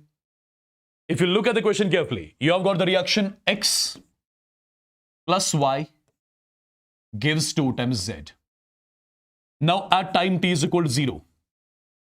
At time t is equal to 0, we have got 1 mole of X. We have got 1.5 moles of Y. And there are 0.5 moles of Z already in the container. Already there is 1 mole of X, 1.5 moles of Y, and 0.5 moles of Z in the container. And the reaction is taking place in a container whose volume is 1 liter. Reaction is taking place in a container whose volume is 1 liter. Now guys, at equilibrium, let's assume out of 1 mole of X, out of 1 mole of this reactant, some X moles reacted. So I'll be left with 1 minus X. These are the moles of this reactant at equilibrium. 1 mole of this reacts with 1 mole of this. So X moles of this will be reacting with X moles of this. I'll be left with 1.5 minus X. Already there are some 0.5 moles of Z in the container. Some new moles of Z would also have got formed. 1 mole gives 2 moles. So X is going to give us 2X. So these are the moles of Z present in the container at equilibrium. Yeah? Now, my dear students, what am I supposed to do? Divide these moles by the total volume. Total volume is 1 liter. So these are what I call as the concentrations, because volume is 1, divide by 1, divide by 1, divide by 1. So I got the concentrations of reactant products. I got the concentrations of reactants and products in the container at equilibrium. Now, as far as the question is concerned, the concentration of Z at equilibrium is given to me is equal to 1 molar. The concentration of Z at equilibrium is given to me 1 molar. Now, as per our calculations, what is the concentration of Z at equilibrium? The concentration of Z at equilibrium is basically 0.5 plus 2x. This is 1. Concentration of Z at equilibrium as per the question is equal to 1 molar. It is given here, 1 molar. But as per our calculations, concentration of Z at equilibrium is 0.5 plus 2x. That's 1. So 1 minus 0.5 is 0.5. So x is going to be 0.25. This is the value of x. This is the value of x. Put the value of x in all these expressions. 1 minus 0.25 is going to be 0.75 molar. 1.5 minus 0.25 is going to be 1.25 molar. 0.5 plus 2x, 0.5 plus 2x is 1 molar. I got the concentrations of all the reactants products present in the container at equilibrium, right? Now, my dear students, can we write the expression of Kc? Yes. Expression of Kc is going to be concentration of Z at equilibrium, that's 1. Raised power stoichiometric coefficient, that's 2. Divided by concentration of X at equilibrium, that is 0.75. Raised power stoichiometric coefficient, that's 1. Concentration of Y at equilibrium, that's 1.25 molar. Raised power stoichiometric coefficient, that's 1. When you solve this, the value comes out to be 16 divided by 15. When you solve this, the value comes out to be 16 divided by 15. But this Kc value, as per the question, is given to me as x by 15. X by 15. When you compare, you get the value of x. So x value is nothing but 16. X value is nothing but 16. I believe this sort of a question is absolutely again clear to every one of you. Right? Look at the next question, guys. Look at the next question. As far as this particular question is concerned, at time t is equal to 0, we are starting with 1 mole of SO3. This is 0 in the beginning, this is 0. Now tell me at equilibrium, how many moles of reactant will be left? 1 minus x. Let's assume out of 1 mole of reactant, x moles got converted. So I'm left with 1 minus x. Now use the stoichiometry. 2 moles gives 2 moles.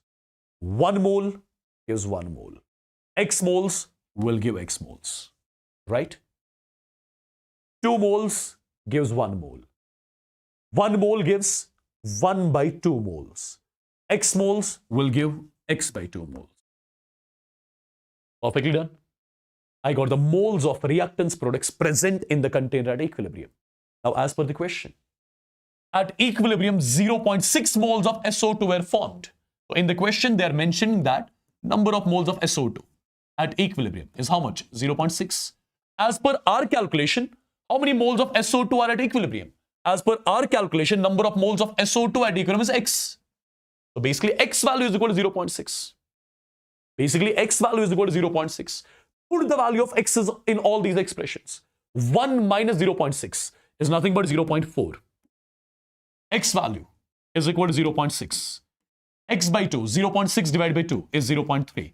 So these are basically the moles of reactants. These are the actual moles of reactants products in the container at equilibrium. If you got the moles of reactants products in the container at equilibrium, divide these moles by the volume. Volume of the vessel in the question is 1 liter. So what did I get? These are the concentrations now. These are the concentrations of reactants and products present in the container at equilibrium, right? What do I need to calculate? I need to calculate the value of Kc. So what is Kc all about? Kc is concentration of SO2 at equilibrium, that is 0.6 molar, raised power stoichiometric coefficient, that's 2. Concentration of O2 at equilibrium, that is 0.3 molar, raised power stoichiometric coefficient, that's 1, divided by concentration of SO3 at equilibrium, that is 0.4 molar, raised power stoichiometric coefficient, that's 2. Solve this, get the value of Kc, and we are done. Did you understand, guys, how to deal with this sort of equation? Did you understand how to deal with this sort of equation?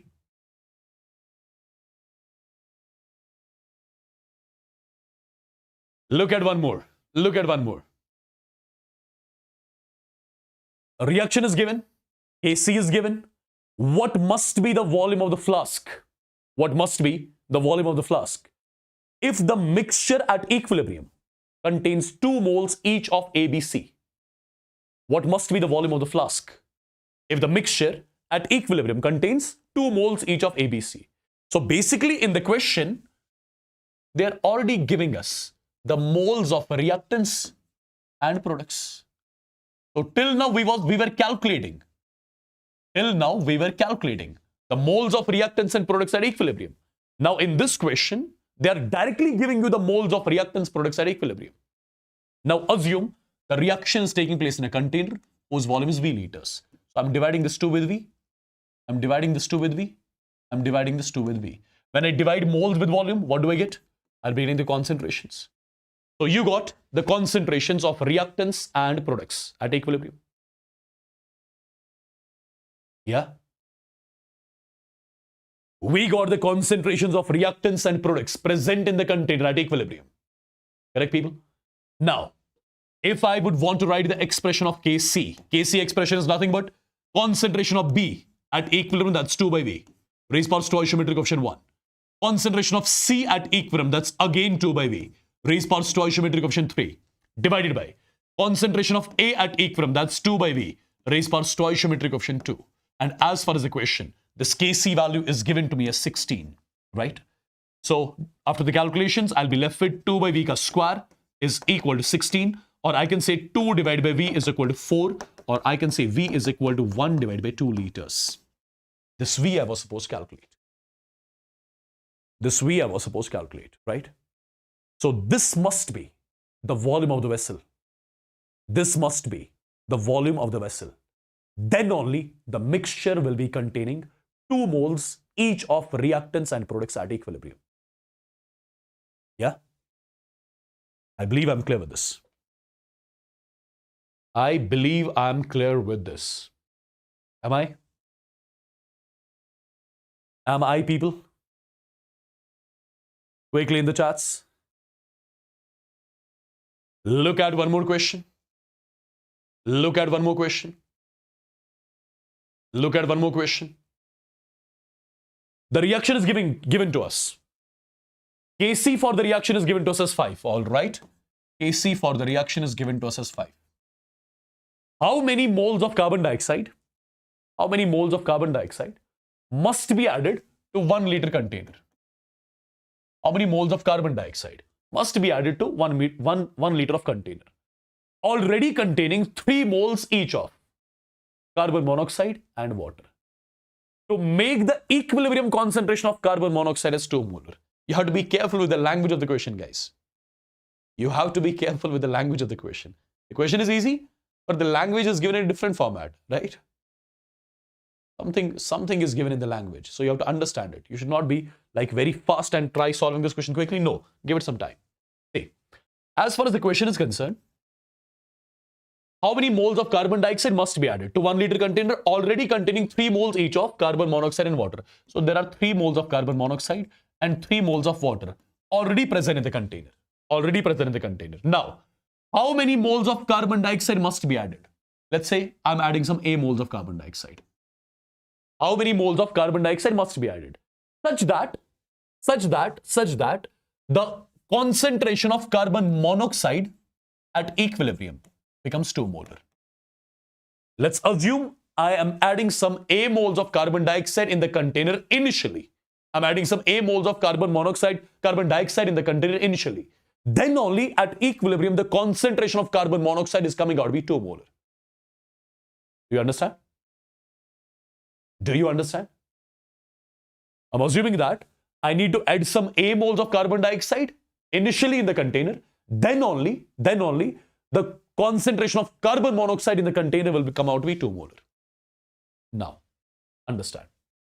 At equilibrium, out of 3, how many would have reacted? X. So this will be 3 minus X.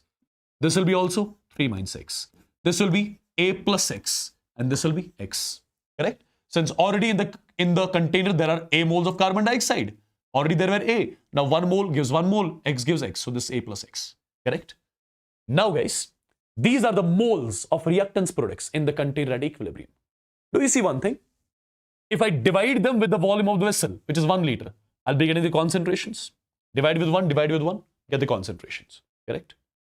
So people, if you got the concentrations at equilibrium, as per the question, concentration of carbon monoxide at equilibrium is 3 minus X. Concentration of carbon monoxide at equilibrium is 3 minus X. So basically 3 minus X is 2. X value is equal to 1. If you got the value of X, put the value of X in these expressions. 3 minus X, 3 minus 1 is 2. 3 minus X, 3 minus 1 is 2. This is A plus 1. And X is 1 molar already. So I got the actual concentrations of reactants products in the container at equilibrium. Correct? Now guys, write the expression for Kc. Well, as far as the question, Kc value is given to me as 5. But what is the expression of Kc? Expression of Kc will be concentration of carbon dioxide at equilibrium, which is A plus 1 raised by stoichiometric coefficient. Concentration of H2 is 1 divided by concentration of carbon monoxide is 2 raised by 1. Concentration of H2O is 2 raised by 1. Correct? So 2 2s are 4, 5 4s are 20. 20 minus 1 is 19. So A value is coming out to be 19. Was I supposed to get the value of this A only?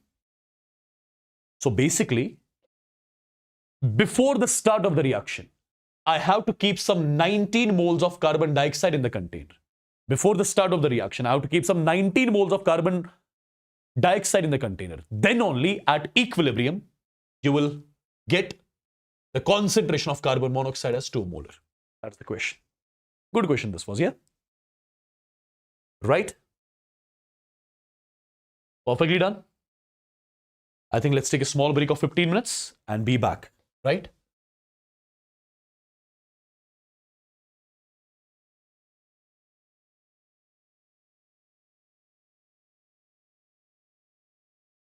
But is everyone going to be back? Are you sure? I'm sure you guys are loving the session. So am I, right? That's why I'm right now also feeling a lot energetic.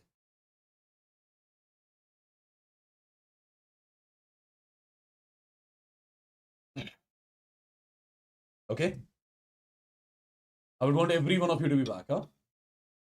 I would want every one of you to be back. This chapter will take almost like 3 hours more. 3 to 3.5 hours.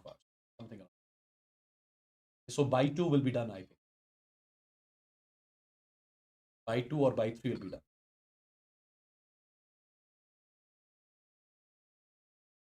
Okay, chalo. I'll see you in a while. But, be back on time. Okay, 11:35.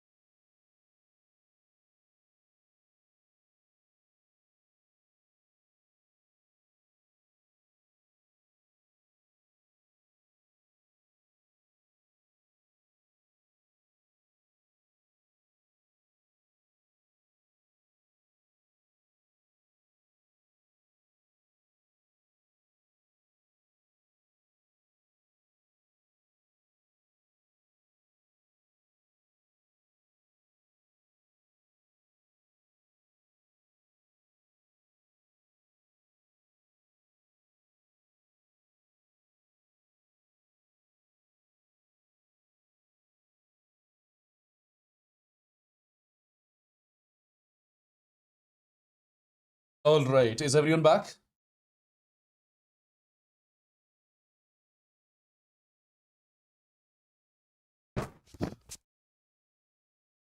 Is everyone back?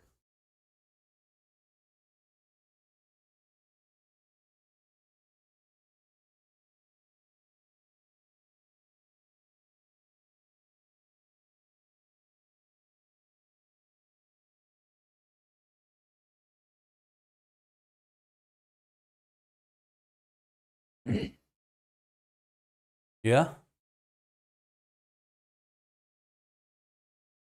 All right, people. All right. So we were basically doing the calculation of Kp and Kc, and now we were doing its questions, correct? So some of the questions we are done with already.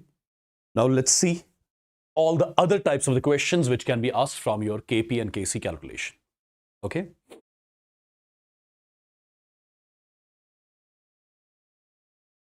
All right, people. So let's move on to one more question. This is again the JEE mains asked question. It's a PYQ. Yeah? The question is the equilibrium constant for the reaction. The equilibrium constant for the reaction, Kc, is given to me as 100. If the initial concentration of all the 4 species is equal to 1 molar, the initial concentration of all the 4 species is equal to 1 molar. So that means at time t is equal to 0, the concentration of all the 4 species is nothing but 1 molar. Calculate the concentration of D at equilibrium. We are supposed to calculate the concentration of D at equilibrium. Now, my dear students, right now, we are given with the initial concentrations. Till now, in all the questions, we used to be given with the moles. Now we are given directly with the concentrations, right? Whatever questions we did till now, we used to start with the moles. Then we used to get the moles at equilibrium, then divide those moles with the total volume to get the concentration. But here in this question, we are directly given with the concentrations of reactants and products at time t is equal to 0. Remember, whatever treatment we used to do with the moles, same treatment you guys are going to do with the concentrations. Whatever treatment we were doing with the moles till now, same treatment you have to do with the concentration. So imagine as if these are the moles given to us, right? Now tell me, at equilibrium, how many moles of A will be left? Out of 1 mole of A, X moles have reacted, so 1 minus X. So this will be also 1 minus X, right? This would be 1 plus X. This would be also 1 plus X. So basically, these are the concentrations. These are directly the concentrations of reactants and products at equilibrium, right? Now, you're not supposed to divide with the volume because I directly got the concentrations of reactants products at equilibrium, right? Now, people, if I make the Kc expression is going to be concentration of C at equilibrium, which is 1 plus X, raised power stoichiometric coefficient 1. Concentration of D at equilibrium, 1 plus X, so 1 plus 1 square, divided by concentration of A at equilibrium, which is 1 minus X. Concentration of B at equilibrium, again 1 minus X, so square. So I can say your Kc is nothing but it is 1 plus X divided by 1 minus X whole square. And this Kc value as per the question is equal to 100. So I would say 1 plus X divided by 1 minus X is equal to 10. Or I can say 1 plus X is equal to 10 minus 10X. Or I would say 11X is equal to 9. Or I would say X value is equal to 9 by 11. So I got the value of X. Since I got the value of X, now what am I supposed to calculate? Concentration of D at equilibrium. What is the concentration of D at equilibrium as per our calculations? As per our calculations, concentration of D at equilibrium is 1 plus X. Already we have got the value of X. Which was 9 by 11. So the value comes out to be 20 by 11 molar. This is the concentration of D present in the container at equilibrium, which I was supposed to calculate. I believe you can do this sort of equation easily from now onwards if it is asked, right? One more similar type of question I'm going to give you. Let's see if you can solve this or not. Look at this one. If the initial concentration of B is 1.5 times that of A. But at equilibrium, the concentration of A and B are equal. So in the question, they are mentioning that the concentration of A and B at equilibrium are same. In the question, they are mentioning that the concentration of A and B at equilibrium are same. Calculate the value of Kc. Calculate the value of Kc. Now, guys, they are telling us one thing. Initially, if the concentration of B is 1.5 times that of A, so let the concentration of this reactant is equal to A molar. So this has to be 1.5 A. So again, I'm starting directly with the concentrations. So this would be 0. This would be 0. Now, we are going to treat the concentrations in the similar way as moles are treated. Now tell me at equilibrium, how much will be left? A minus X. Now, 1 mole of A reacts with 2 moles of B. X moles would have reacted with 2X. I started with 1.5 A, out of which 2X are reacting. So I'll be left with 1.5 A minus 2X. Correct? Now, 1 mole of A gives 2 moles of C. So X is going to give us 2X. 1 mole of A gives 1 mole of D. X will give us X. So what are these terms? Are these moles or concentrations? Since I started directly with the concentrations, so these are the concentrations of reactants products present in the container at equilibrium. Now, people, if these are the concentrations of reactants products present in the container at equilibrium, look at this particular statement. As per the question, the concentration of A and B at equilibrium are same. Now, as per our calculation, what is the concentration of A at equilibrium? That's A minus X. What is the concentration of B at equilibrium? That is 1.5 A minus 2X. Right? When you solve this, you'll be getting the value of X as 0.5 A. If you got the value of X, put the value of X in all these parameters. So A minus 0.5 A is equal to 0.5 A. 1.5 A minus 2X. 2 into X. 2 into 0.5 A. 2 into 0.5 A is A. 1.5 A minus A is nothing but 0.5 A. 2 into 0.5 A. 2 into 0.5 A is A. This X is nothing but 0.5 A. Now, what was I supposed to calculate? Kc value. Kc expression is nothing but concentration of C at equilibrium, that's A. Raised per stoichiometric coefficient, that's 2. Concentration of D at equilibrium, that is 0.5 A. Raised per stoichiometric coefficient, that's 1. Divided by concentration of this A at equilibrium, that is 0.5 A. Raised per stoichiometric coefficient, that's 1. Concentration of B at equilibrium, that is 0.5 A. Raised per stoichiometric coefficient, 2. Now, this becomes A cube, this becomes A cube. A cube cancels out. 1 of the 0.5, 1 of the 0.5 cancelled out. So the final comes out to be 1 divided by 0.25. And 1 divided by 0.25 is nothing but 4. So Kc for this particular question came out to be 4. Yeah? Right, people? Am I clear with this? Am I clear with this, people?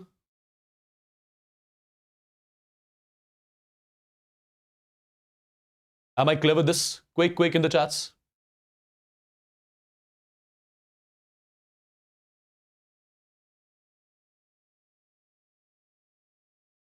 Everyone in the chats, quick.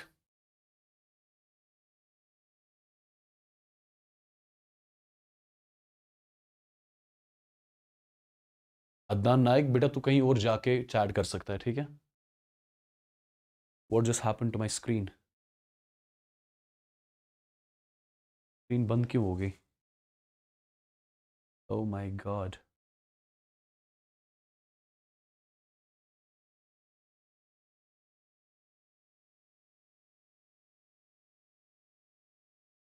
Guys, just give me a second. I don't know what happened to this.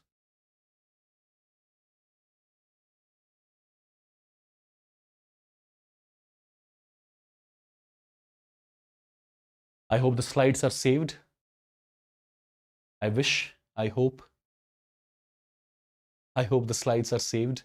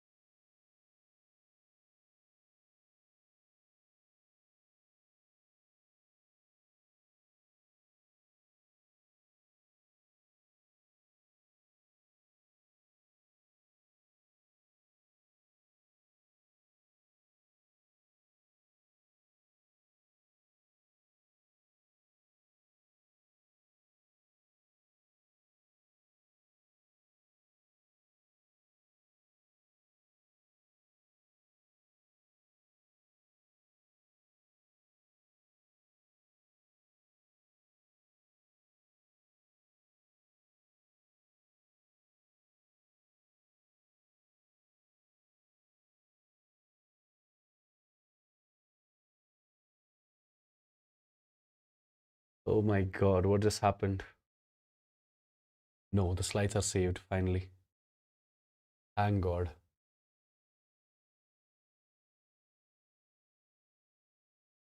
Otherwise, all your handwritten slides would have been over.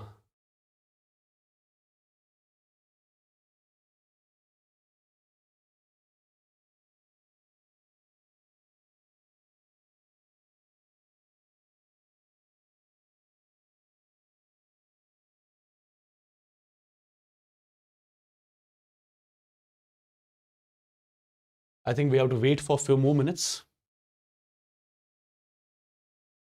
We have to wait for a few more minutes. Let the slides be uploaded here. I do not see any slides there, by the way. What just happened? Oh my God.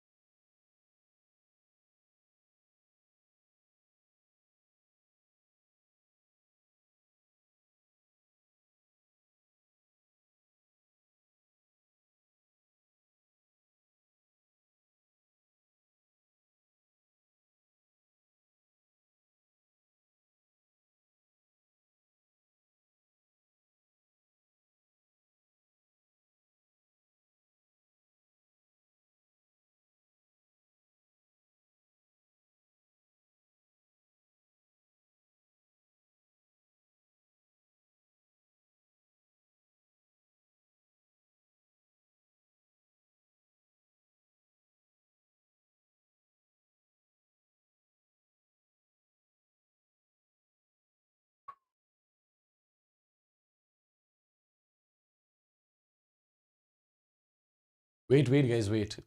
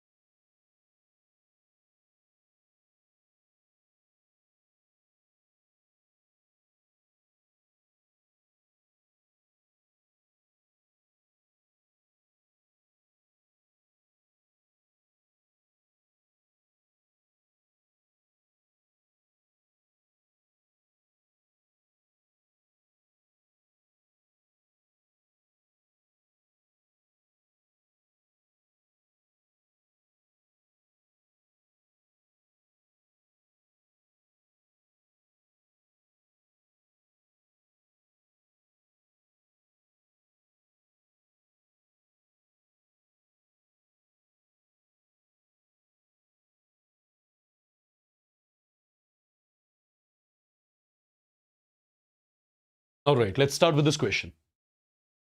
I don't know what happened to the slides. I had,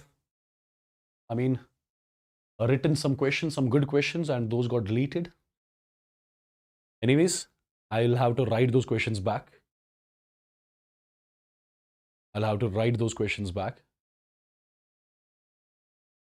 Okay, should we move on now? On starting with 1 mole of HI in a 2-liter container, calculate the concentration of each species at equilibrium. If Kp for the decomposition of HI is equal to 16, is equal to 16. So see guys what this question exactly is all about. Let me first of all write a reaction for you. We are doing the decomposition of HI, so the reaction has to be 2 times HI gas. It gives H2 gas plus I2 gas. This is your reaction first of all. Okay. Now, first of all, if I ask you one thing, as far as the question is concerned, Kp for the reaction is equal to 16, right? Kp for the reaction is equal to 16. Now, look at the question carefully. Do you see delta Ng for the reaction 0? And you know, if delta Ng for the reaction is 0, your Kp and Kc becomes equal, right? So Kp and Kc here would be equal. Perfect. Kp and Kc here would be equal. Now, people, as per the question, we are starting with 1 mole of HI. We are starting with 1 mole of HI in a 2-liter vessel. In a 2-liter vessel. So this is 0 in the beginning. This is 0 in the beginning, right? Now, at equilibrium, out of 1 mole of reactant, let's say X moles have got converted into product. So I'll be left with 1 minus X moles of this. Now, 2 moles of HI gives 1 mole of H2. 1 mole of HI gives 1 by 2 moles of H2. X moles of HI gives X by 2 moles of H2. Simple. Again, 2 moles of HI gives 1 mole of H2. 1 mole of HI gives 1 by 2 moles of I2. So X moles of HI will be giving us X by 2 moles of I2.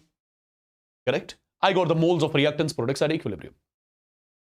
I got the moles of reactants products at equilibrium. Now guys, tell me one thing. What is the volume of the vessel? 2 liters. Let me divide with 1 minus X with 2. Let me divide this particular term with 2 as well. So this becomes X by 4.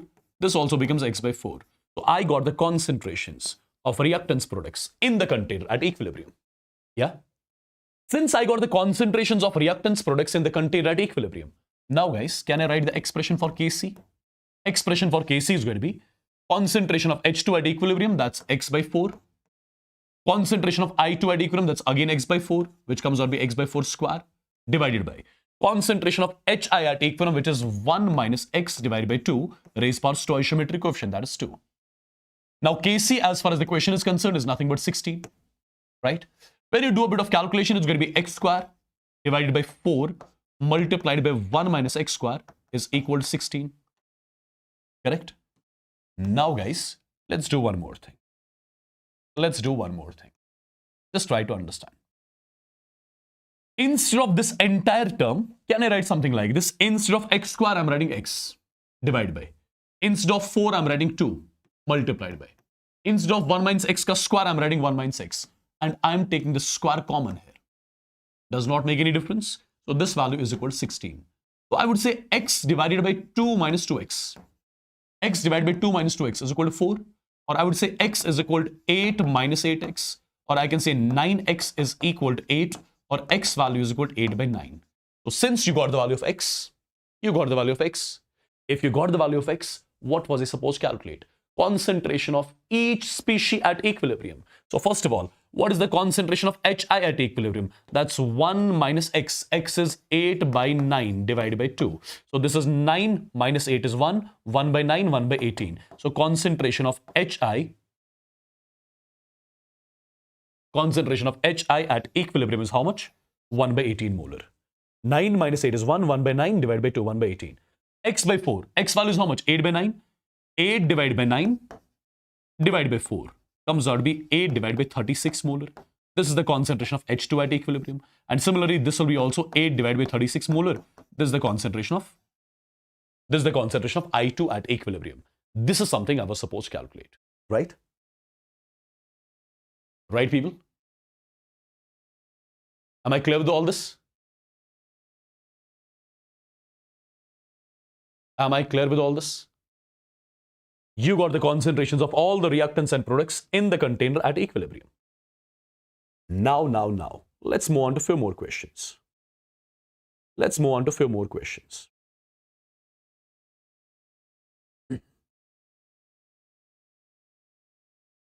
Look at this particular question, guys.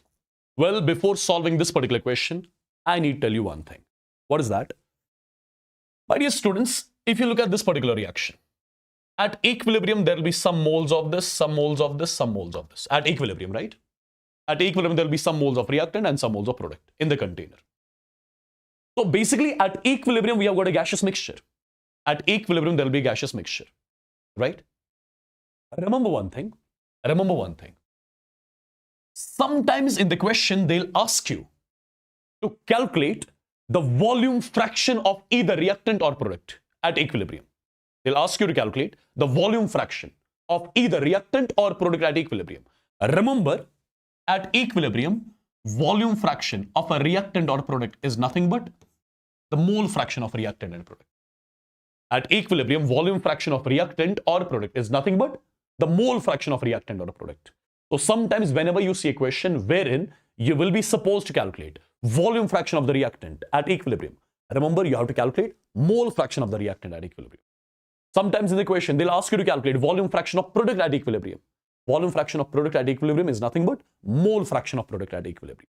This is something which I need to tell you. Sir long method लग रहे हैं बेटा, एक ही method है यहाँ पे solve करने का. आप किसी और चैनल पर जाओ, ठीक है? Don't try to do this stuff here. You can go to some other channel. Continuously spam करते जा रहे हो, nonsense. Who are you?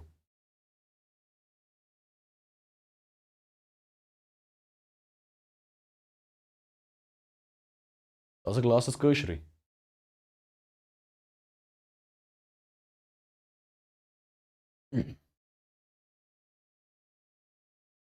Okay, look at this particular question, guys.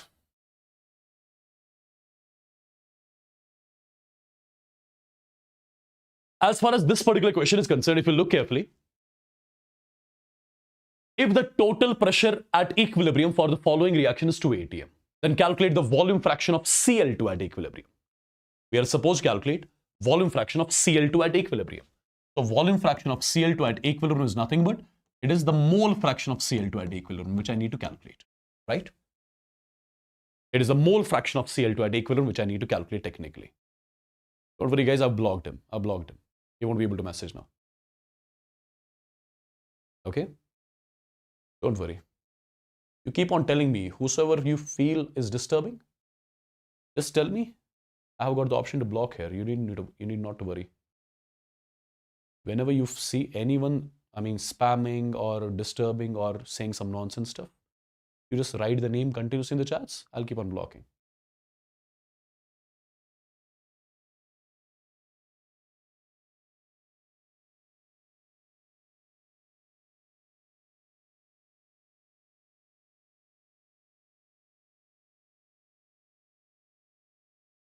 I don't know what is happening to my screen, guys. Wait.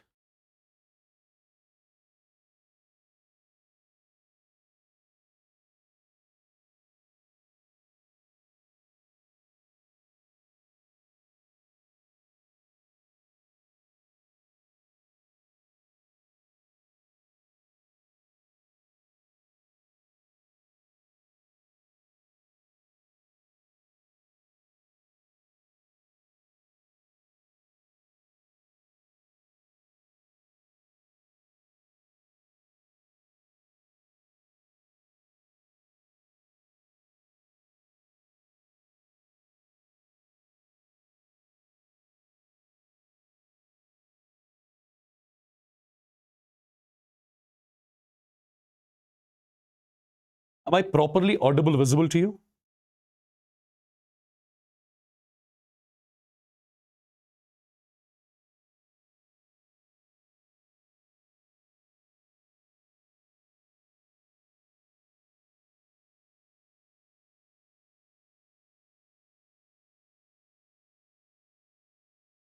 Yeah.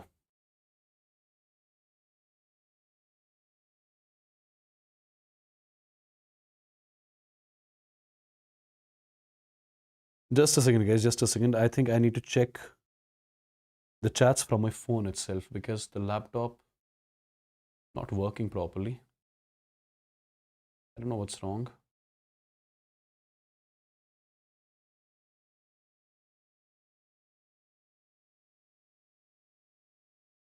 Just a second. Just a second.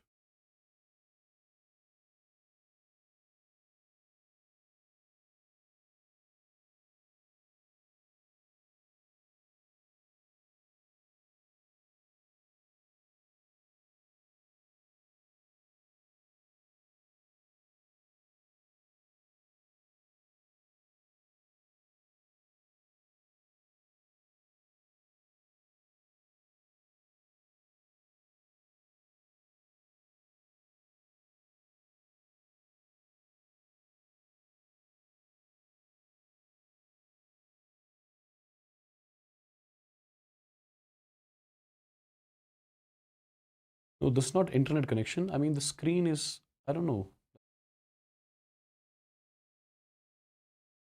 It's coming in a different way.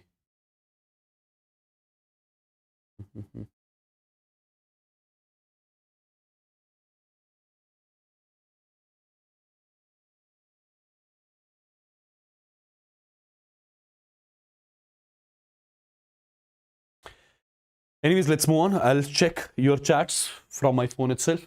Okay, let me keep the phone in the hand itself. All right. So I believe you got the question. What exactly we are supposed to do? We are supposed to calculate the volume fraction of Cl2 at equilibrium. And you know, volume fraction of Cl2 is nothing but mole fraction of Cl2 at equilibrium that is to be calculated, right?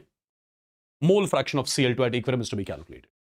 So basically, let's say at time t is equal to 0, we are starting with A moles of this reactant. So this would be 0, this would be 0, right? So at equilibrium, out of A moles, let's say X moles got converted into product. So I'll be left with A minus X moles of this. 1 mole gives 1 mole, so X is going to give us X. 1 gives 1, X gives X. So these are the moles of reactants products present in the container at equilibrium, right? Now, if I ask you, how many total moles there are there in the container at equilibrium? Total moles in the container at equilibrium would be A minus X plus X plus X, which will come out to be A plus X. So let me do one thing. Let me divide this with A plus X. Let me divide this with A plus X. Let me divide this with A plus X as well. So what did I get? I got the mole fraction of Cl2 at equilibrium. I got the mole fractions of reactants products at equilibrium. I got the mole fractions of reactants products at equilibrium. Now, my dear students, what was I supposed to calculate? I was supposed to calculate this term only, mole fraction of Cl2 at equilibrium. And as you can see, mole fraction of Cl2 at equilibrium is nothing but that's X divided by A plus X. So basically, I have to get this value. I have to get this value, correct? What is the total pressure of the mixture at equilibrium? Total pressure of the mixture at equilibrium is nothing but 2 atm, right? So if I do one thing, if I multiply this entire term with 2, so it's going to be 2 multiplied by A minus X divided by A plus X. Similarly, multiplying this term with 2, it's 2x divided by A plus X. Similarly, it's going to be 2x divided by A plus X. So since I multiplied mole fractions with the total pressure, I got the partial pressure of reactant product at equilibrium, right? I got the partial pressure of reactant product at equilibrium. Now, since I got the partial pressure of reactant product at equilibrium, as per the question, Kp value is given to me. How much is Kp value given to me? 0.2 atm, right? How do I write the expression for Kp? Partial pressure of PCl3 at equilibrium, that is 2x divided by A plus X multiplied by partial pressure of Cl2 at equilibrium, that's again 2x divided by A plus X, so square divided by partial pressure of PCl5 at equilibrium, that is 2 multiplied by A minus X divided by A plus X. This value as per the equation is 0.2. 0.2 is nothing but 2 by 10. Now see what all things will get cancelled out. So one of the A plus X, this A plus X and one of the A plus X here gets cancelled out. 2 ka square is 4, 4 by 2 is 2, so this becomes 2x square divided by A plus X into A minus X comes out to be A square minus X square is equal to 2 divided by 10. So 2 and 2 gets cancelled. So when you do a bit of calculation here, I would say 10x square is equal to A square minus X square, right? Or I can say 11x square is equal to A square, or I can say X is equal to A divided by under root of 11. So I got the value of X. Since we got the value of X, what was I supposed to calculate? I was supposed to calculate the mole fraction of Cl2 at equilibrium. And since I told you mole fraction of Cl2 at equilibrium is how much? That's X divided by A plus X. Now put the value of X here. X is nothing, that's A divided by root 11 divided by A plus X. X is A by root 11. So A gets cancelled out. In the numerator, I'm left with A by root 11. In the denominator, it's 1 plus 1 by root 11. So it's finally going to come as 1 divided by root 11 plus 1. This is the mole fraction of Cl2 at equilibrium. This is also called as volume fraction of Cl2 at equilibrium, right? Am I clear?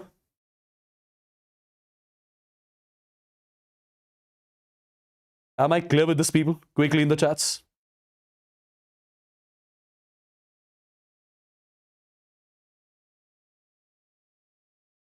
Am I clear to everyone? Is this particular question clear?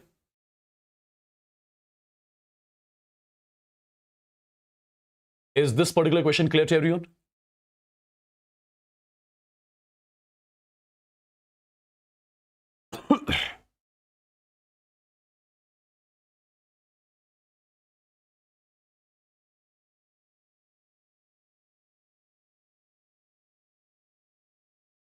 All right, guys. Now we are going to have a look on one more thing, one more type of the question.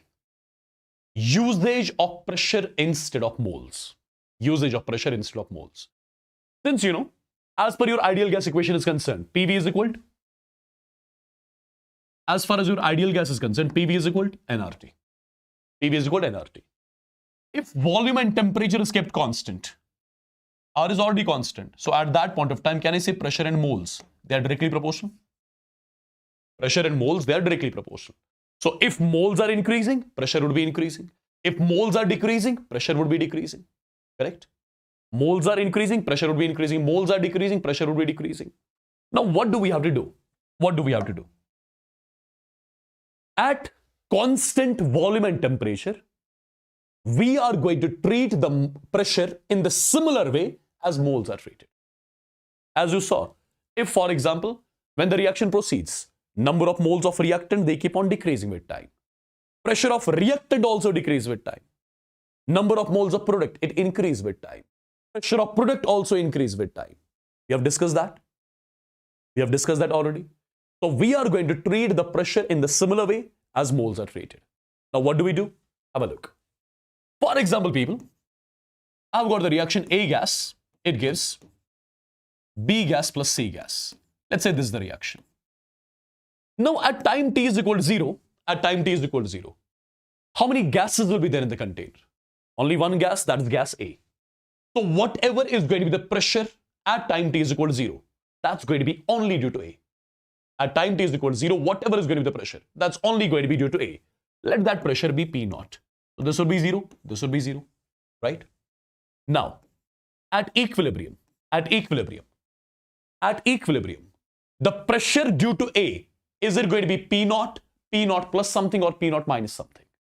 As I told you, treat the pressure in the similar way as moles are treated. Imagine as if these are moles, right?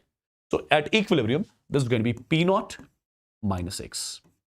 Okay? 1 gives 1, X gives X. 1 gives 1, X gives X. What are these terms? These are the partial pressures of reactants products at equilibrium. These are the partial pressures of reactants products at equilibrium. Right? For example,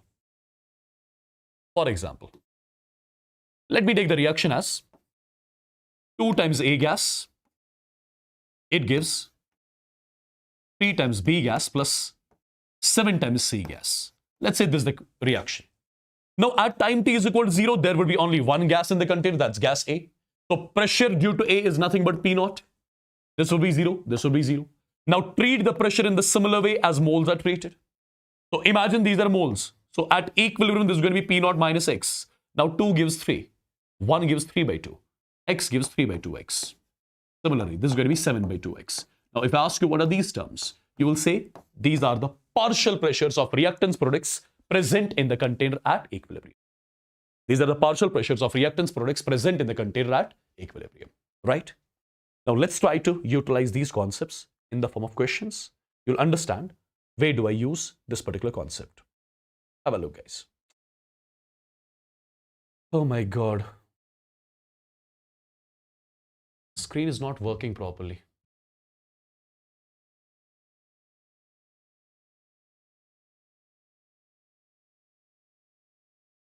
Okay, look at this particular question, guys. The question is, we are given with a reaction. The reaction is AB3 gas. It gives AB2 gas plus half of B2 gas. Okay. Now at time t is equal to 0, if the initial pressure of AB3 is 900 torr, initial pressure of AB3 is 900 torr, right? 900 torr. So this is going to be 0, this is going to be 0. Now guys, at equilibrium, this is supposed to be 900 minus X. 1 gives 1, so X gives X. 1 gives 1 by 2, X gives X by 2. So what did I get over here? I would say I got the partial pressures of reactants products. I got the partial pressures of reactants and products directly at equilibrium. I got the partial pressures of reactants products directly at equilibrium. Now, as far as the question is concerned, the total pressure of the mixture at equilibrium, the total pressure of the mixture at equilibrium is given to me. How much? Is given to me as 1000 torr. Total pressure of the mixture at equilibrium is given to me as 1000 torr. Now, you know already, total pressure of the mixture at equilibrium will be the sum of partial pressures at equilibrium. So this is going to be 900 minus x plus x by 2. This value is equal to 1000, right? So x gets cancelled out. So I would say x divided by 2 is equal to 100, or I would say x is equal to 200. So I got the value of x. If you got the value of x, put the value of x in all these expressions. So 900 minus 200 comes out to be 700 torr. This is x, which is nothing but 200 torr. X by 2, 200 by 2 comes out to be 100 torr. So can I say I got the partial pressures of reactant products at equilibrium? If you got the partial pressures of reactants products at equilibrium, my dear students, you can easily get the expression of Kp. Kp expression is going to be partial pressure of AB2 at equilibrium, that is 200. Raised power stoichiometric coefficient, that's 1. Partial pressure of B2 at equilibrium, that's 100. Raised power stoichiometric coefficient, that's 1 by 2, divided by partial pressure of AB3 at equilibrium, that's 700. Raised power stoichiometric coefficient, that is 1. Correct? Now, this value will directly come out to be 20 by 7. So this is the value of Kp, which I was supposed to calculate as far as the question was concerned. Is this clear to everyone? Is this particular concept clear? Right, people? Is this particular concept clear? Quickly in the chats once.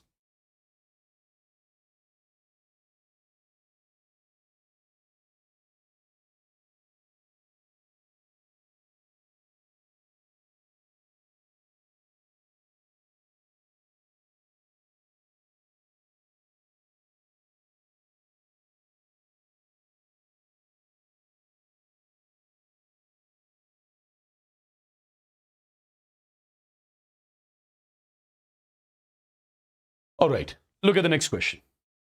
Look at the next question, guys. The total pressure at equilibrium is 30 atm and the partial pressure of HNO3 at equilibrium is 2 atm. Calculate Kp. Understand. As far as the question, the reaction that's given to me is 4 times HNO3 gas. 4 times HNO3 gas, it gives 4 times NO2 gas plus 2 times H2O gas, and with this we have got O2 gas as well. This is the reaction, right?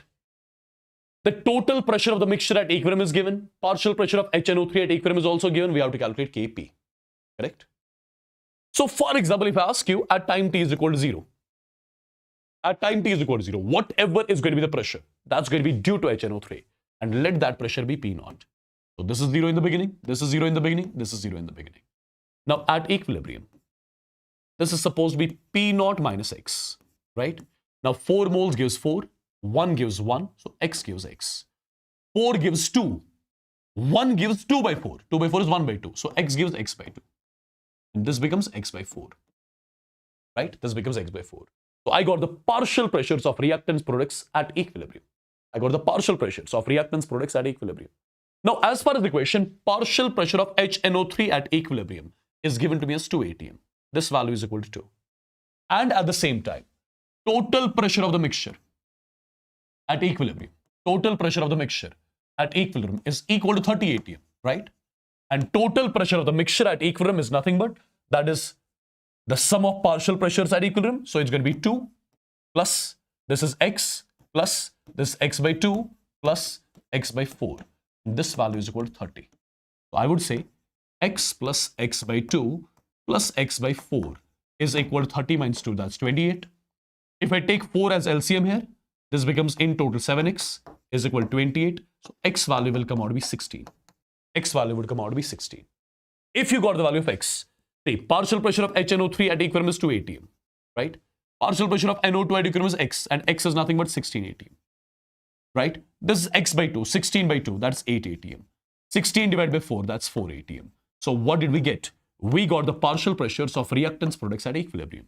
If you got the partial pressures of reactants products at equilibrium, you can get the Kp expression.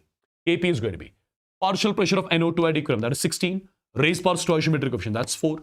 Partial pressure of H2 at equilibrium, that's 8. Raised power stoichiometric coefficient, that's 2. Partial pressure of O2 at equilibrium, that's 4. Raised power stoichiometric coefficient, that's 1. Divided by partial pressure of HNO3 at equilibrium, that's 2. Raised power stoichiometric coefficient, that's 4. Solve this, get the value of Kp for the reaction which I was supposed to calculate. Right? Did you understand, people, how this sort of equation is to be calculated?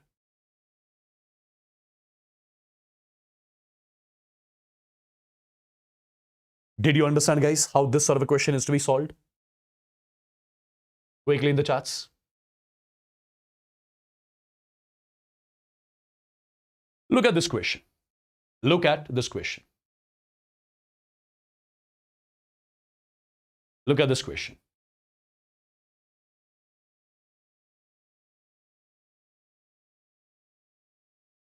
Look at this question. Read the question carefully, guys. We are given with a reaction that is N2 gas plus 3 times H2 gas. It gives 2 times NH3 gas. Gives 2 times NH3 gas, right? The partial pressure of N2 and H2 are 0.8 and 0.4 atm at equilibrium. The total pressure of the system at equilibrium is 2.8 atm. Calculate Kp for the reaction. Try to understand. Tell me, when equilibrium will be established in the reaction, at that point of time, how many gases will be there in the container? When equilibrium will be established in the reaction, at that point of time, there will be 3 gases. Which all gases? There will be N2 present in the container. There will be H2 present in the container. There will be also NH3 present in the container. When equilibrium is established. So this is the mixture at equilibrium, basically, right? Partial pressure of N2 at equilibrium is given to be as 0.8 atm. Partial pressure of H2 at equilibrium will be 0.4 atm as per the question, right? Total pressure of the mixture is also given. Total pressure of the mixture is also given. How much? Total pressure of the mixture is given to be as 2.8 atm. Total pressure of the mixture is given to be as 2.8 atm. And total pressure of the mixture at equilibrium will be the sum of the partial pressures. So it's going to be partial pressure of N2 at equilibrium plus partial pressure of H2 at equilibrium plus partial pressure of NH3 at equilibrium. And this value is equal to 2.8, right? What is the partial pressure of N2 at equilibrium? That is 0.8. What is the partial pressure of H2 at equilibrium? That is 0.4 plus partial pressure of NH3 at equilibrium is equal to 2.8. So can I calculate partial pressure of NH3 at equilibrium? It will come out to be 1.6 atm. If you got the partial pressure of NH3 at equilibrium, can I get the value of Kp? Absolutely. That is something I was supposed to calculate. Kp is partial pressure of NH3 at equilibrium. Partial pressure of NH3 at equilibrium raised by stoichiometric coefficient, that's 2, divided by partial pressure of N2 at equilibrium. Partial pressure of N2 at equilibrium raised by stoichiometric coefficient 1.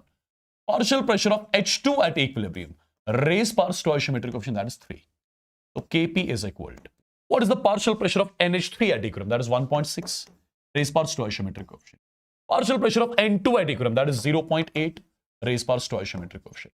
Partial pressure of H2 at equilibrium, that is 0.4 raised by stoichiometric coefficient. When you solve, the value comes out to be 50, and its units are going to be atm raised by delta Ng. What is the delta Ng for the reaction? -2. So it's going to be 50 atm raised by -2. That is the final answer of the question. Yeah? Am I clear? People, am I clear with this? Let me know in the chats quick. Am I clear with this? Quickly in the chats.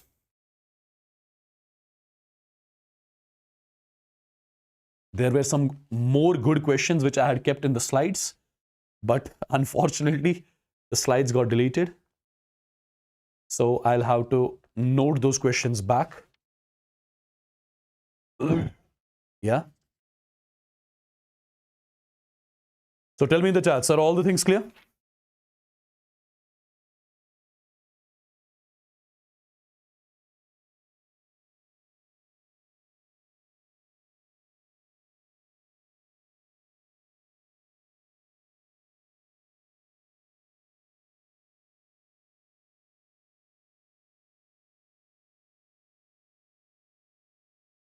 Correct, guys?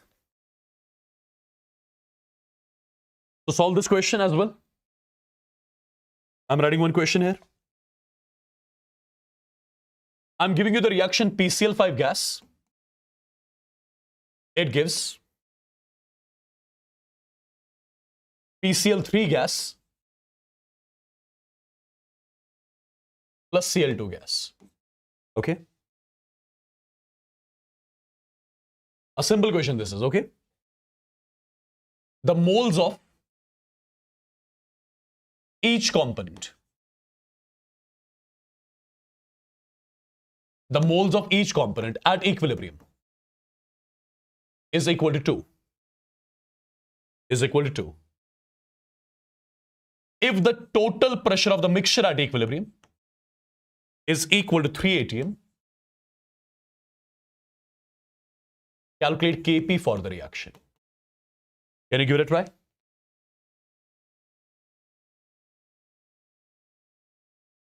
Can you give it a try? Quickly, in the chats.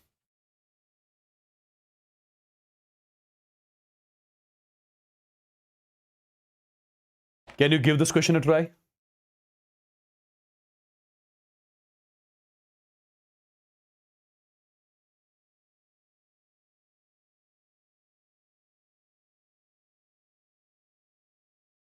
See guys, how we are going to solve this. It's a simple question because in the question they have mentioned that the moles of each component at equilibrium. So at equilibrium, moles of each component is 2. So at equilibrium, in the mixture, you'll find 2 moles of PCl5. You'll find 2 moles of this as well as 2 moles of this. Correct? Now, how many total moles are there in the container at equilibrium? 2 plus 2 plus 2, 6. So if I divide this 2 with 6, if I divide this 2 with 6, if I divide this 2 with 6, what do I get? Mole fraction. And if I multiply these mole fractions with the total pressure at equilibrium is 3 atm. So can I say I got the partial pressures? So what are the partial pressures at equilibrium? 3 to 6 divided by 6. That's 1 atm. Right? This is 3 to 6 divided by 6. That's again 1 atm. This is 3 to 6 divided by 6. That's again 1 atm. So you got the partial pressure of each reactant product as 1 atm. If you got the partial pressure of each reactant product as 1 atm, I was supposed to get the value of Kp. How do we get the Kp? Partial pressure of PCl3 at equilibrium, that's 1 raised by stoichiometric coefficient. Partial pressure of Cl2, 1 raised by stoichiometric coefficient. Partial pressure of PCl5, 1 raised by stoichiometric coefficient. So the value comes out to be 1 and its units will be atm raised by delta Ng. Delta Ng for this reaction is 1, so it's 1 atm. That is the value of Kp for the reaction which I was supposed to calculate. Am I clear with this? Am I clear with this, people? Quickly, let me know in the chats. Yeah.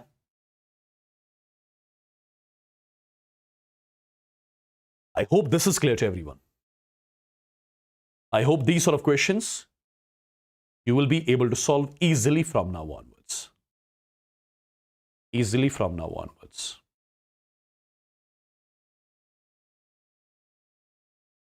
All right, now we are going to move into one more important phase of the chapter.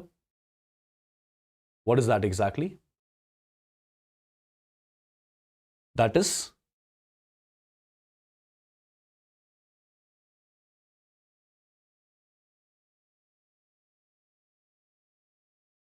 Kp Kc calculation by degree of dissociation method.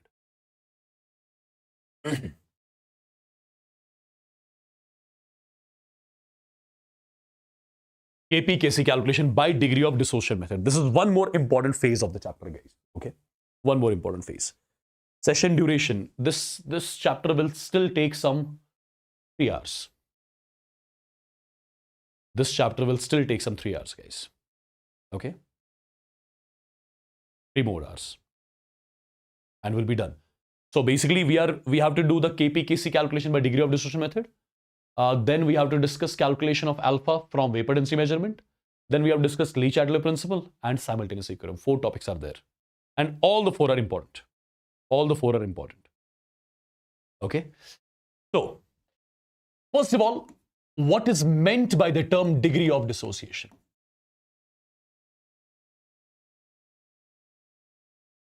What is meant by the term degree of dissociation, which I represent with alpha? Let me write its definition first. Degree of dissociation, it is basically defined as the fraction of reactant. The fraction of reactant that gets dissociated. The fraction of reactant that gets dissociated. Dissociated into what? Dissociated into products. The fraction of reactant that gets dissociated into product. Okay? Dissociate means break down. So that fraction of reactant that breaks down into products. The fraction of reactant that breaks down into products is what you call as degree of dissociation. So basically, this degree of dissociation alpha is nothing but, it is defined as number of moles of reactant dissociated into products, number of moles of reactant that gets converted into products, divided by initial moles of reactant. Divided by initial moles of reactant. So basically, what is this ND? ND represents the number of moles of reactants, the number of moles of reactants dissociated, the number of moles of reactants that gets converted into product, divided by this Ni represents the initial moles of reactants. It represents the initial moles of reactants. Represents the initial moles of reactants. Now, people, try to understand what am I going to do. For example, you have got the reaction like this. A gas, it gives B gas plus C gas. A gas gives B gas plus C gas. Let's say at time t is equal to 0, I'm starting with A moles of reactant. So this will be 0, this will be 0. Let the degree of dissociation of this A is equal to alpha. What is alpha about? Alpha is Nd divided by Ni. Alpha is Nd divided by Ni. So alpha would be equal to Nd divided by, what is Ni? Ni means initial moles of reactant. Initial moles of reactant are A. So can I get Nd value from here? Can I say Nd is nothing but A alpha? Nd is nothing but A alpha. What is Nd? Nd represents the number of moles of reactant that get dissociated into products. The number of moles of reactant that gets converted into products. So see, initially I took A moles of reactants. And out of A moles of reactants, how many moles are being dissociated? How many moles are being converted into products? A alpha. So I'll be left with A minus A alpha. Right? Now 1 mole of A gives 1 mole of B. A alpha will give A alpha moles. 1 mole of A gives 1 mole of C. A alpha will give A alpha moles. So these are the moles of reactants products present in the container at equilibrium in terms of alpha. See, in case of your mole method, this A alpha used to be X. That's why we used to write A minus X. This used to be X, this used to be X. But here, in place of this X, what are we using? We are using A alpha, right? So when you take A mole of reactant, out of A moles of reactants, A alpha moles get converted into products. That's why you'll be left with A minus AX. I mean A minus A alpha. Yeah? Right? For example, if I take the reaction like this, let's say I've got the reaction like this. 2A, or let's not keep it 2A. Let me keep it as A gas. It gives 3 times B gas plus 5 times C gas. This is the reaction. Now, for example, at time t is equal to 0, let the moles of reactant be A. This will be 0 in the beginning. This will be 0. Let the degree of dissociation of A is alpha. Let the degree of dissociation of A is alpha. Now, at equilibrium, out of A moles of reactant, how many moles would have got converted into product? Out of A alpha get converted. So I'll be left with A minus A alpha. These are the moles of reactant in the container at equilibrium. Now, 1 mole of A gives 3 moles of B. So A alpha moles will give 3 alpha. 1 gives 5. A alpha gives 5 A alpha. So these are the moles of reactants products in the container at equilibrium. These are the moles of reactants products in the container at equilibrium. I believe it's clear. Right? For example, you have got the reaction like this. Let's say 2 times A gives 3 times B plus 5 times C. This is the reaction. Okay? Now at time t is equal to 0, we have got A moles of reactant. This is 0, this is 0. Let the degree of dissociation is alpha. Now at equilibrium, out of A moles of reactant, I would say A alpha would have got converted into product. So I'll be left with A minus A alpha. Right? Now 2 moles gives 3. 1 gives 3 by 2. A alpha gives 3 by 2 A alpha. And similarly, this is going to be 5 by 2 A alpha. Correct? These are the moles of reactants products in the container at equilibrium. Did you understand how do we calculate the moles of reactants products at equilibrium in terms of alpha? So only one change is there. Earlier we used to write X here, A minus X. Now in place of that X, we are using the term A alpha. In place of that X, we are using the term A alpha. Right?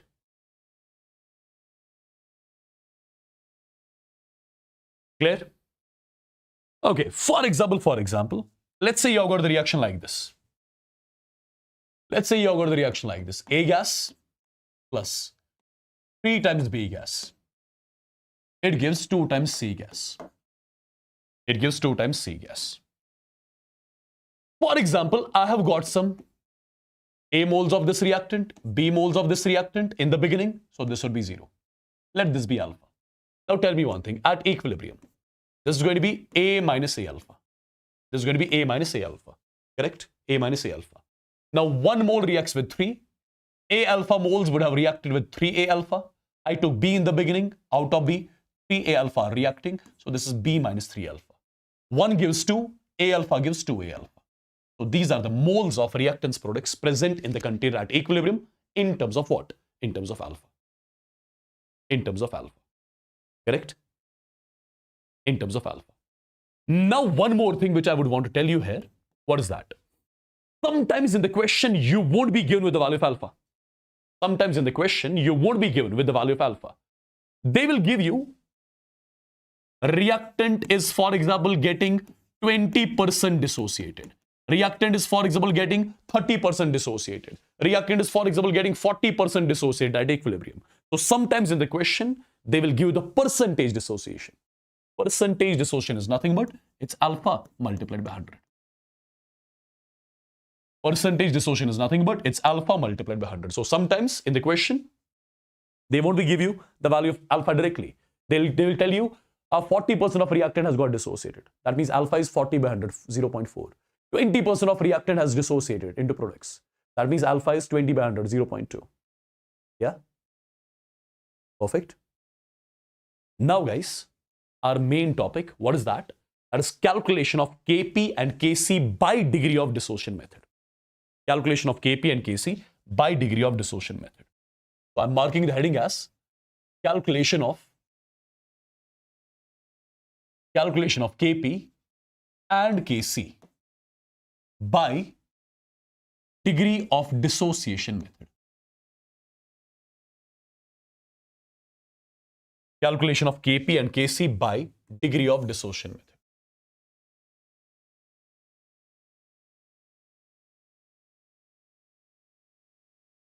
Calculation of Kp and Kc by degree of dissociation method.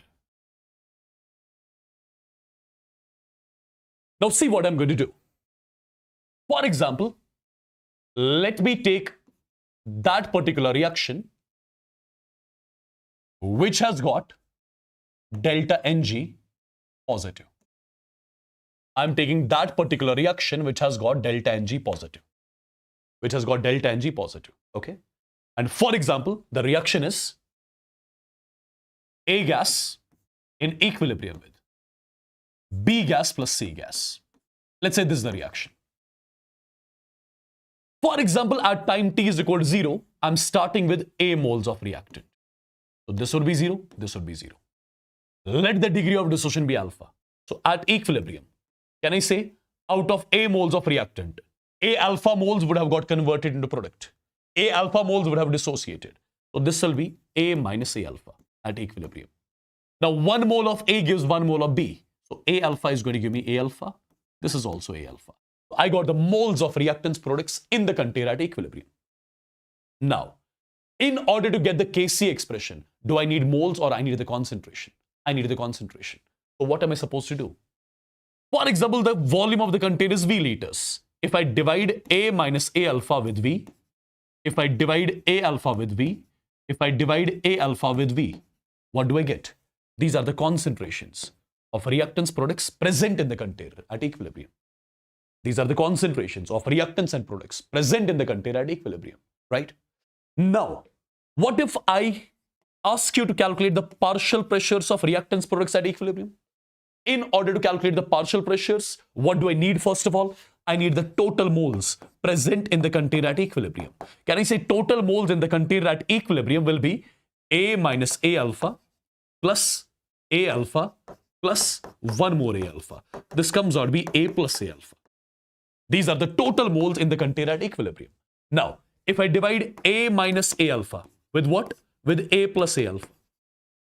If I divide this A alpha with what? With A plus A alpha. If I divide this A alpha with what? With A plus A alpha. What do I call these terms as? These are the mole fractions. These are the mole fractions of reactants and products at equilibrium. These are the mole fractions of reactants and products at equilibrium. These are the mole fractions of reactants, products at equilibrium, right? Now, people, if I multiply these mole fractions with the total pressure of the mixture, with the total pressure of the mixture at equilibrium, what do I call these terms as? These are the partial pressures of reactants and products at equilibrium. These are the partial pressures of reactants, products at equilibrium. Now, if you look at these partial pressures, if you take A common here, A gets cancelled. So it comes out to be 1 minus alpha divided by 1 plus alpha multiplied by Pt, where Pt is the total pressure of the mixture at equilibrium. Take A common, A gets cancelled. So it's alpha multiplied by Pt divided by 1 plus alpha. A cancel, alpha multiplied by Pt divided by 1 plus alpha. So these are the partial pressures. These are the partial pressures of reactants products present in the container at equilibrium. These are the partial pressures of reactants products present in the container at equilibrium. Now we got the concentrations as well as the partial pressures of reactants products at equilibrium. Well, these are the concentrations of reactants products at equilibrium, and these are the partial pressures of reactants products at equilibrium. Can't we calculate the Kp and Kc expression? So first of all, your Kc expression would be equal to concentration of B at equilibrium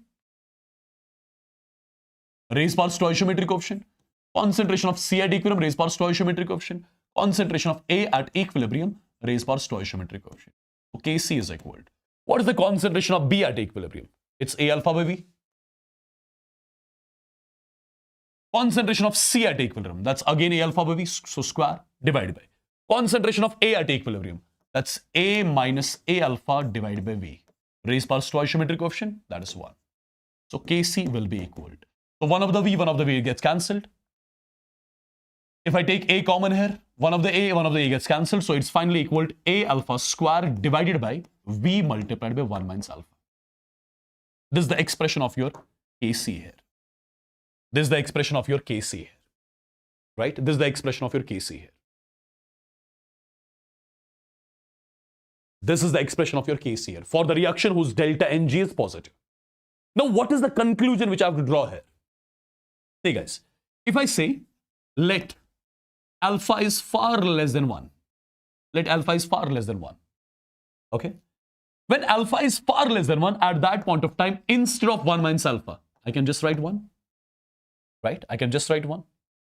So this expression further reduces to Kc is equal to A alpha square divided by V. Or I can say alpha square is equal to Kc multiplied by V divided by A. Or I can say alpha is equal to under root of Kc multiplied by V divided by A. So alpha and V, they are alpha and root of V, they are directly proportional. So my conclusion here becomes alpha is directly proportional to under root of V. Alpha is directly proportional to under root of V. For that particular reaction whose delta Ng would be greater than 0. Like we saw in mole method. In mole method, X was directly proportional to root of V. X was directly proportional to root of V. Right? In mole method. Basically, in mole method, wherever you see X, in place of that, you have to write X, you have to write alpha. You have to write alpha. Now, similarly, get the expression of Kp. Let's see what our expression of Kp will come out to be. So, Kp expression would be equal to partial pressure of B at equilibrium, that is alpha multiplied by Pt divided by 1 plus alpha raised by stoichiometric coefficient, that's 1. Partial pressure of C at equilibrium is again the same, that's square, divided by partial pressure of A at equilibrium, that is 1 minus alpha divided by 1 plus alpha multiplied by Pt raised by stoichiometric coefficient, that's 1. So see what all parameters will get cancelled out. So 1 Pt, 1 P gets cancelled out, 1 plus alpha cancels out. So it's alpha square multiplied by Pt divided by 1 plus alpha into 1 minus alpha is 1 minus alpha square, A square minus B square. So Kp finally came out to be equal to alpha square multiplied by Pt divided by 1 minus alpha square. So this is the expression of Kp. This is the expression of Kp. And if this is the expression of Kp, let's try to do certain things let alpha is far less than 0.1. Sorry, let alpha is far less than 1. If alpha is far less than 1, instead of 1 minus alpha square, you can just write 1, right? So you can say your Kp is nothing but it is alpha square multiplied by Pt. So alpha square is equal to Kp divided by Pt. Or I would say alpha is equal to under root of Kp divided by Pt here. So alpha and Pt. Alpha is inversely proportional to square root of Pt. This is the conclusion here. What is Pt? Pt is the total pressure of the mixture at equilibrium, right? Alpha is directly proportional to square root of volume of the container. Alpha is inversely proportional to square root of pressure for the reaction whose delta Ng is greater than 0. Whose delta Ng is greater than 0. Understood? Now similarly, guys, if I take the second case,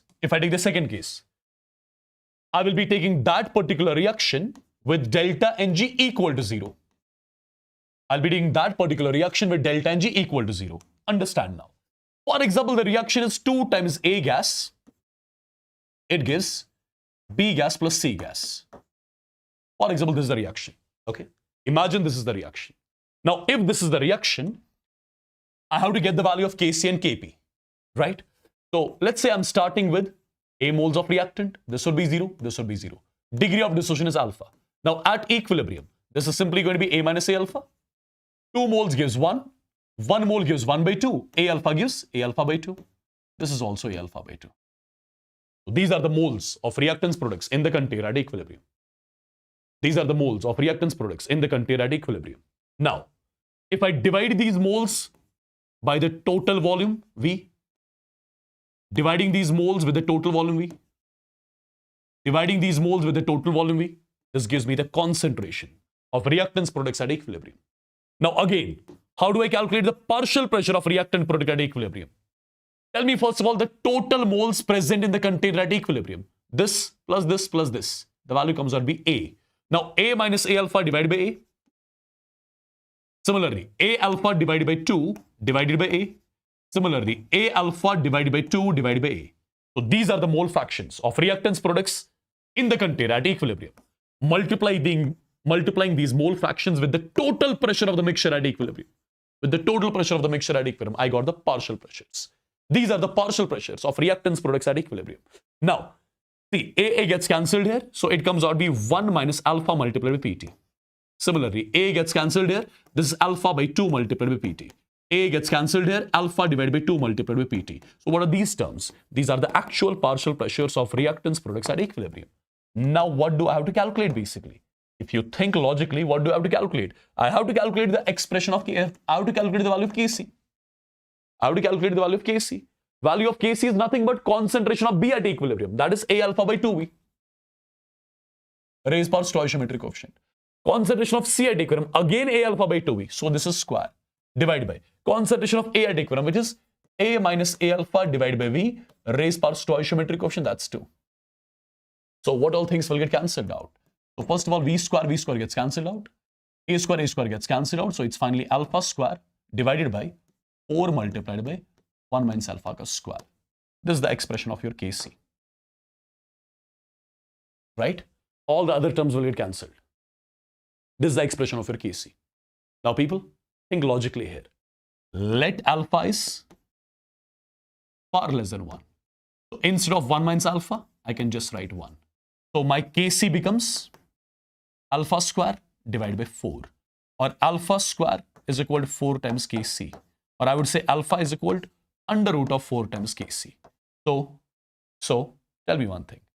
In this particular expression, do you see volume anywhere? No. So remember, that particular reaction was delta Ng is 0. For that particular reaction, alpha is directly proportional to volume raised power 0. That means alpha is independent of volume. The same thing I got for X as well in mole method.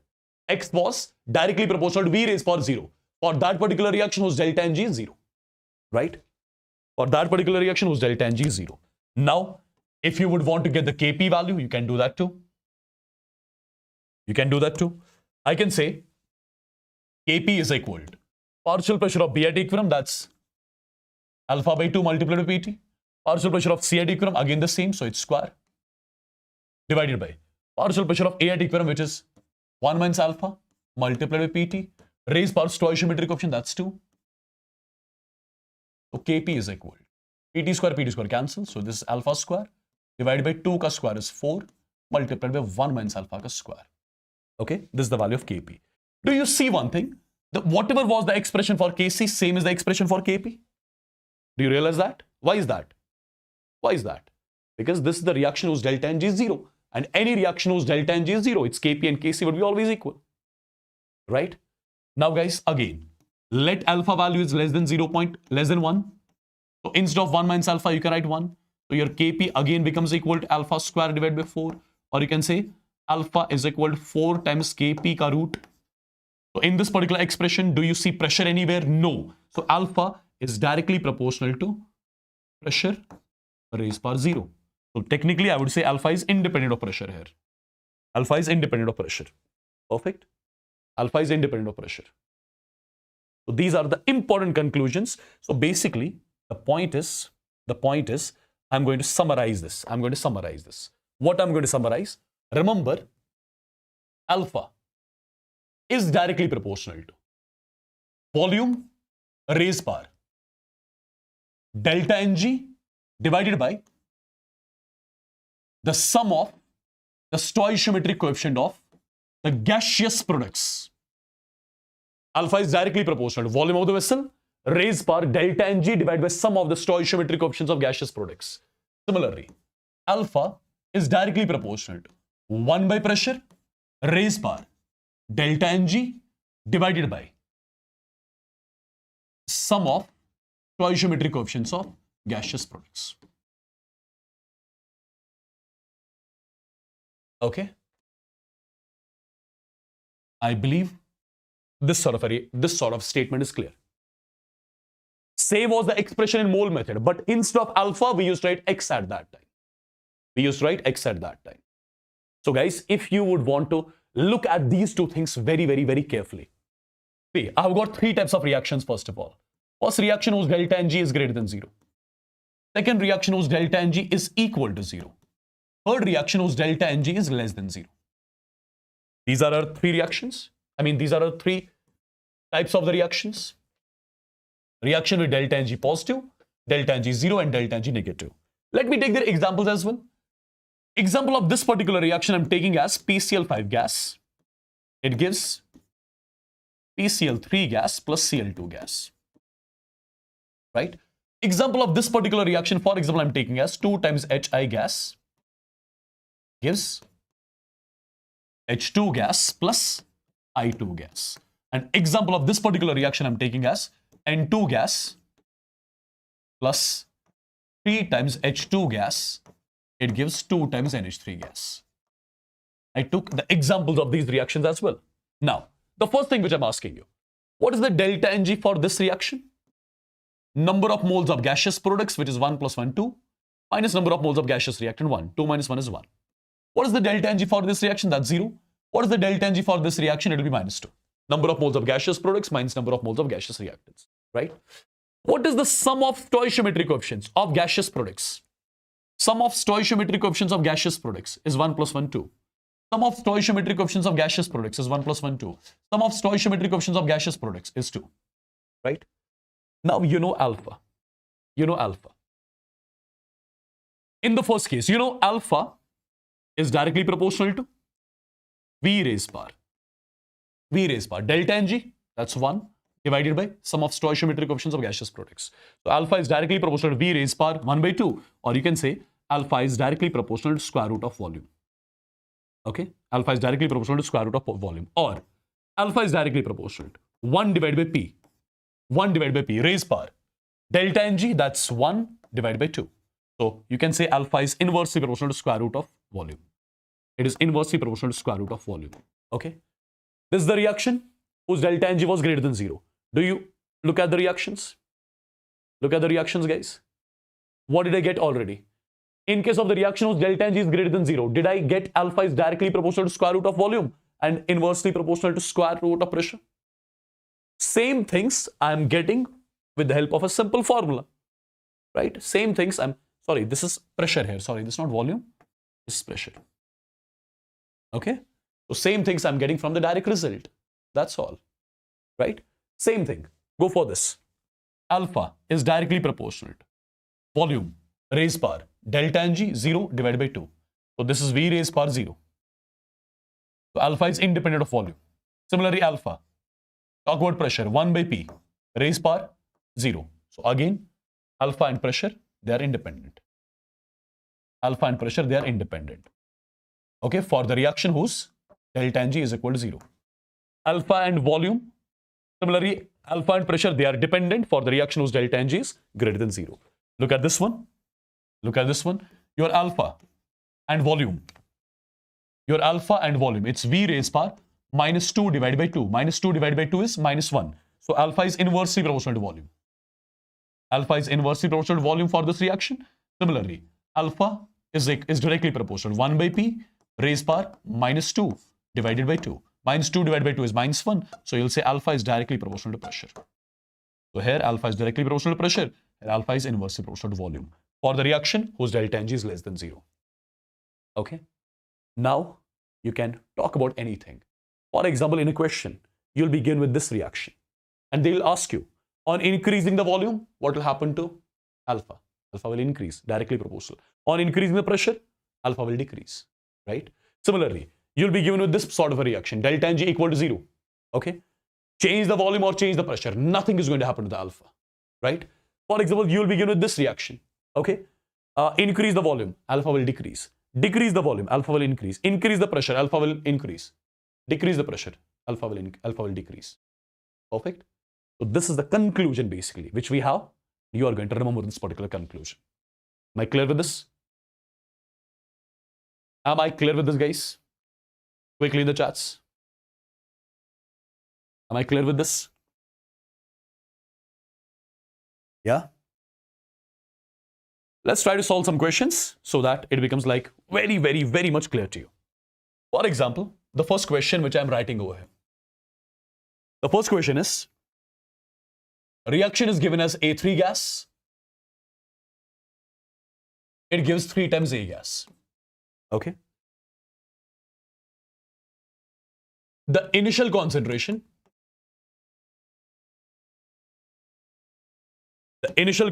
of A3 is equal to A molar. Is equal to A molar. If X is the degree of dissociation, if X is the degree of dissociation of A3, okay, of A3, calculate the total moles at equilibrium. Calculate the total moles at equilibrium. Can we solve this? Can we solve this question? A simple question. This is, we have to calculate the total moles at equilibrium. My dear students, the degree of dissociation we used to represent with alpha. But here in the question, they are telling us to represent degree of dissociation with X. Alpha is basically X. Now, for example, on starting with A moles of reactant, this will be 0. Now, at equilibrium, out of A moles, how many will get converted into product? Out of A alpha will get converted. I'll be left with A minus A alpha. But alpha I'm representing with X. Now 1 mole of A3 gives 3 moles of A. A alpha will give me 3 times A alpha. So these are the moles. I mean 3 times A alpha, 3 times AX. Right? Because alpha we have to take as X in this question. So you got the moles of reactants products at equilibrium. If you got the moles of reactants products at equilibrium, total moles in the container at equilibrium will be how much? A minus A alpha plus 3 times A alpha. How much that's going to be? That's going to be A plus 2 times A alpha. I mean, instead of alpha, I have to write X. Sorry, I'm forgetting it. It's going to be A plus 2 times AX, right? So if I take A as common, so 1 plus 2X. These are the total moles present in the container at equilibrium. These are the total moles present in the container at equilibrium, right? Okay. Similarly, guys, I'm giving you one more question. Similarly, let me give you one more question. The question is like this. We are given with a reaction 2 times HI gas in equilibrium with H2 gas plus I2 gas. H2 gas plus I2 gas. Okay. Degree of dissociation is alpha. we have to calculate alpha. We have to calculate alpha in terms of Kp. We have to write alpha in terms of Kp. Write alpha in terms of Kp. This is the question, right? Write the alpha in terms of Kp. That is the question. Now try to understand. Try to understand, guys. Initially, at time t is equal to 0, I'll be starting with A moles of this. This would be 0, this would be 0. Now tell me at equilibrium, out of A, how many got dissociated? A alpha. I'll be left with A minus A alpha. 2 gives 1. 1 gives 1 by 2. A alpha gives A alpha by 2. This also A alpha by 2. Okay, this also A alpha by 2. So these are the moles of reactance products at equilibrium, right? What do I have to do? I have to write alpha in terms of Kp, okay? In terms of Kp, all right? So total moles in the container at equilibrium, if I ask you, total moles in the container at equilibrium would be equal to A minus A alpha plus A alpha divided by 2 plus A alpha divided by 2. So A alpha by 2, A alpha by 2. That's A alpha. A alpha cancels. The value comes out to be A. Now, this is going to be A minus A alpha divided by A. This is going to be A alpha divided by 2 divided by A. This again going to be A alpha divided by 2 divided by A. What do I call these terms as? These are the mole fractions of reactance products at equilibrium. Now, multiplying these mole fractions with the total pressure at equilibrium, what did I get? I got the partial pressures. So AA gets cancelled. So this 1 minus alpha multiplied by PT. A gets cancelled. This is alpha divided by 2 multiplied by PT. This again alpha divided by 2 multiplied by PT. What are these terms? I would say these are the partial pressures now. These are the partial pressures. Okay? These are the partial pressures of reactance products at equilibrium. If you got the partial pressures of reactance products at equilibrium, can't we write the expression of Kp? Yes. Kp is going to be partial pressure of H2. Alpha divided by 2 multiplied by Pt, raised power stoichiometric coefficient. Partial pressure of I2, same, so square, divided by partial pressure of Hi. That's 1 minus alpha multiplied by Pt, raised power stoichiometric coefficient. Stoichiometric coefficient here is 2, correct? If I take 2 as common, so it's going to be Kp is equal to alpha Pt divided by 2 times 1 minus alpha multiplied by Pt. So first of all, Pt square is getting cancelled out only. Just a second. Pt square is getting cancelled out. So it's coming out to be alpha divided by 4 into 1 minus alpha. Just a second, guys. This is going to be alpha divided by 2 into 1 minus alpha ka square. Okay? Or I can say if I take root on both the sides, it's root of Kp is equal to alpha divided by 2 minus 2 alpha. Perfect. So it's going to be 2 times under root of Kp minus 2 alpha times under root of Kp is equal to alpha. If I take this term on the other side, it's 2 times under root of Kp. If I take alpha common here, it's going to be 1 plus 2 times under root of Kp. Okay? So from this particular expression, you can get the alpha value. My God, this was a lengthy question. 2 times under root of Kp divided by 1 plus 2 times the root of Kp. This is the expression of alpha in terms of Kp. Let me see if there was any option like that. Yeah, 2 times root Kp divided by 1 plus 2 times root Kp. Yes, there is one option given like that. So this is the correct answer. So this is the value of alpha in terms of what? This is the value of alpha in terms of Kp. Am I clear? Did you understand? Yes or no in the chats? A lot of calculation was here in this question. Let me know in the chats, people, if all these things are like very much clear to you.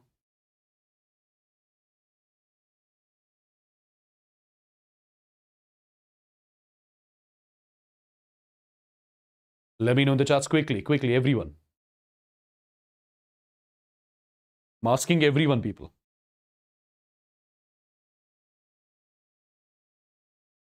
Is it clear? So this was the value of alpha in terms of Kp, which I was supposed to check. Good question this was. Not bad. Not bad. Can we solve this one? Just a second.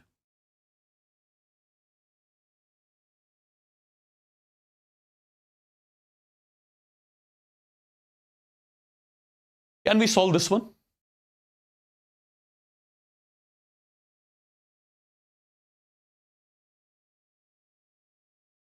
Can we solve this one? Tell me. Calculate the Kp for the dissociation of 1 mole of PCl5, which is 20% dissociated.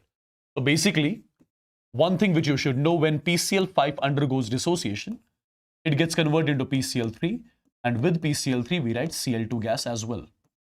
This is the reaction, first of all. Now, as far as the question is concerned, it is mentioned that PCl5 is getting 20% dissociated. If PCl5 is getting 20% dissociated, so alpha is 20 by 100, 0.2.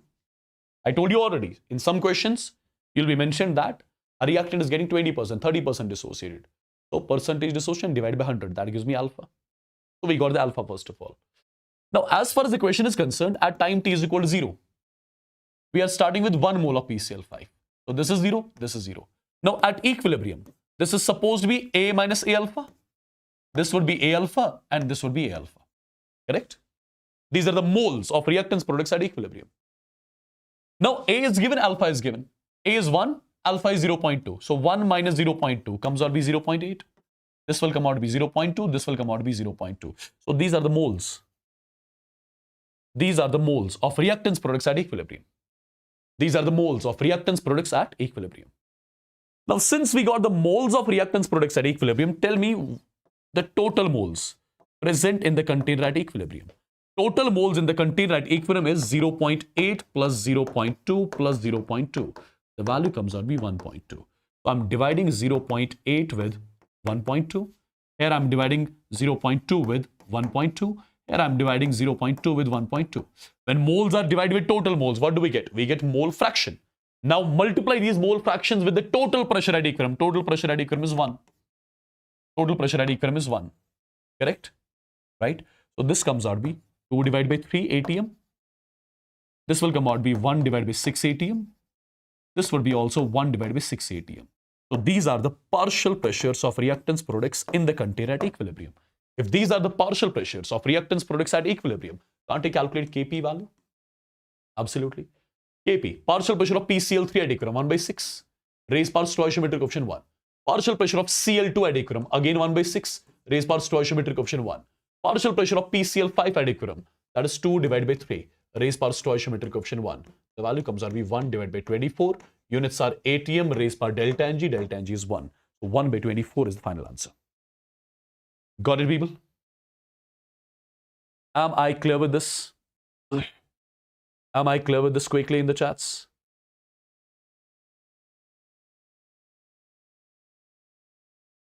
Am I clear with this? All right, we have got 2 more topics left in this particular chapter. Sorry, 3 more topics. But before doing them, we'll take a break. Yeah? We will take a break.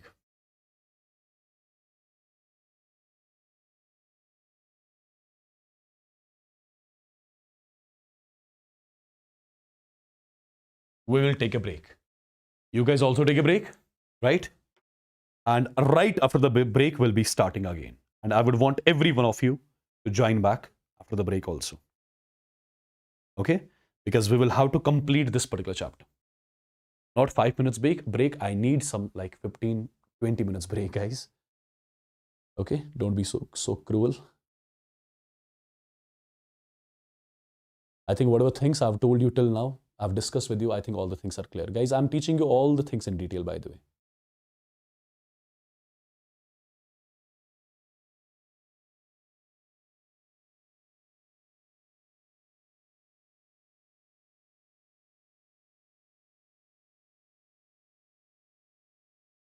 So be back on time, huh? Be back on time. I'll see you.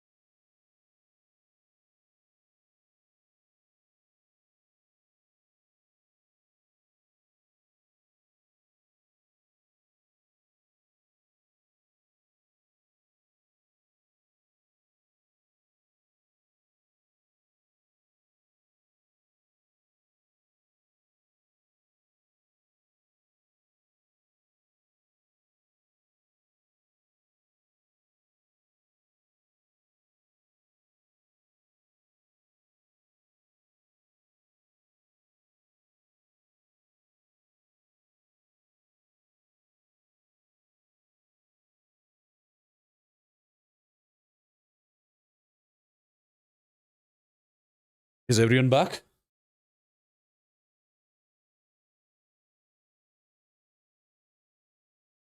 Yeah.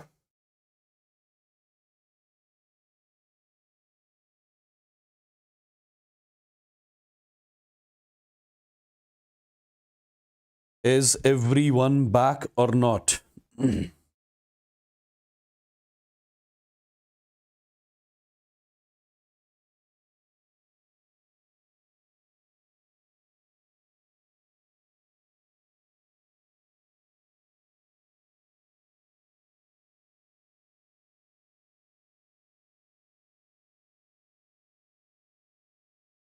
So guys, tell me whatever things we have discussed till now, is every single thing clear? Tell me whatever things we have discussed till now, is every single thing clear?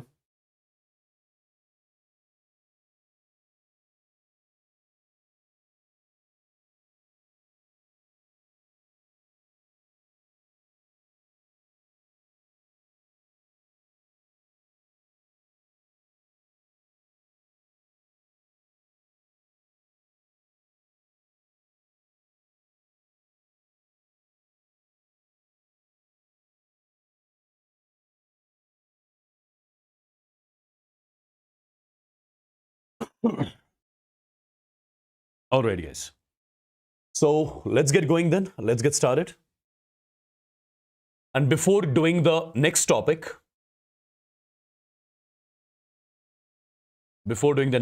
let's try to solve one more question. Then we'll go on to the next topic. Okay? The question is, the degree of dissociation of N2O4 at 1.5 atm and 25 degrees centigrade is 0.25. Calculate Kp for the reaction. Okay, calculate Kp for the reaction. Well, the reaction that's given to us in the question is N2O4 gas. It gives twice NO2 gas. It gives twice NO2 gas, right? Now, guys, as far as the question is concerned, the degree of dissociation, alpha is given to me as 0.25, right? The total pressure, let's do one thing. Let's make calculation a little simple. So instead of 1.5 atm, let's keep it as 1 atm. Let's keep it as 1 atm, right? So as per the question, the total pressure of the mixture at equilibrium is given to me as 1 atm. What do I need to calculate? I need to calculate Kp for the reaction. Well, my dear students, try to understand what I'll be doing.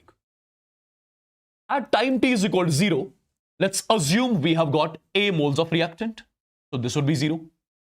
Let's say the degree of dissociation is alpha. So at equilibrium, I'll be left with A minus A alpha. These are the moles of N2O4 present in the container at equilibrium. Now, 1 mole of N2O4 gives 2 moles of NO2. So A alpha moles are going to give us 2A alpha moles. So I got the moles of reactants and products in the container at equilibrium, right? Since I got the moles, what do I need? I need Kp, right? In order to calculate Kp, what do I need? I need the partial pressures of reactants products at equilibrium. Now, how do I get the partial pressures? For that, I should know total moles present in the container at equilibrium. So how many total moles are there in the container at equilibrium? It's going to be A minus A alpha plus 2 times A alpha. The value comes out to be A plus A alpha. These are the total moles. These are the total moles present in the container at equilibrium. Now, if I divide A minus A alpha with A plus A alpha, if I divide this 2A alpha with A plus A alpha, what do I call this as? I call this as the mole fraction. So I got the mole fractions of reactants products at equilibrium. I got the mole fractions of reactants products at equilibrium, right? So people, I'll be multiplying these mole fractions with the total pressure. Total pressure is 1 atm. So what do I call this as? I will be calling these as the partial pressures of reactants products.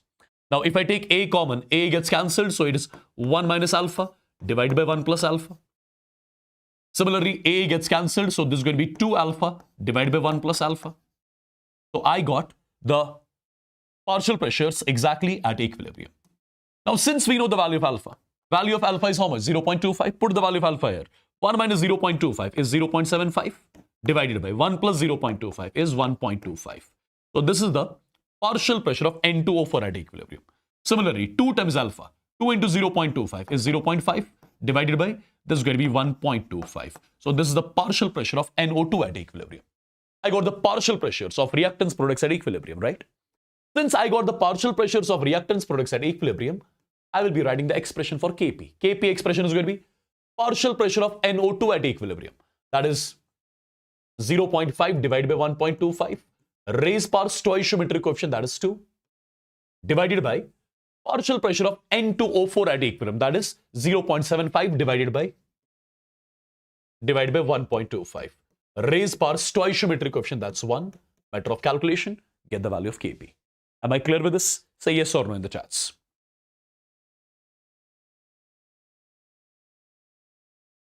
Say yes or no in the chats if this is like clear to everyone. Yeah?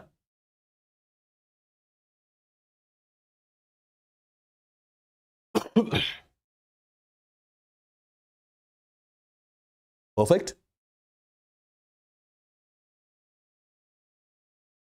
All right, guys. Now we are going to move into one more topic, into one more phase of the chapter. What is that?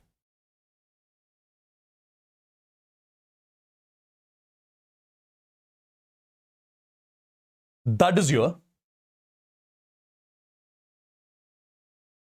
calculation of degree of dissociation by vapor density measurement.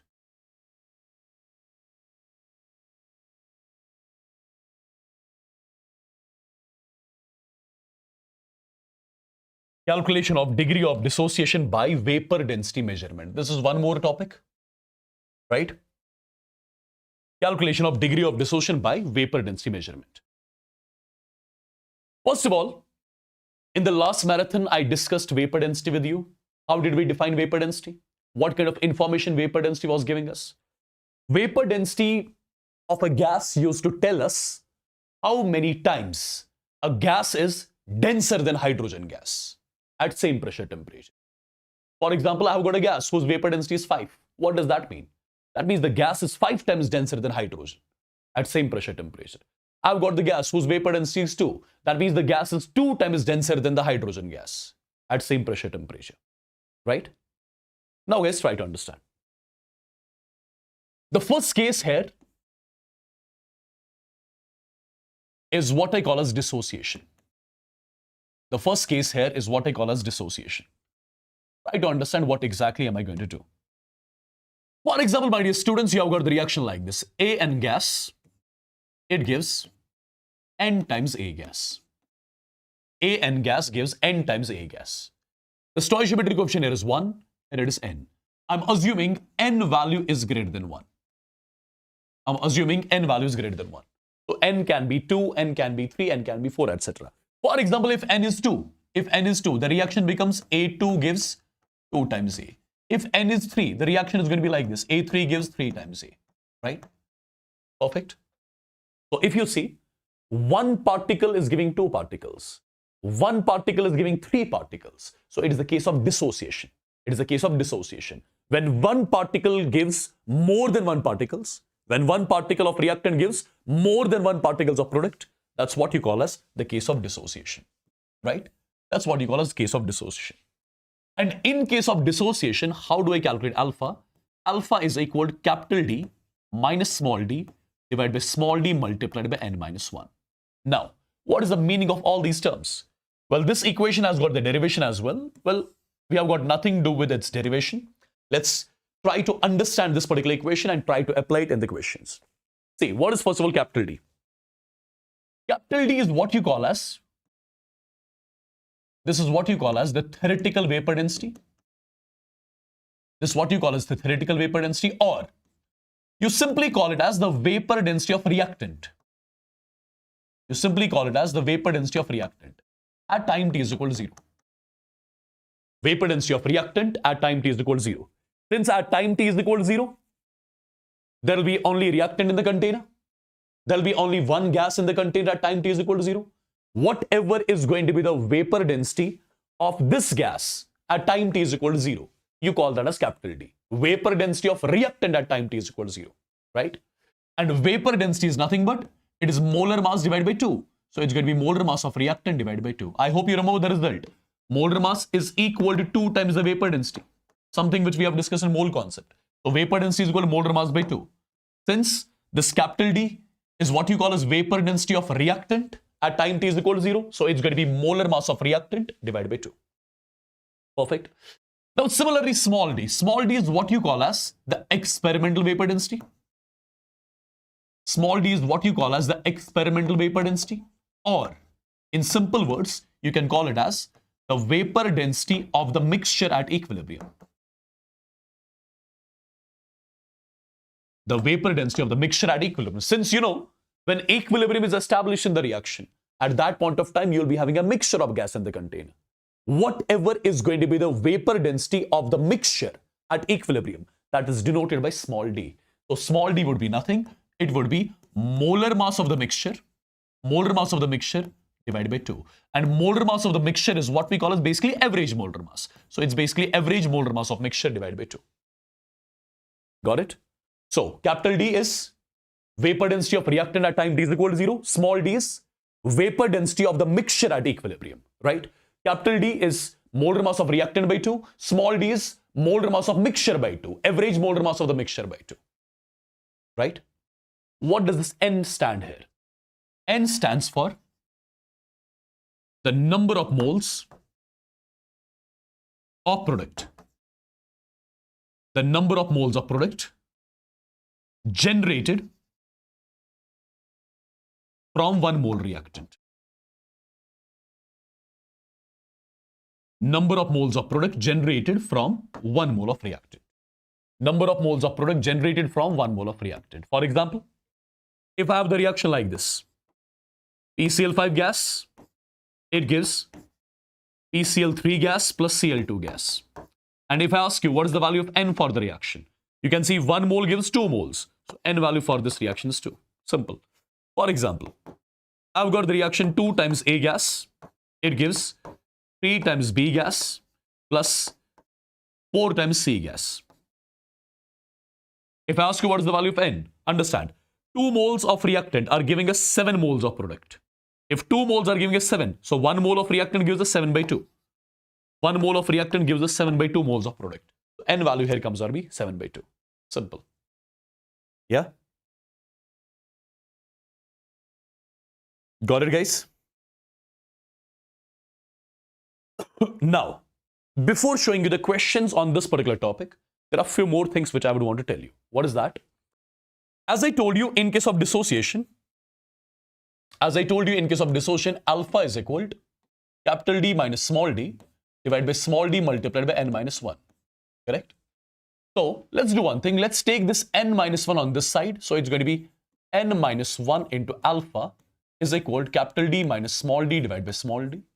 Or you can say n minus 1 into alpha is equal to capital D divided by small d minus 1. Or I can say capital D divided by small d is equal to 1 plus n minus 1 into alpha. Capital D divided by small d is equal to 1 plus n minus 1 into alpha. Why did I make this equation? Because I have to make a graph. Between what? I have to make a graph between capital D by small d versus alpha. Capital D by small d versus alpha. Capital D by small d I'm plotting along y-axis, right? Alpha I'm plotting along x-axis. This automatically becomes my m, right? And this value is nothing but c. The sign is plus in the middle. So y is equal to mx plus c. Y is equal to mx plus c means straight line with a positive slope. And slope of this particular graph is basically nothing but m, and m value, as you can see, is n minus 1, right? The distance from here to here is what you call as intercept, which is denoted with c, and c value, as you can see, is equal to 1. C value is equal to 1. Correct? Yeah?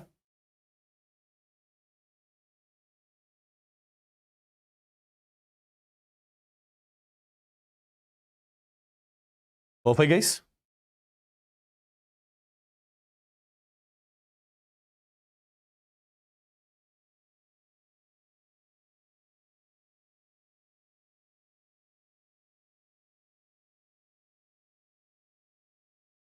This was the case of dissociation, which I was teaching you, right? This was the case of dissociation, which I was teaching you. My screen is not working properly. I'm clicking on one slide, it's going on another slide.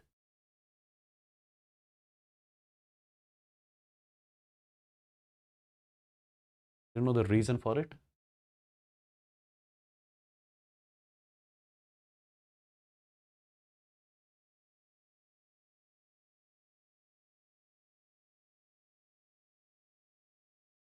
Okay. So this was the case of what? This was the case of dissociation, right? Now, similarly, my dear students, there is one more case, that is the case of association.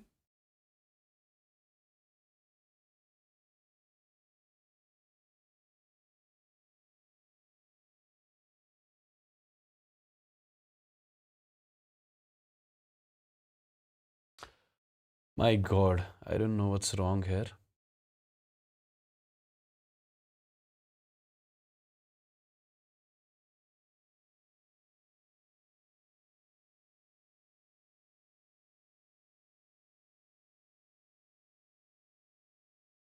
Okay.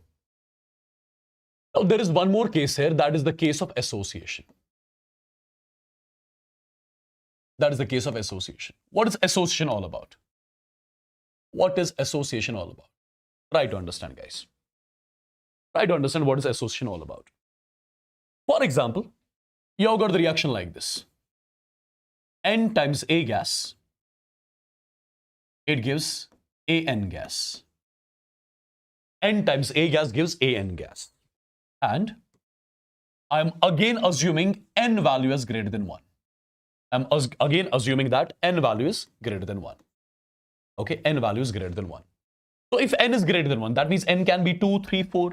Let's say N is equal to 2. If N is 2, I would say at that time 2A gas gives A2. If N is 3, for example, I can say 3 times A gas, it gives A3. Now, do you see one thing? Two particles are associating to form one particle. Two particles are associating to form one particle, right? Three particles are associating to form one particle. So, both the reactions represent the case of association, wherein more than one particles are associating and forming one particle. Now, this is called as the dimerization reaction.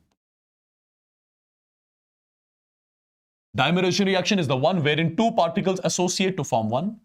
And if three particles associate to form one particle, you call this as the trimerization. You call this as the trimerization. So I would say more than one particles are associating to form one particle, correct? Now here, how do I calculate alpha? What is alpha called here? Alpha is called as the degree of association. Alpha is here called as the degree of association. Okay? Now, alpha is equal to, its result is capital D minus small d divided by small d multiplied by 1 divided by n minus 1. This is the formula to calculate alpha in case of what? In case of association. In case of association. In case of association. So it's going to be capital D minus small d divided by small d multiplied by 1 minus n into alpha. So what is capital D? What is small d? The same things. Capital D is nothing but, that is your heretical vapor density. Or what do we call this as? We call this as the vapor density of reactant. We call this as the vapor density of reactant at T is equal to 0. Okay, at T is equal to 0.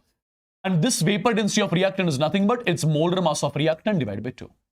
What is small d? Small d is what we call as experimental vapor density. Experimental vapor density, or you can call it as the vapor density of the mixture. Vapor density of the mixture at equilibrium. And vapor density of the mixture is nothing but, it is molar mass of the mixture, which is what we call as average molar mass of the mixture, divided by 2. Okay. What does this N represent here? This N. N represents number of moles of reactant associating, number of moles of reactant associating to form 1 mole of product.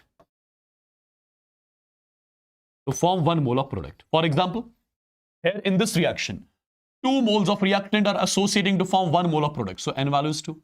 3 moles of reactant are associating to form 1 mole of product. So N value is 3, right?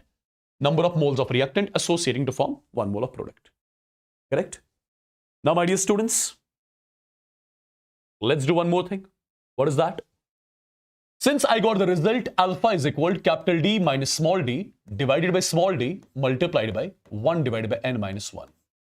This is your alpha. This is your alpha. Okay? So what I can do here is, I can take this 1 by n minus 1 here. So it's going to be 1 divided by n minus 1 into alpha is equal to capital D minus small d divided by small d. Okay? So it's going to be 1 divided by n minus 1 into alpha is equal to capital D divided by small d minus 1, because this small d is the denominator of this as well as this. Or I can say capital D divided by small d is equal to 1 plus 1 divided by n minus 1 into alpha. Okay. Why did I make equation in this format? Because again, I have to plot a graph. Now I have to plot a graph between what? I have to plot a graph between capital D by small d versus alpha. I have to plot a graph between capital D by small d versus alpha. Now this capital D by small d I'm plotting along y-axis. Alpha I'm plotting along x-axis. This whole term I'm calling as m. This is what I call as c. The sign here is plus. Y is equal to mx plus c. Y is equal to mx plus c. Y is equal to mx plus c. But guys, understand one thing. Y is equal to mx plus c, we are getting like this, right? As I told you, n value is greater than 1. N value is greater than 1. It can be 2, it can be 3, etc. If n is 2, it becomes 1 by 2 minus 1. That is minus 1. If n is 3, 1 by 3 minus 1, again minus. So this value here is coming out to be minus. So technically, it is not y is equal to mx plus c. It is y is equal to minus mx plus c. And y is equal to minus mx plus c is straight line with a negative slope. And its slope is going to be 1 divided by n minus 1. And its intercept means the value of c. And the c, as you can see, is nothing but 1. Okay. Let me know once in the chats if this is clear till here. Let me know in the chats if this is clear till here. Yeah?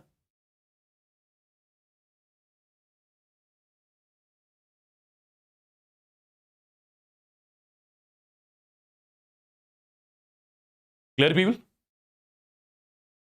All right. Now let's have a look on few questions then.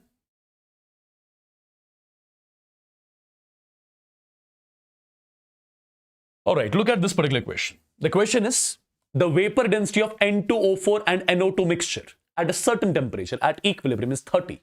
Calculate the percentage dissociation of N2O4. Well, the reaction that's given to me is N2O4 gas. It gives us what? It gives us 2 times NO2 gas. First of all, look at this reaction. Is this the case of dissociation or association?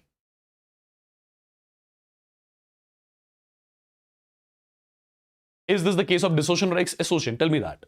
Since 1 mole of reactant is giving us 2 moles of product, right? 1 mole of reactant is giving us 2 moles of product. So this is the case of dissociation, right?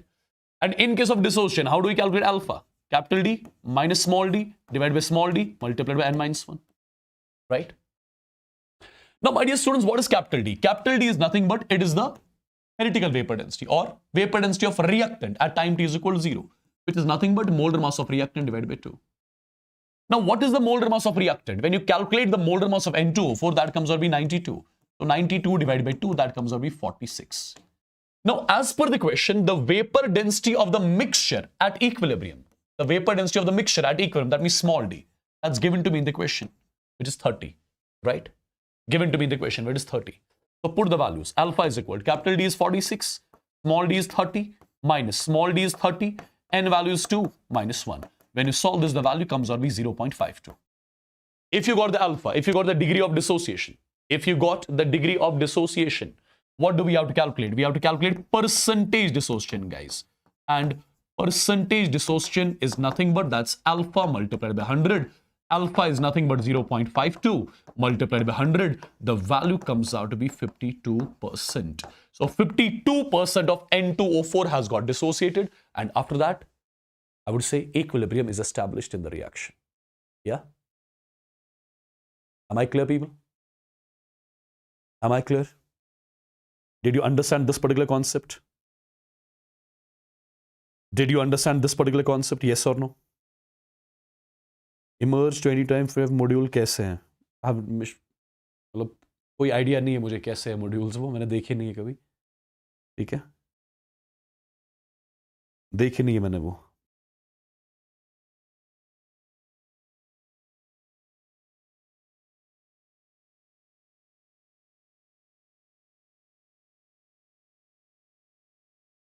Alright, okay, let's move on to one more question then. Let's move on to one more question. Look at this question, guys. In the reaction, vapor density of the mixture, that means small d, is reduced to half. Is reduced to half. Half of what? Half of what? At time t is equal to 0, vapor density of reactant is capital D. When equilibrium is established, the vapor density of the mixture is small d. In the question, they are mentioning that the vapor density of the mixture, that means small d, is reduced to half. Half of what? Half of capital D. Right? The first thing which I got from the question, your small d is nothing but it's capital D divided by 2. Okay? If the percentage dissociation is 25. If percentage dissociation is 25, so alpha is 25 by 100, is 1 by 4. Got it? How many moles of B would be formed at equilibrium on starting with 2 moles of A? How many moles of reactant we are starting with? We are starting with 2 moles of reactant. What do we have to calculate? Number of moles of B at equilibrium. Number of moles of B at equilibrium. This is the question. I wrote all the data. Right? I wrote all the data. Understand what I'll be doing. First of all, the reaction that's given to me, that is A gas, gives N times B gas. A gas gives N times B gas. Now, first of all, at time t is equal to 0, moles of reactant given are A, this is 0. Now, at equilibrium, if the degree of dissociation is alpha, so out of A moles of reactant, A alpha moles would have got converted into product. So, I'll be left with A minus A alpha here. Now, since 1 mole of reactant gives N moles of product, so A alpha is going to give us Na alpha, right? What am I supposed to calculate? I am supposed to calculate the moles of B at equilibrium. And as you can see, moles of B at equilibrium is nothing but, that's N times A alpha. Moles of B at equilibrium is nothing but N times A alpha, right? Yeah?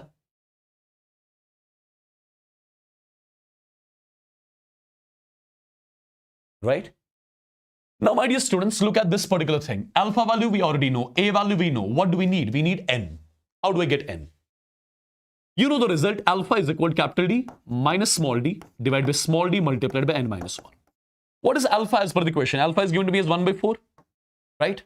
Capital D as such. Small d is given to me as capital D by 2. Small d is capital D divided by 2 multiplied by N minus 1. D minus D by 2 is D by 2. D by 2, D by 2 cancels out. So I got to know 1 by 4 is equal to 1 divided by N minus 1. Or I can say N minus 1 is equal to 4. So N value is equal to 5. So you got all the parameters. So put the value of N as 5. A value is 2. Alpha is 1 by 4. The value will come out to be 2.5. So these are the moles of B which are formed at equilibrium, which I was supposed to calculate. Yeah?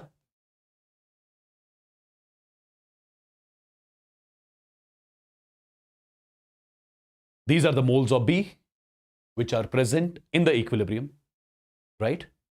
These are the moles of B which are present in the container at equilibrium. Now let's have a look on one more question.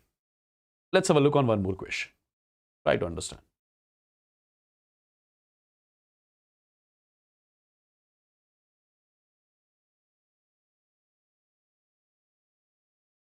All right, if you look at this particular question, guys, a graph between capital D by small d was capital D by D versus alpha is given. Capital D by small d versus alpha value is given. Alpha graph is given. And the slope of this graph is equal to 2. And you know the slope is nothing but N minus 1. So N minus 1 value is given as to SS2. For the reaction, the curve is given. Calculate the percentage dissociation when experimental vapor density, that means small d, becomes half of the theoretical vapor density. So we have to calculate percentage dissociation. Well, experimental vapor density becomes half of theoretical. Now, since you know, alpha is equal to capital D minus small d divided by small d multiplied by N minus 1, right? So capital D I'm writing as such. Small d I'm writing as capital D by 2 divided by. Small d is capital D by 2 multiplied by N minus 1. So d minus d by 2 is d by 2 cancel. So this 1 divided by N minus 1. 1 divided by n minus 1. Now, as far as the question is concerned, in the question itself, n minus 1 value is 2. So the value is 0.5. So if you got the alpha value, you can easily get the percentage dissociation, right? So I would say percentage dissociation is nothing but alpha multiplied by 100. Alpha is 0.5 multiplied by 100. The value comes out to be 50%. So I would say 50% of the reactant has dissociated when equilibrium is established in the reaction. Correct? Am I clear with this one as well? Am I clear with this one as well?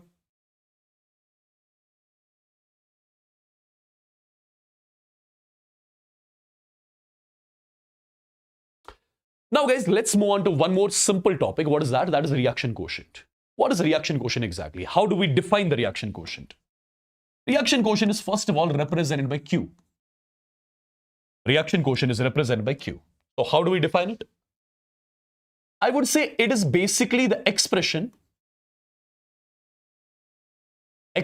similar to equilibrium constant.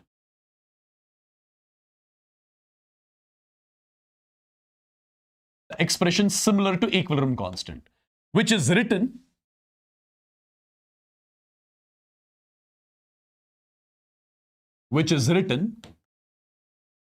at any stage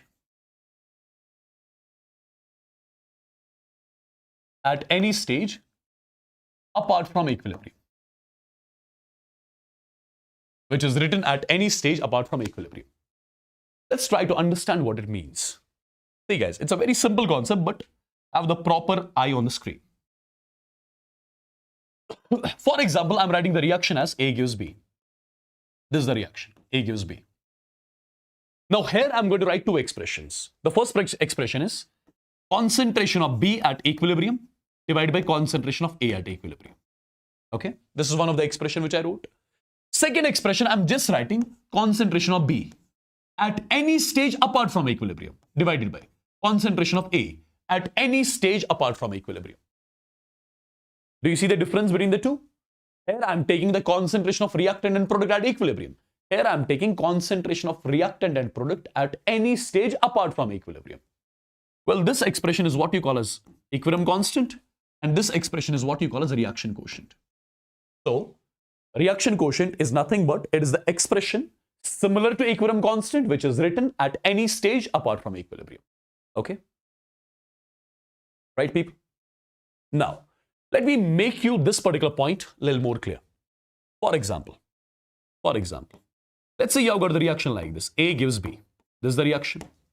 For example, at time t is equal to 0, the concentration of A is 10 molar. This is 0. Let's say at t is equal to 2 seconds, this is 8 molar, this is 2 molar, for example. Let's say at t is equal to 4 seconds, this is 6 molar, this is 4 molar. Let's say at t is equal to, let's say, 6 seconds, this is 4 molar, and this is, for example, 6 molar. And let's assume that this is the time at which equilibrium is established. So let's say at t is equal to 6 seconds, equilibrium is established in the reaction. Let's assume that. Let's assume at t is equal to 6 seconds, equilibrium is established in the reaction. My dear students, at t is equal to 2 seconds, if I write concentration of B divided by concentration of A. Now at t is equal to 4 seconds, I'm writing concentration of B divided by concentration of A. 4 divided by 6. At t is equal to 6 seconds, I'm writing concentration of B divided by concentration of A. Right? Concentration of B at concentration of A. Concentration of B divided by concentration of A. Generally, I'm calling it as reaction quotient. So this is QC, this is QC, this is QC. Correct? But one more thing, at t is equal to 6 seconds. At t is equal to 6 seconds, equilibrium is established. So that means this is the concentration of B at equilibrium. This is the concentration of A at equilibrium. Concentration of B at equilibrium divided by concentration of A at equilibrium. Right? Is what we call as basically Kc. Is what we call as Kc. So basically, I would say at equilibrium, your Kc and Kc, your QC and Kc, they are equal. At t is equal to 2 seconds, QC is not equal to Kc.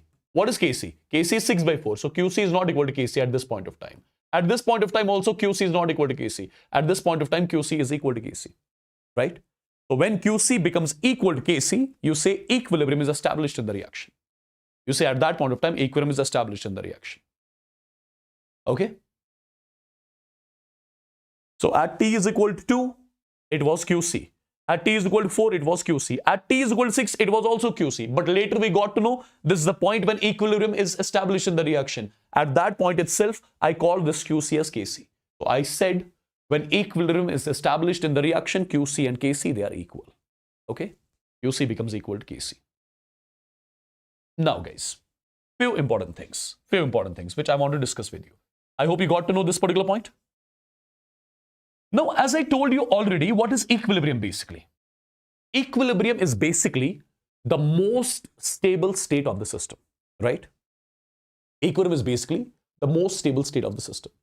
Why in reversible reactions equilibrium gets established?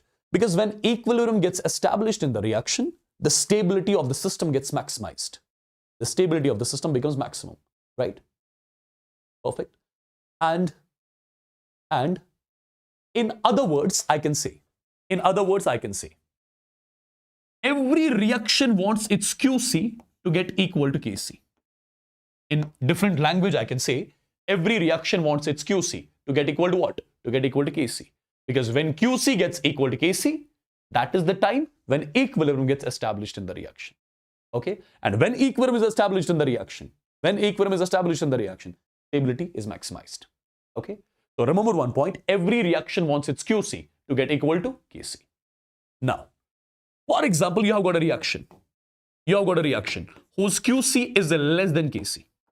You have got a reaction whose QC is, for example, less than KC. If QC is less than KC, is there any equilibrium in the reaction? There is no equilibrium in the reaction. Equilibrium, when equilibrium gets established, when QC and KC are equal. Right now, QC is less than KC. So QC is not equal to KC. That means there is no equilibrium in the reaction. But reaction would want to be at equilibrium, right? For the reaction to be at equilibrium, QC has to get equal to KC. Now, right now, QC is less than KC. This is KC, this is QC. QC is less than KC. Now, in order to be at equilibrium, QC has to increase its value. Then only it will get equal to KC. How QC will increase its value? QC can increase its value if concentration of B increases. How concentration of B increases? When the net reaction shifts forward. So I would say this is the time when the forward shift is favored.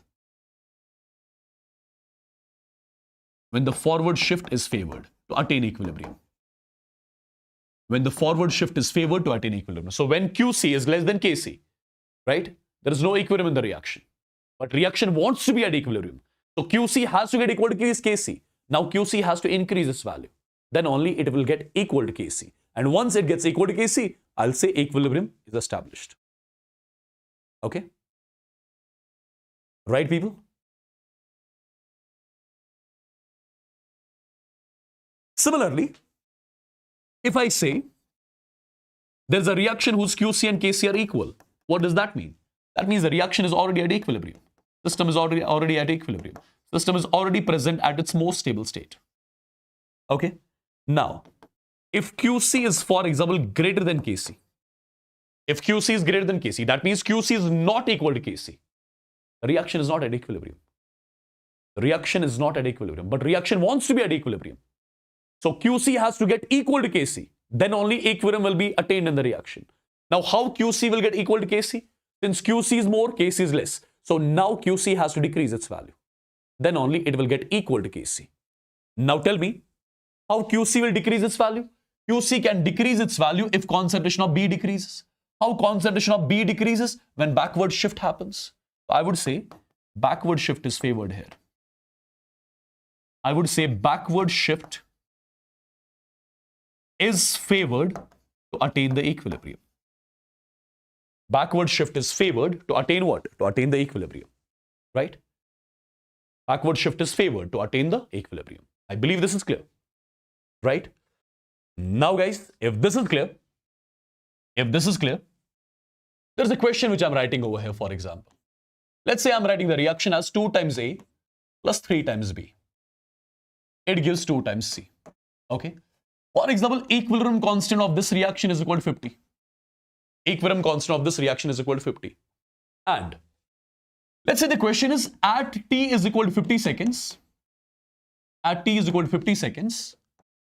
The concentration of all the reactants and products. The concentration of all the reactants and products is equal to 1 molar. Predict the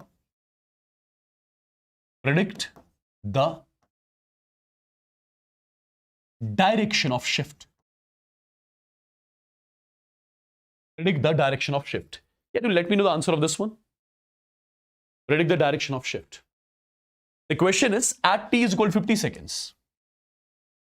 At t is equal to 50 seconds. The concentration of all the reactants and products is equal to 1 molar.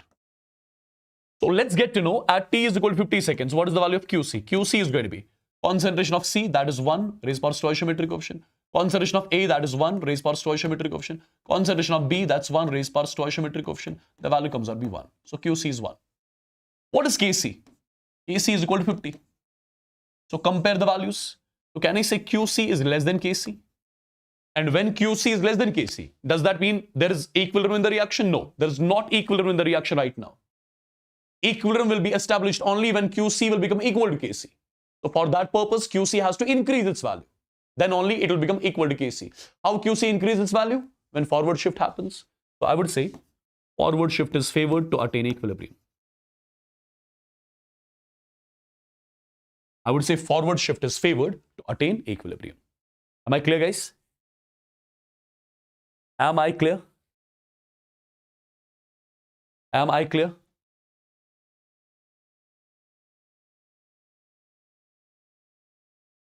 Am I clear to everyone?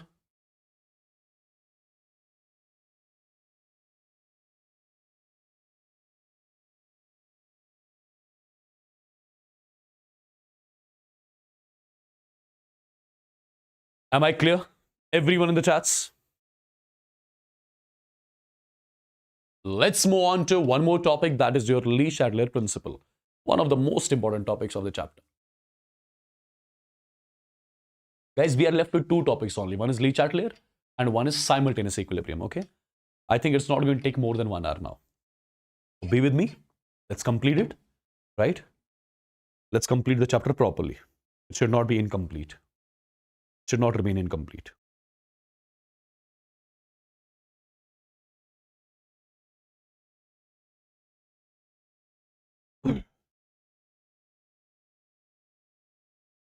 Yeah?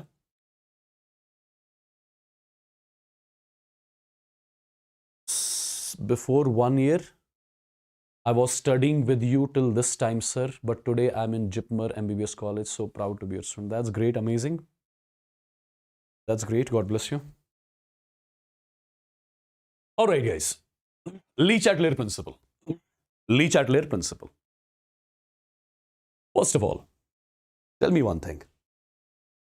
When equilibrium is established in the reaction, is the stability of the system maximum or minimum? Stability of the system is maximum. Okay?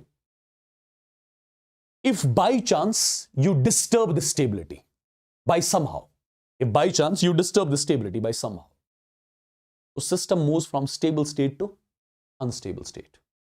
Let's say you have got a reaction at equilibrium. So the system is at its stable state. Now you are doing some changes since the system is already at equilibrium.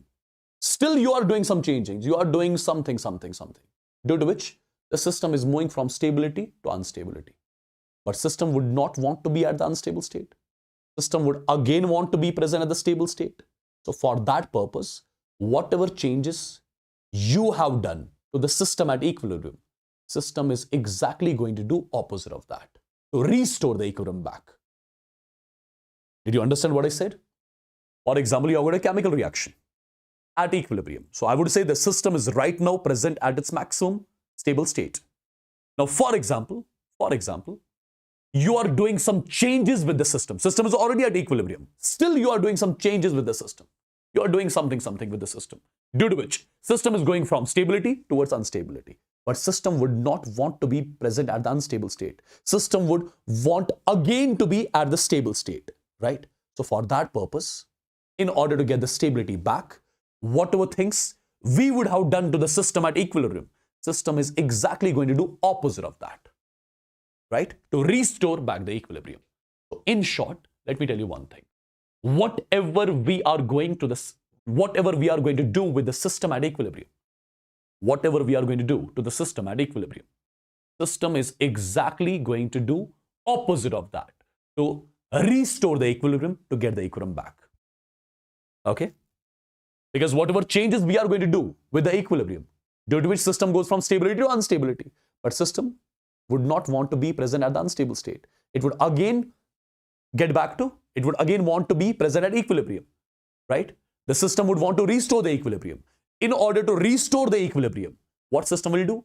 Whatever changes we would have done to the system is exactly going to do opposite of those changes to restore the equilibrium. Did you understand?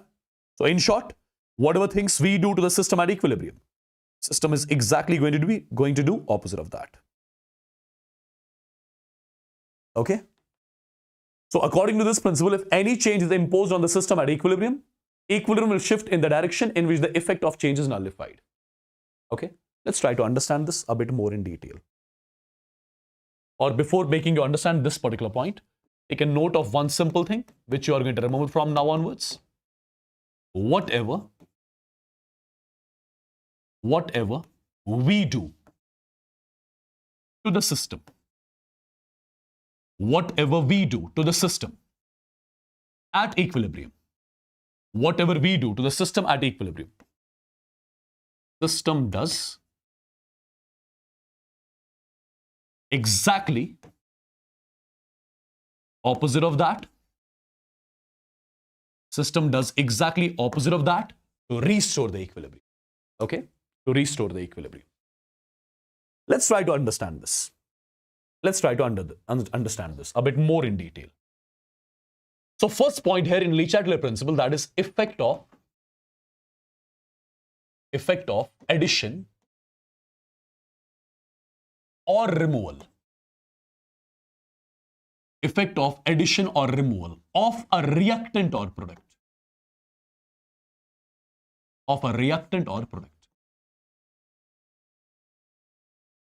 Effect of addition or removal of a reactant or product.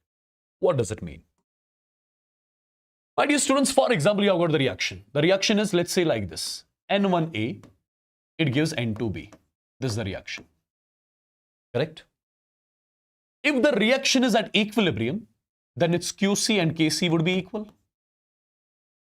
The expression is going to be concentration of B at equilibrium raised per N2 divided by concentration of A at equilibrium raised per N1. This is going to be its expression. I'm assuming this reaction is at equilibrium. So its QC and KC would be equal. Okay. Now, for example, if I'm going to do some changes to this reaction, what changes exactly? Since this reaction is basically carried out in a container, and this reaction is in equilibrium. So QC, KC right now for the reaction are equal. Now, for example, at equilibrium, if I increase the concentration of reactant, if I increase the concentration of reactant, then the reaction is at equilibrium. Still, I'm trying to increase the concentration of reactant. If I'm increasing the concentration of reactant, that means I'm increasing the concentration of A. If I'm increasing the concentration of A, QC and A inversely proportional. If I'm increasing the concentration of A, QC will decrease. So earlier, QC and KC were same. Now QC is decreasing. QC is decreasing. If QC is decreasing, that means equilibrium is disturbed. Initially, QC and KC were same. So there was equilibrium in the reaction. Now you are adding A in the container. Now you are adding some extra A in the container, due to which QC increases. Due to which QC decreases. If QC decreases, that means equilibrium is disturbed.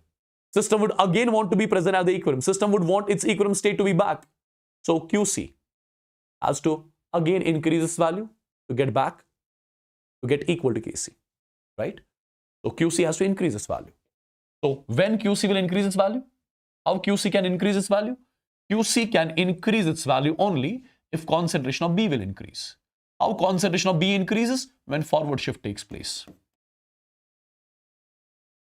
I would say net reaction takes place in the forward direction. The forward shift happens here, right? Similarly, if I decrease the concentration of A, what happens? If I decrease the concentration of A, QC will increase.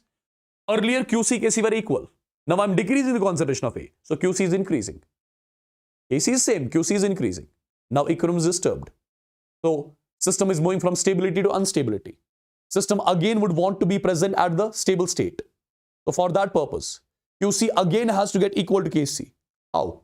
I would say QC has to decrease its value. Then only it will get equal to Kc. How QC will decrease its value? QC will decrease its value only if the concentration of B will decrease. How will concentration of B decrease? When the reaction shifts in the backward direction. So I would say here in this particular case, there will be backward shift. There will be backward shift. Okay. Similarly, guys, if the concentration of B is increased, if you increase the concentration of B, QC will increase. Earlier QC, Kc were equal. Now you are increasing the concentration of B, QC will increase. But QC would again want to be equal to Kc. So QC has to decrease its value. How QC will decrease its value? When concentration of B will decrease. How concentration of B will decrease? When reaction shifts forward, backward. So here, backward shift is going to happen. Backward shift is going to happen. And similarly, if we decrease the concentration of B, at that point of time, forward shift is going to take place. Forward shift is going to take place. Okay? In short, guys, in short, what you have to remember, whatever things you do, equilibrium is going to do opposite of that. For example, how to remember all this? How to remember all this? See, if you increase the concentration of A, if you increase the amount of A, equilibrium is going to decrease it. How? How equilibrium will decrease it? Forward shift. If you decrease the concentration of A, equilibrium is going to increase it. How? Backward shift.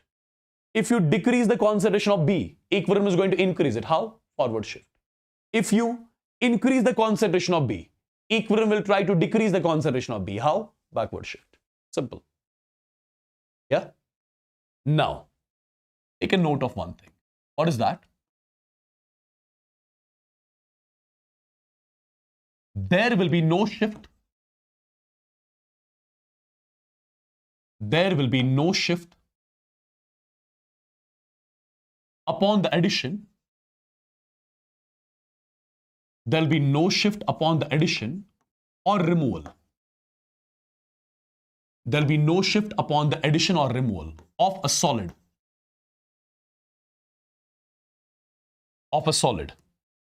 At equilibrium. There will be no shift upon the addition or removal of a solid at equilibrium. Why is that? See, guys. For example, I'm writing the reaction. Calcium carbonate solid. It gives calcium oxide solid plus carbon dioxide gas. Let's say this is the reaction. Since this is in solid state, its active mass is 1. This is in solid state, its active mass is 1. If the reaction is at equilibrium, then its QC and Kc would be equal, which is going to be equal to simply concentration of carbon dioxide at equilibrium, right? Okay. Now, guys, if you increase the amount of calcium carbonate, since the reaction is at equilibrium, if you increase the amount of calcium carbonate, will anything happen to QC?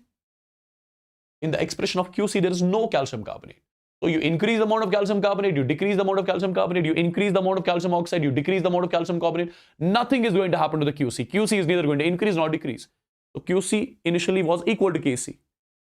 After the addition or removal of solid also, nothing is happening to QC. QC is still going to be equal to Kc only. Nothing is happening. If QC is neither increasing nor decreasing, will there be any shift? There will be no shift at all. So when you add a solid or when you remove a solid at equilibrium, at that point of time, there will be no shift at all. Okay? At that point of time, there will be no shift at all. Correct? Now, this was effect of the addition or removal of a reactant or product. Correct? Now, guys, the second effect, that is effect of change in pressure.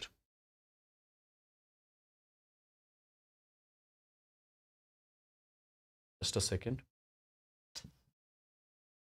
Oh my God.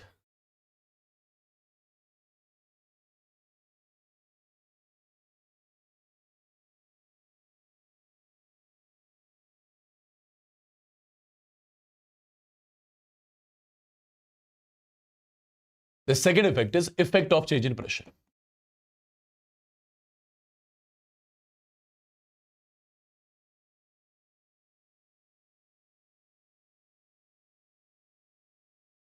Effect of change in pressure. Now, what happens here? What happens here? What happens here? Try to understand. First of all, I'm writing the statement. On increasing the pressure,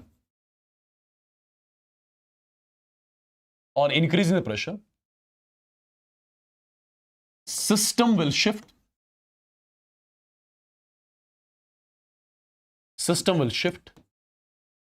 in the direction in which the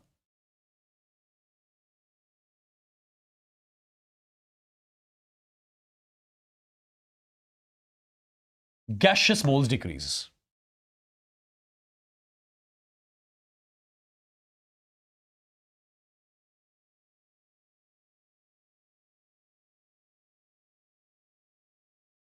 On increasing the pressure, system will shift in the direction in which the total gaseous moles decreases. Now see how we can interpret this, guys. First of all, you know PV is equal to nRT, right?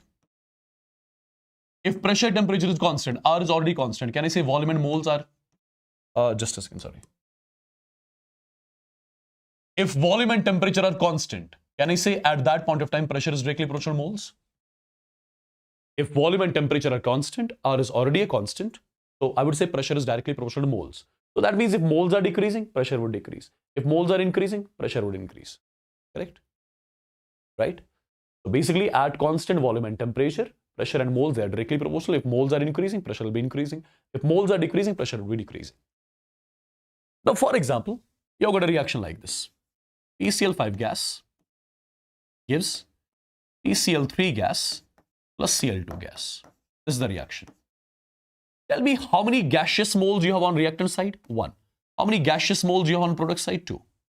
So when forward reaction is happening, are the moles increasing or decreasing? Moles are increasing. So pressure would be increasing. When the backward reaction would be happening, are the moles increasing or decreasing? Moles are decreasing. Therefore, pressure would be decreasing. So here in the forward direction, pressure is increasing. In the backward direction, pressure is decreasing, right? In the forward direction, pressure is decreasing. In the backward direction, in the forward direction, pressure is increasing. In the backward direction, pressure is decreasing. Now, this reaction is at equilibrium. So if I increase the pressure at equilibrium, system will shift in the direction in which the pressure decreases. If I increase the pressure at equilibrium, system will try to shift in the direction in which the pressure decreases. In which direction pressure is decreasing? Backward.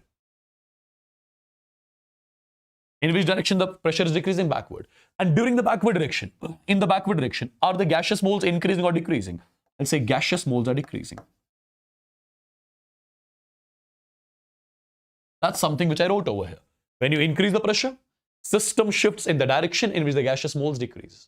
If the gaseous moles are decreasing in the backward direction, then backward shift will happen. If the gaseous moles are decreasing in the forward direction, then forward shift will happen. For example, let's say you've got the reaction like this. N2 gas plus 3 times H2 gas. For example, it gives 2 times NH3 gas, right? So basically, how many gaseous moles on reactant side? 4. How many gaseous moles on product side? 2. So if when the forward reaction is happening, gaseous moles are decreasing.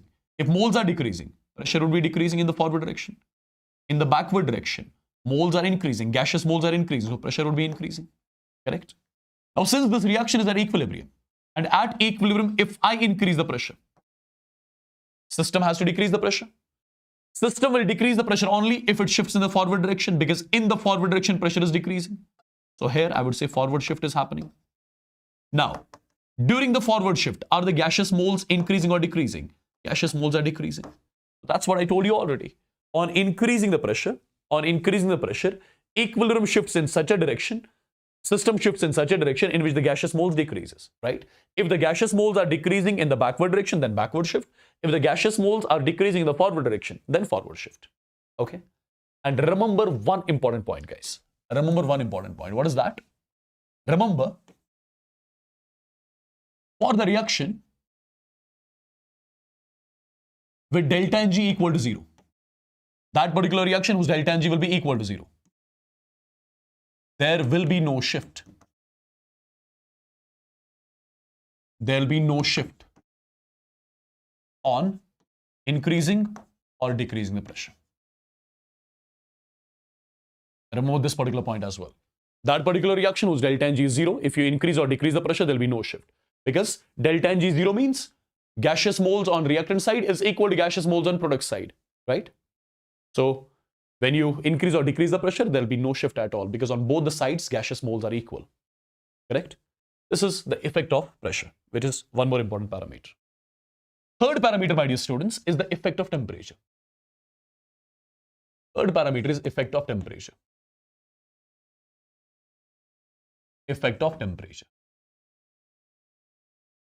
And this effect of temperature is basically explained by one equation. What is that equation? Let me write that. Equation is the log of K2 divided by K1 is equal to delta H divided by 2.303 R 1 upon T1 minus 1 upon T2. This is the equation that tells you what happens on increasing or decreasing the temperature. For example, we have got the reaction as A gives B. This is the reaction. A gives B. When this reaction is carried out at temperature T1, let its equilibrium constant be K1. When the same reaction is carried out at temperature T2, let its equilibrium constant be K2. When the reaction is carried out at temperature T1, let its equilibrium constant be K1.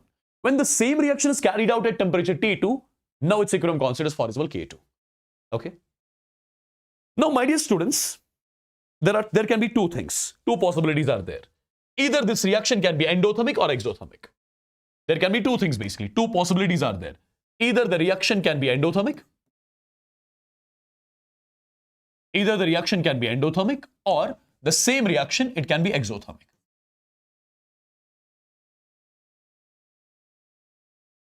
If the reaction is endothermic, I would say delta H value would be positive. If the reaction is exothermic, I would say delta H value would be negative. Right? Correct? Now, my dear students, for example, the reaction which we have, let's say you are increasing the temperature of the reaction from T1 to T2. Let's say you are increasing the temperature of the reaction from T1 to T2. If temperature of the reaction is increased, from T1 to T2, I would say T2 value would be greater than T1. If T2 is greater than T1, T2 minus T1 will come out to be positive. Do you see T2 minus T1 here? This term is coming out to be positive. Now reaction is endothermic, for example. So delta H is already positive. So positive makes the overall term as positive. Overall term positive means log of K2 divided by K1 is positive. Log of K2 divided by K1 is positive. When is the log of X positive? Log of X is positive only when X is greater than 1. So I would say K2 divided by K1 should be greater than 1. And K2 divided by K1 can be only greater than 1 if K2 is greater than K1. If K2 is greater than K1. So on increasing the temperature, what is happening to equilibrium constant? On increase the temperature from T1 to T2, K2 is coming out to be greater than K1. That means equilibrium constant is increasing. So for endothermic reactions, remember your equilibrium constant that is directly proportional to temperature. In case of endothermic reactions, your equilibrium constant is directly proportional to temperature, right? Similarly, if you talk about the exothermic reaction, imagine the same reaction is now exothermic. If it is exothermic, so delta H has to be negative. If it is exothermic, I would say its delta H has to be negative. For example, again you are increasing its temperature. Again you are increasing the temperature of the reaction. If you are increasing the temperature of the reaction, T2 value will be greater than T1, right? If T2 is greater than T1, that means T2 minus T1 will be positive, right? T2 minus T1, it is positive. T2 minus T1 is positive. This is positive, this is negative. So the overall term comes out to be negative. I would say log of K2 divided by K1 here would be negative. And log of X is negative only when X is less than 1. So I would say K2 divided by K1 would be less than 1. When is that possible? That is possible only when K2 is less than K1. So basically when I increase the temperature, what is happening to equilibrium constant? Equilibrium constant is decreasing, right? When I increase the temperature, equilibrium constant is decreasing here. Perfect. So I can say equilibrium constant is inversely proportional to temperature for the reaction which is exothermic in nature. In case of endothermic reactions, Equilibrium constant is directly proportional to what? Temperature. In case of exothermic reactions, equilibrium constant is inversely proportional to temperature. Perfect? Remember these 2 points. Now you can simply say one thing. The reaction was A gives B. If I want to write its equilibrium constant expression, that's concentration of B divided by concentration of A. Correct? Now, for example, imagine the reaction is endothermic. If the reaction is endothermic, on increasing the temperature, equilibrium constant increases. If the reaction is endothermic, on increasing the temperature, equilibrium constant increases. On increasing the temperature, equilibrium constant increases. What does that mean? Equilibrium constant can only increase if concentration of B increases. How concentration of B increases? When the reaction shifts forward. So at this particular point of time, there will be forward shift. In case of endothermic reactions, on increasing the temperature, equilibrium constant increases. That means there will be forward shift. Now, if the same reaction is exothermic, on increasing the temperature, equilibrium constant decreases. How equilibrium constant decreases? Equilibrium constant will decrease only if concentration of B will decrease. How concentration of B will decrease? When the reaction shifts backward. So here, backward shift is going to happen. Here, backward shift is going to happen. Remember these 2 points. So in case of endothermic reaction, on increase the temperature, forward shift. In case of exothermic reaction, on increasing the temperature, backward shift. Clear, guys? Am I clear with this? Yes or no in the chats? Yes or no in the chats quickly?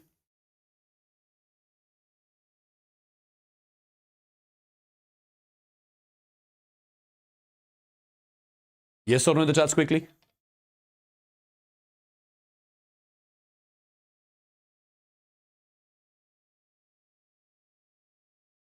All right.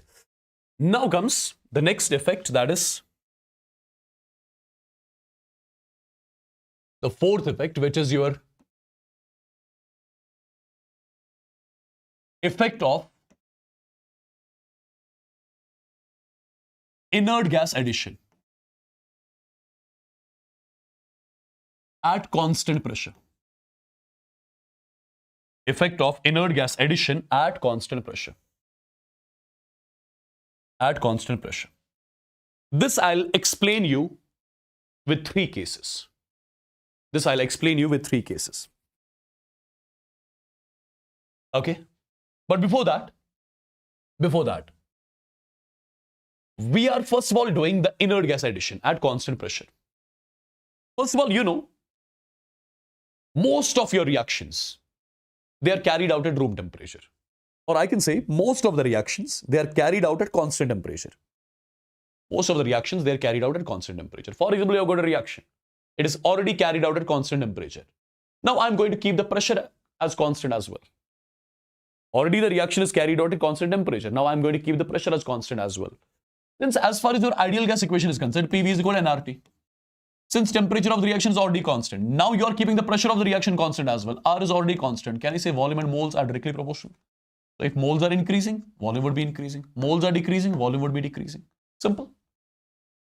For example, case 1 here. Let's say you have got the reaction of this form. A gas, it gives B gas plus C gas. This is the reaction, for example. A gas gives B gas plus C gas. So, as you can see, delta Ng of this reaction is equal to moles of gaseous products 2, gaseous reactant 1. So, 2 minus 1 is 1. So, basically, I would say delta Ng of this reaction is positive. So, I'm taking that reaction whose delta Ng is positive.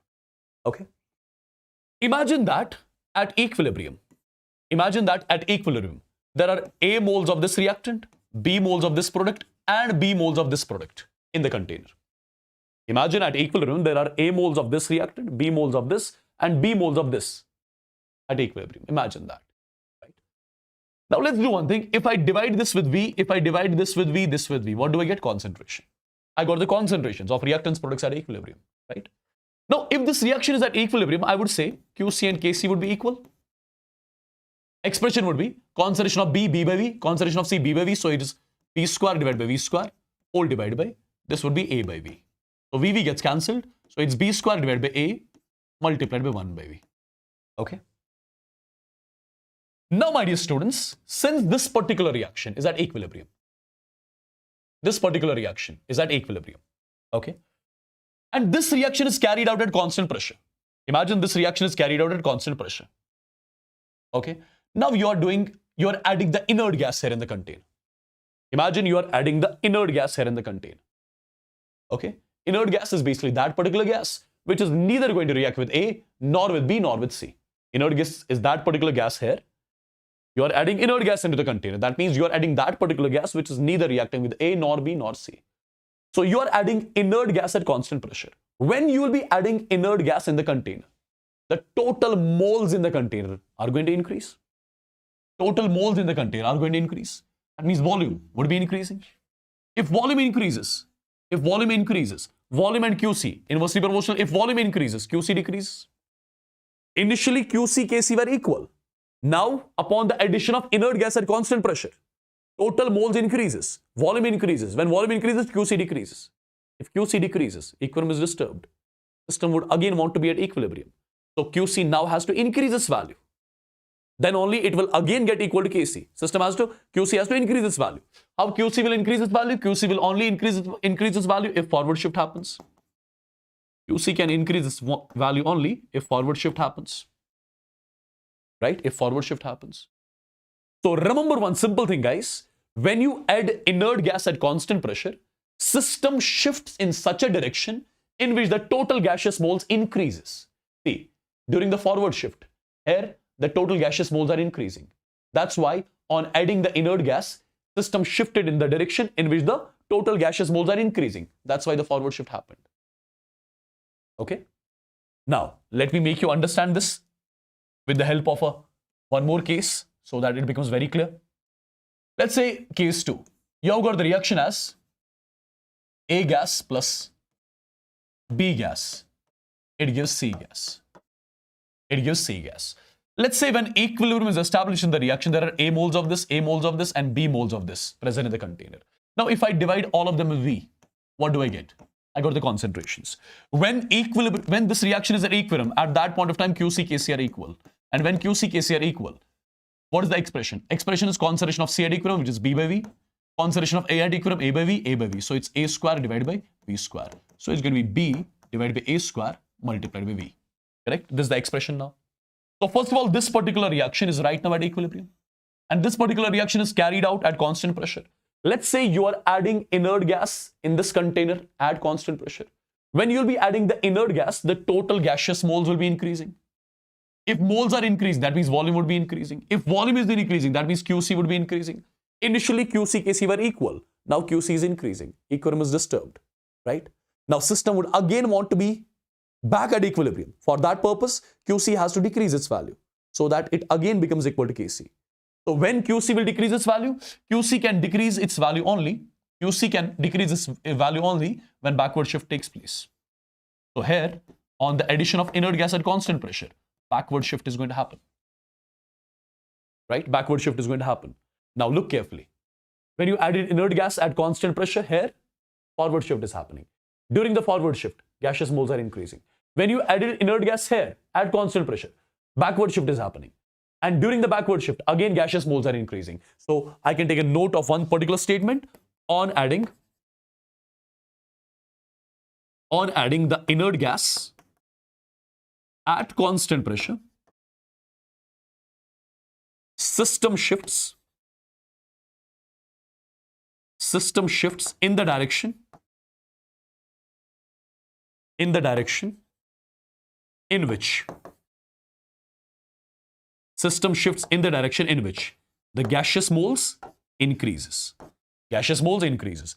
Here in the forward direction, gaseous moles were increasing, so forward shift. Here in the backward direction, gaseous moles were increasing, so backward shift. Now the last case here. If I take the reaction whose delta Ng is 0, case 3. Let's say you have got the reaction 2A gas. It gives B gas plus C gas.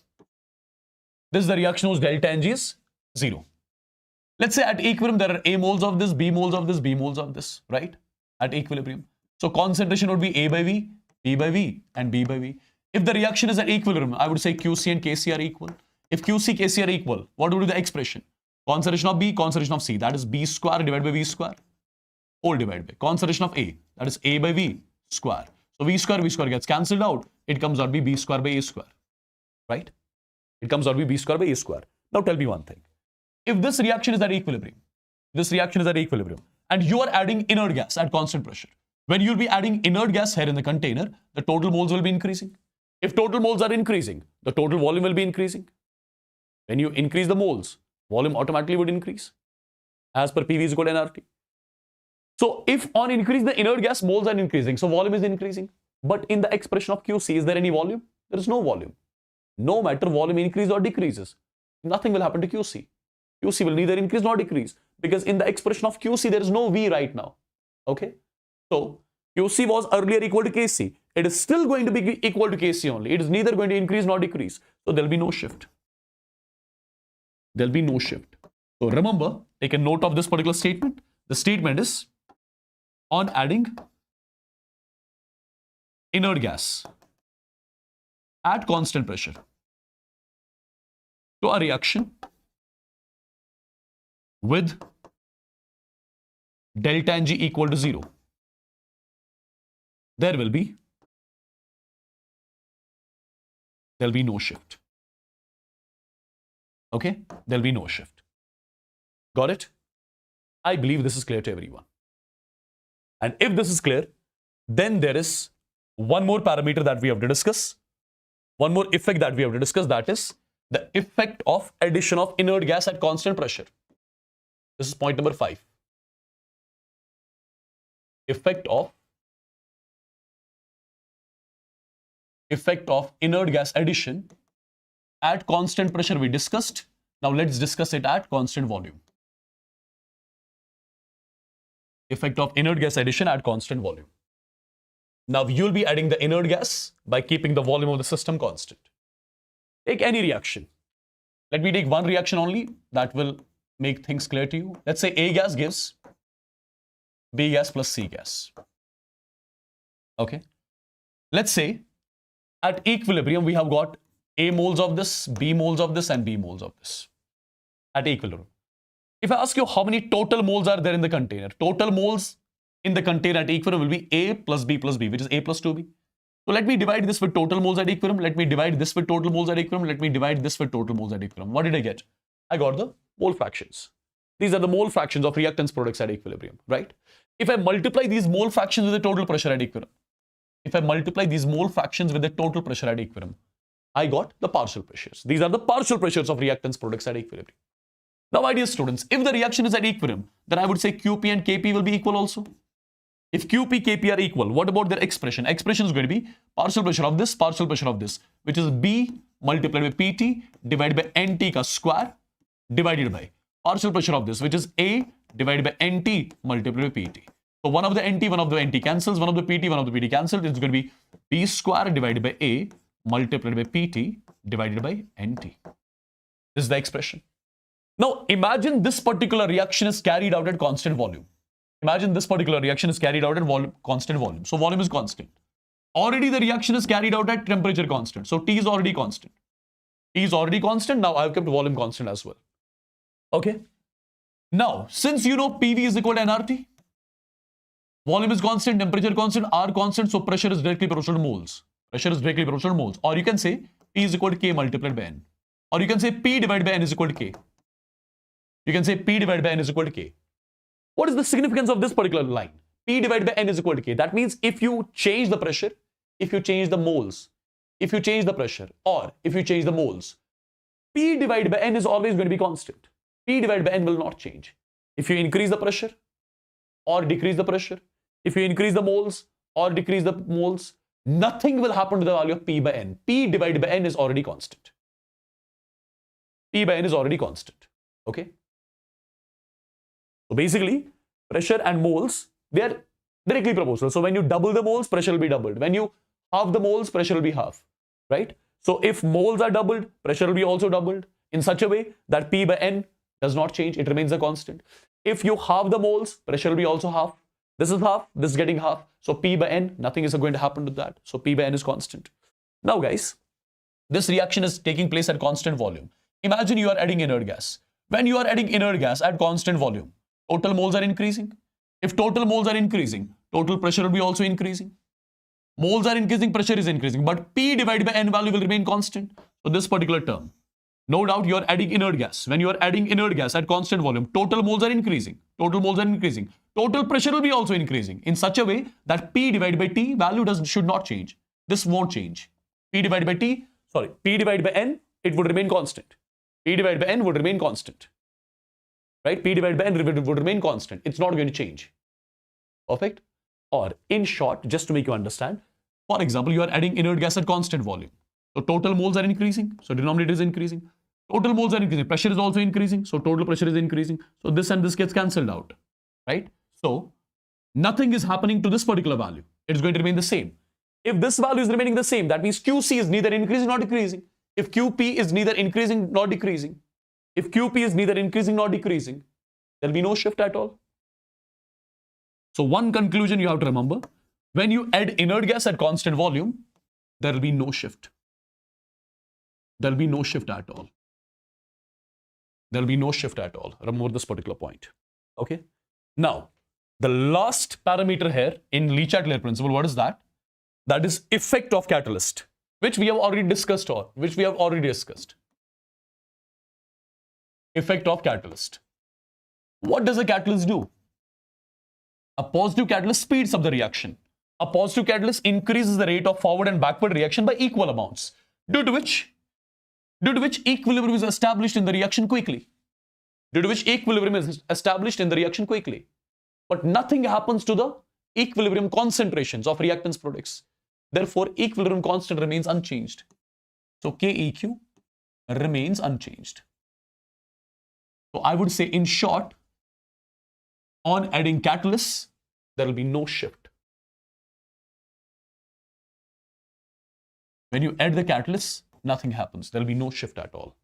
Okay? Perfect. Now, let me give you a few questions so that you can, comprehend it properly. Let me give you a few questions so that you can comprehend all of this properly.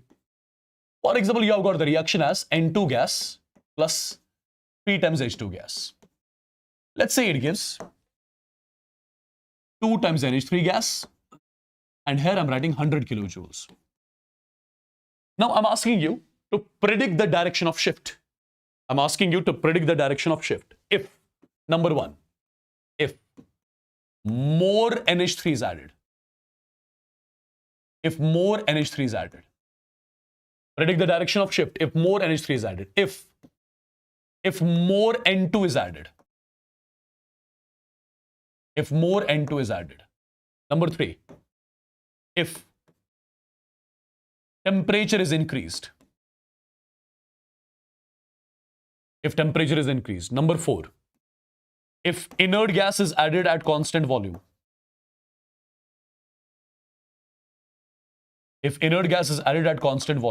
Number 5, if inert gas is added at constant pressure. Number 6, if catalyst is added.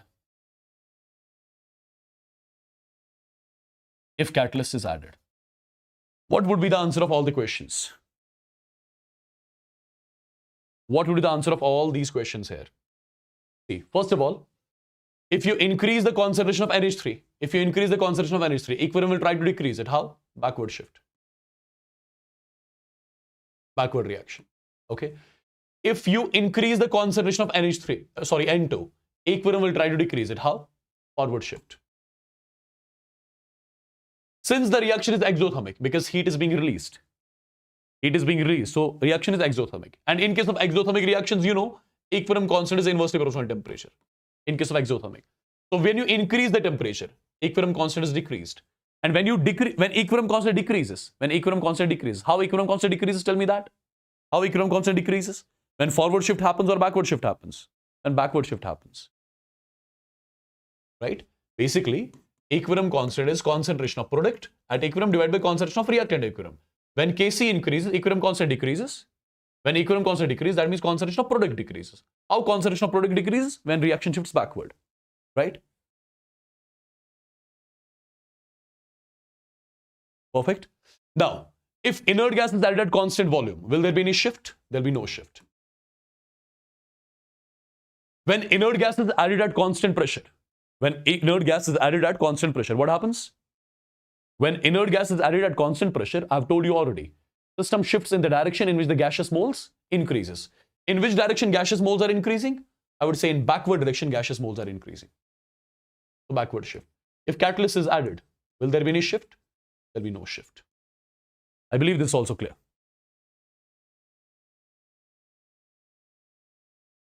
Yeah? Perfect. Let's have a look on a few more questions.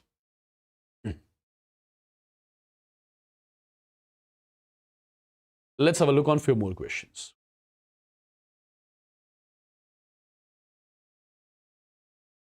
Tell me the answer of this question.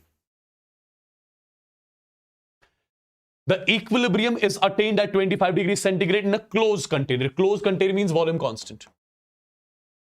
Volume constant. Inert gas helium is added.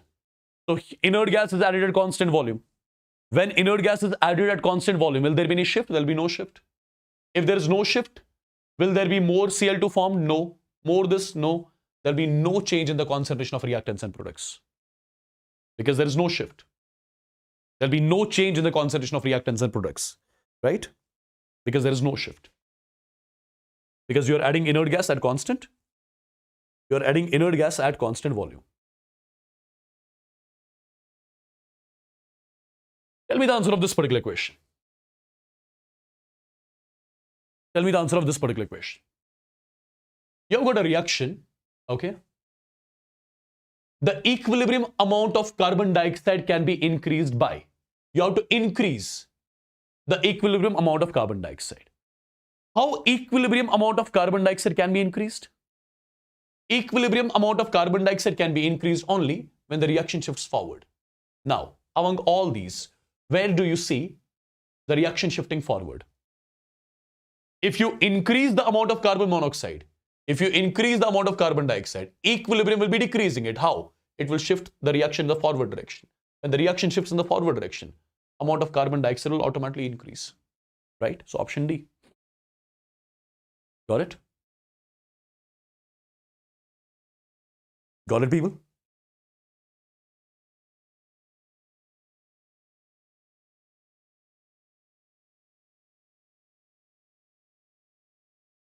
What about this one?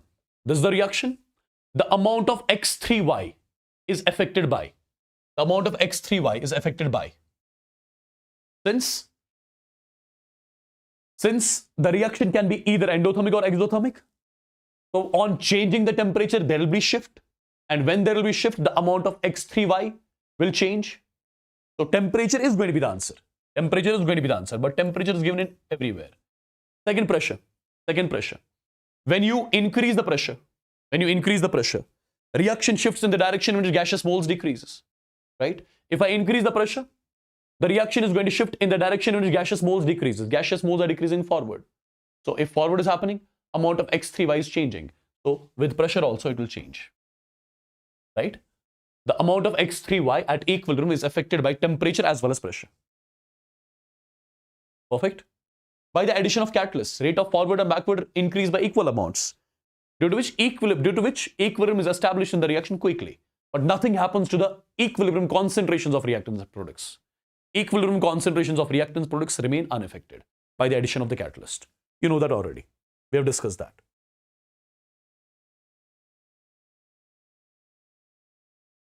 What about this question? When NaNO3 is heated in a closed vessel, so you have got NaNO3. First of all, let me tell you, NaNO3 is solid. You are heating it up. You are heating it up, it will get converted into NaNO2 solid. And with that, you'll be getting oxygen gas. This is the reaction, first of all. Okay? At equilibrium, what is happening? Addition of NaNO2 favors, see, this is solid, this is solid. Due to their addition or removal, nothing happens. Due to their addition or removal, nothing happens. Right? Now, since you are heating it up, so you are basically heating it up. So heating means you are heating it up. What does that mean? Endothermic or exothermic? That means endothermic. That means endothermic. If it is endothermic, that means equilibrium constant is directly proportional to temperature. Right? So it is saying decrease in the temperature favors backward. When you decrease the temperature, equilibrium constant decreases. And how equilibrium constant decreases? When backward shift happens. But here they have mentioned forward. So this cannot be the answer. Increasing pressure favors reverse reaction. When you increase the pressure, equilibrium shifts in such a direction in which gaseous moles decreases. In which direction gaseous moles are decreasing? See, in the forward direction, gaseous moles are increasing. In the backward direction, there are no gaseous moles. So gaseous moles are decreasing in the backward. So there will be backward shift. So this is the correct one. This is the correct one.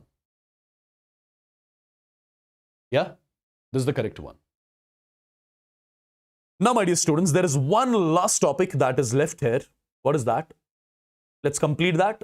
It is not going to take more than like 20 minutes. That is simultaneous equilibrium. That is simultaneous equilibrium. And what happens in simultaneous equilibrium? We are going to talk about that first. After that, we'll end the session. Okay? So in next 20 minutes, we'll be done. In the next 20 minutes, we'll be done.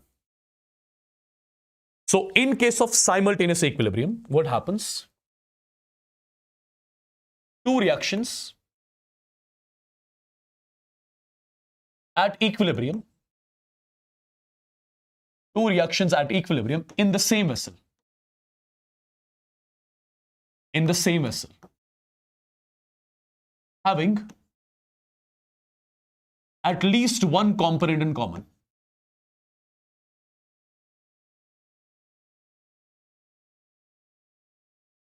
Having at least one component in common. What does it mean? Try to understand. For example, this is the container. Let's say this is the container you have taken. Okay. For example, here you have got AB solid. Let's say this AB solid is in equilibrium with A gas as well as B gas. In the same container, for example, you have got AC solid. This is also in equilibrium with A gas plus C gas. So in the same container, do you have one reaction or two reactions? In the same container, you have two reactions. Both the reactions are at equilibrium. Both the reactions are at equilibrium. Right?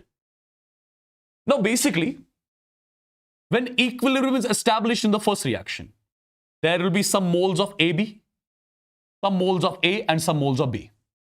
Similarly, when equilibrium is established in the second reaction, there will be some moles of AC, some moles of A would have got formed, some moles of C would have got formed.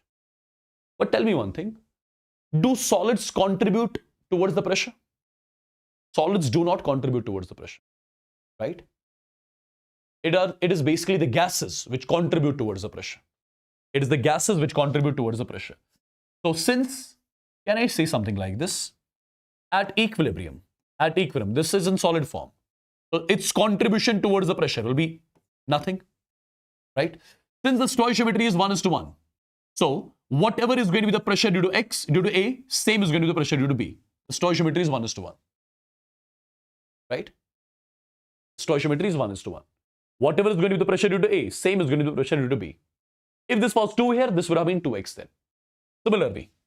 Similarly, the contribution of AC solid towards the pressure is nothing.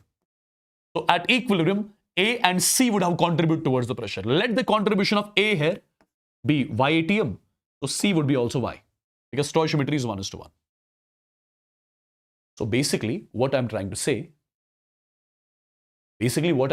is, these are the two reactions which are at equilibrium in the same container, right? So when equilibrium is established in the first reaction, right, this AB solid at equilibrium cannot contribute towards the pressure. This would have contributed, this would have contributed. Since the stoichiometry is 1:1, so both would have contributed by same amount. Similarly, both would have contributed by same amount. Now, in the same container, we have got two reactions, and both the reactions having one component in common. What is that? That is A, right? So what is the total pressure due to A? Total pressure due to A. Pressure due to A from the first reaction is X. Pressure due to A from the second reaction is Y. So total pressure due to A will be X plus Y. Here also you'll be adding X, right? So total pressure due to A is X plus Y. Now, my dear students, can I write the Kp expression for first reaction as well as the Kp expression for second reaction? We can do that. When we write Kp expression for the first reaction, it's going to be pressure of A here, that's X plus Y raised by stoichiometric coefficient. Pressure of B here, that's X raised by stoichiometric coefficient. Kp for second reaction, it is partial pressure of A, that's Y plus X, or you can write X plus Y raised by stoichiometric coefficient, and partial pressure of C, that's Y. How many equations did we get? We got two equations, equation 1 and equation 2. We got two equations. Yeah, we got two equations. Now, what is the first thing which we are supposed to do? I'll be dividing Kp1 with Kp2. When I divide Kp1 with Kp2, x plus y cancels out. So the value comes out to be x by y. The value comes out to be x by y. And similarly, when I add these two, on adding 1 and 2, Kp1 plus Kp2 would be equal to, if I take x plus y common here, x plus y I'm taking common, so this is x plus y, so it's x plus y ka square. So I would say x plus y would come out to be under root of Kp1 plus Kp2. So how many equations did I get? I got two equations, 1 and 2. These are the two equations I got, 1 and 2. See, in the questions, your Kp1 and Kp2 would be given.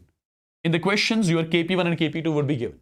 So if Kp1, Kp2 are given, I would say I'll be having two equations with two unknowns, x and y. So after solving these two, you can easily get the value of x and you can easily get the value of y. That's something they'll ask you to calculate basically in the question. That is something they'll ask you to calculate in the question. Okay? That is something they'll ask you to calculate in the question. For example, if I give you a question like this, the question is, we have got two solids and they are dissociating like this. A solid is dissociating as B gas plus C gas.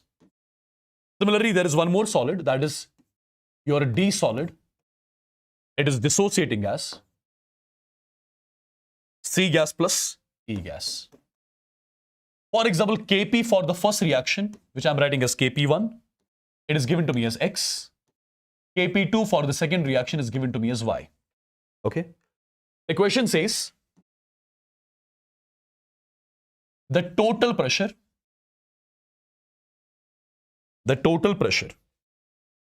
when both the solids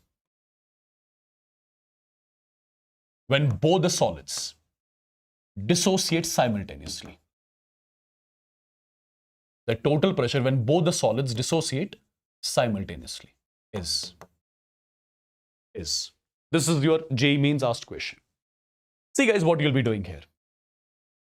Since both these reactions are taking place in the same container. So when equilibrium is established in the first reaction, there'll be no contribution made by A towards the total pressure. Contribution made by B, for example, is X. This will be also X because the stoichiometry is 1:1.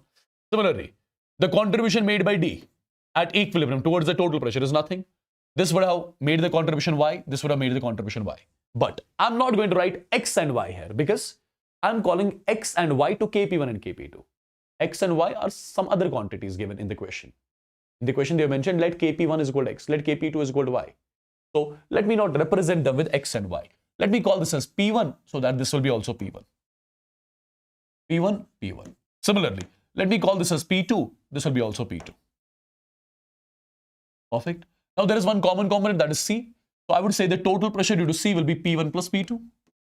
Here also you'll be adding P1. Now what I'll be doing? Let me write the expression of Kp1.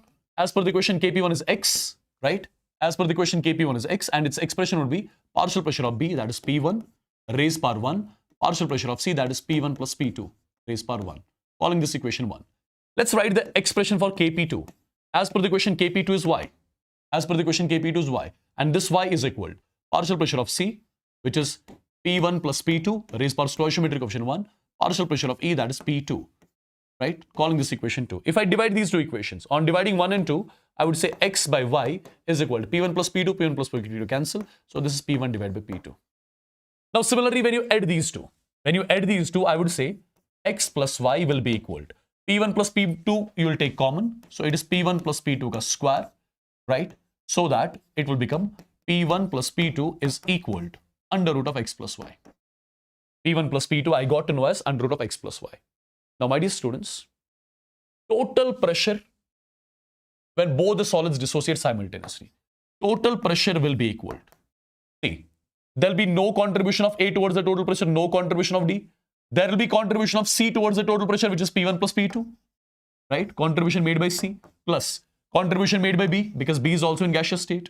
Similarly, contribution made by E because E is also in gaseous state. Okay. Now, contribution made by C is P1 plus P2. Contribution made by B is P1. Contribution made by E is P2.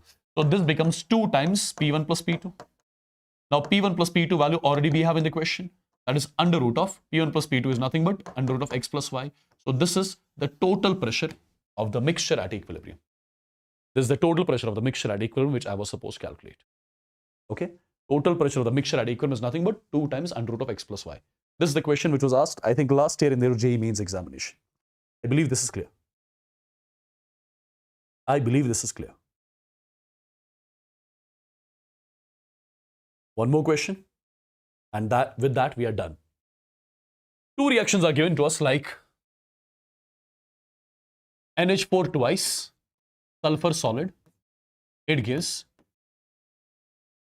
2 times NH3 gas plus H2S gas. Its Kp1 is given. Second reaction. NH4 twice Se solid. It gives 2 times NH3 gas plus H2Se gas. Okay. Now, first of all, when equilibrium will be established in the first reaction, its contribution towards the pressure will be nothing. Stoichiometry is 2:1. So whatever is going to be the pressure due to H2S, double of that will be the pressure due to NH3. Okay. Similarly, if this is Y, this is going to be 2 times Y. Is there any common component? NH3. So total pressure due to NH3 is going to be 2x plus 2y. And also you'll be adding 2x. Okay. Now Kp1. Kp1 expression is going to be, pressure of this, that is 2x plus 2y. Raised power stoichiometric coefficient, that's 2. And pressure of this, that's x. Similarly, Kp2 expression is going to be pressure of NH3, that is 2x plus 2y. Raised power stoichiometric coefficient 2. Pressure of H2S, that is y. So these are the 2 equations which I got. Now, first of all, when I'll be dividing these 2 equations, equation 1 divided by equation 2. So Kp1 divided by Kp2. This and this gets cancelled. 9 divided by 4.5 is 2 is equal. This term cancels out. So x divided by y. I got to know one thing, at x is equal to y. I got to know one thing, that is x is equal to y. I got to know this. Yeah? I got to know this. X is equal to y. Now I'm going to add these two. When I add these two, what is going to happen? 10 power minus 3 I'll take common.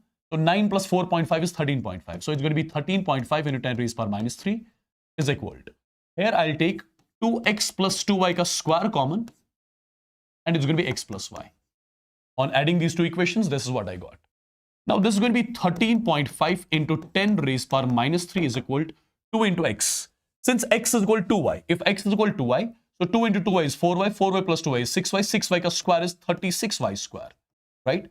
X plus 2y, x is 2y, x plus y, x is 2y, so 2y plus y makes it 3y, Or instead of entire this thing, I can write 108y cube. So this is 1 times, this would be 8 times, right? So I would say y cube is equal to 10 raised power minus 3 divided by 8.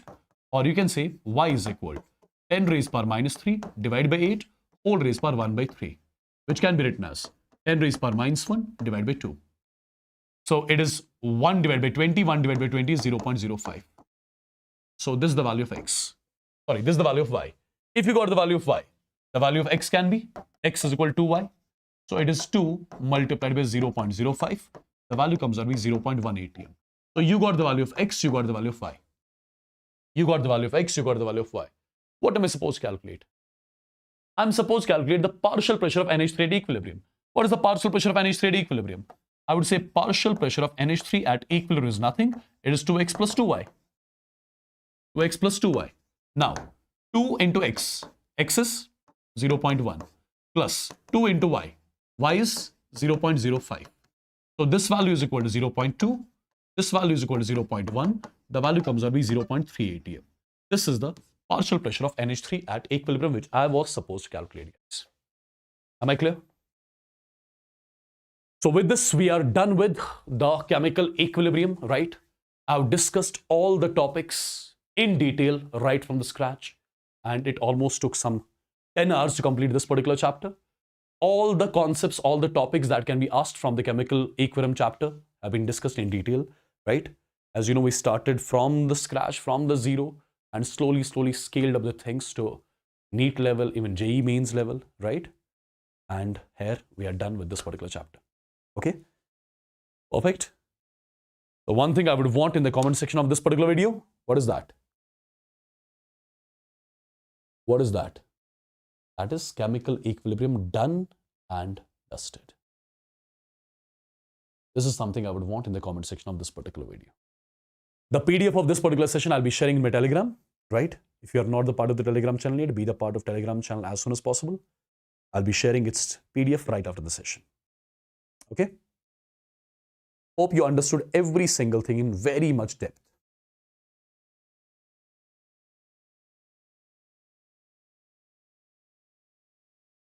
All right, people?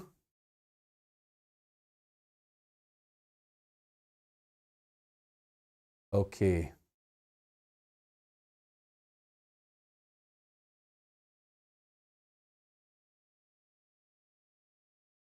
Chalo then, I'll take a leave with this.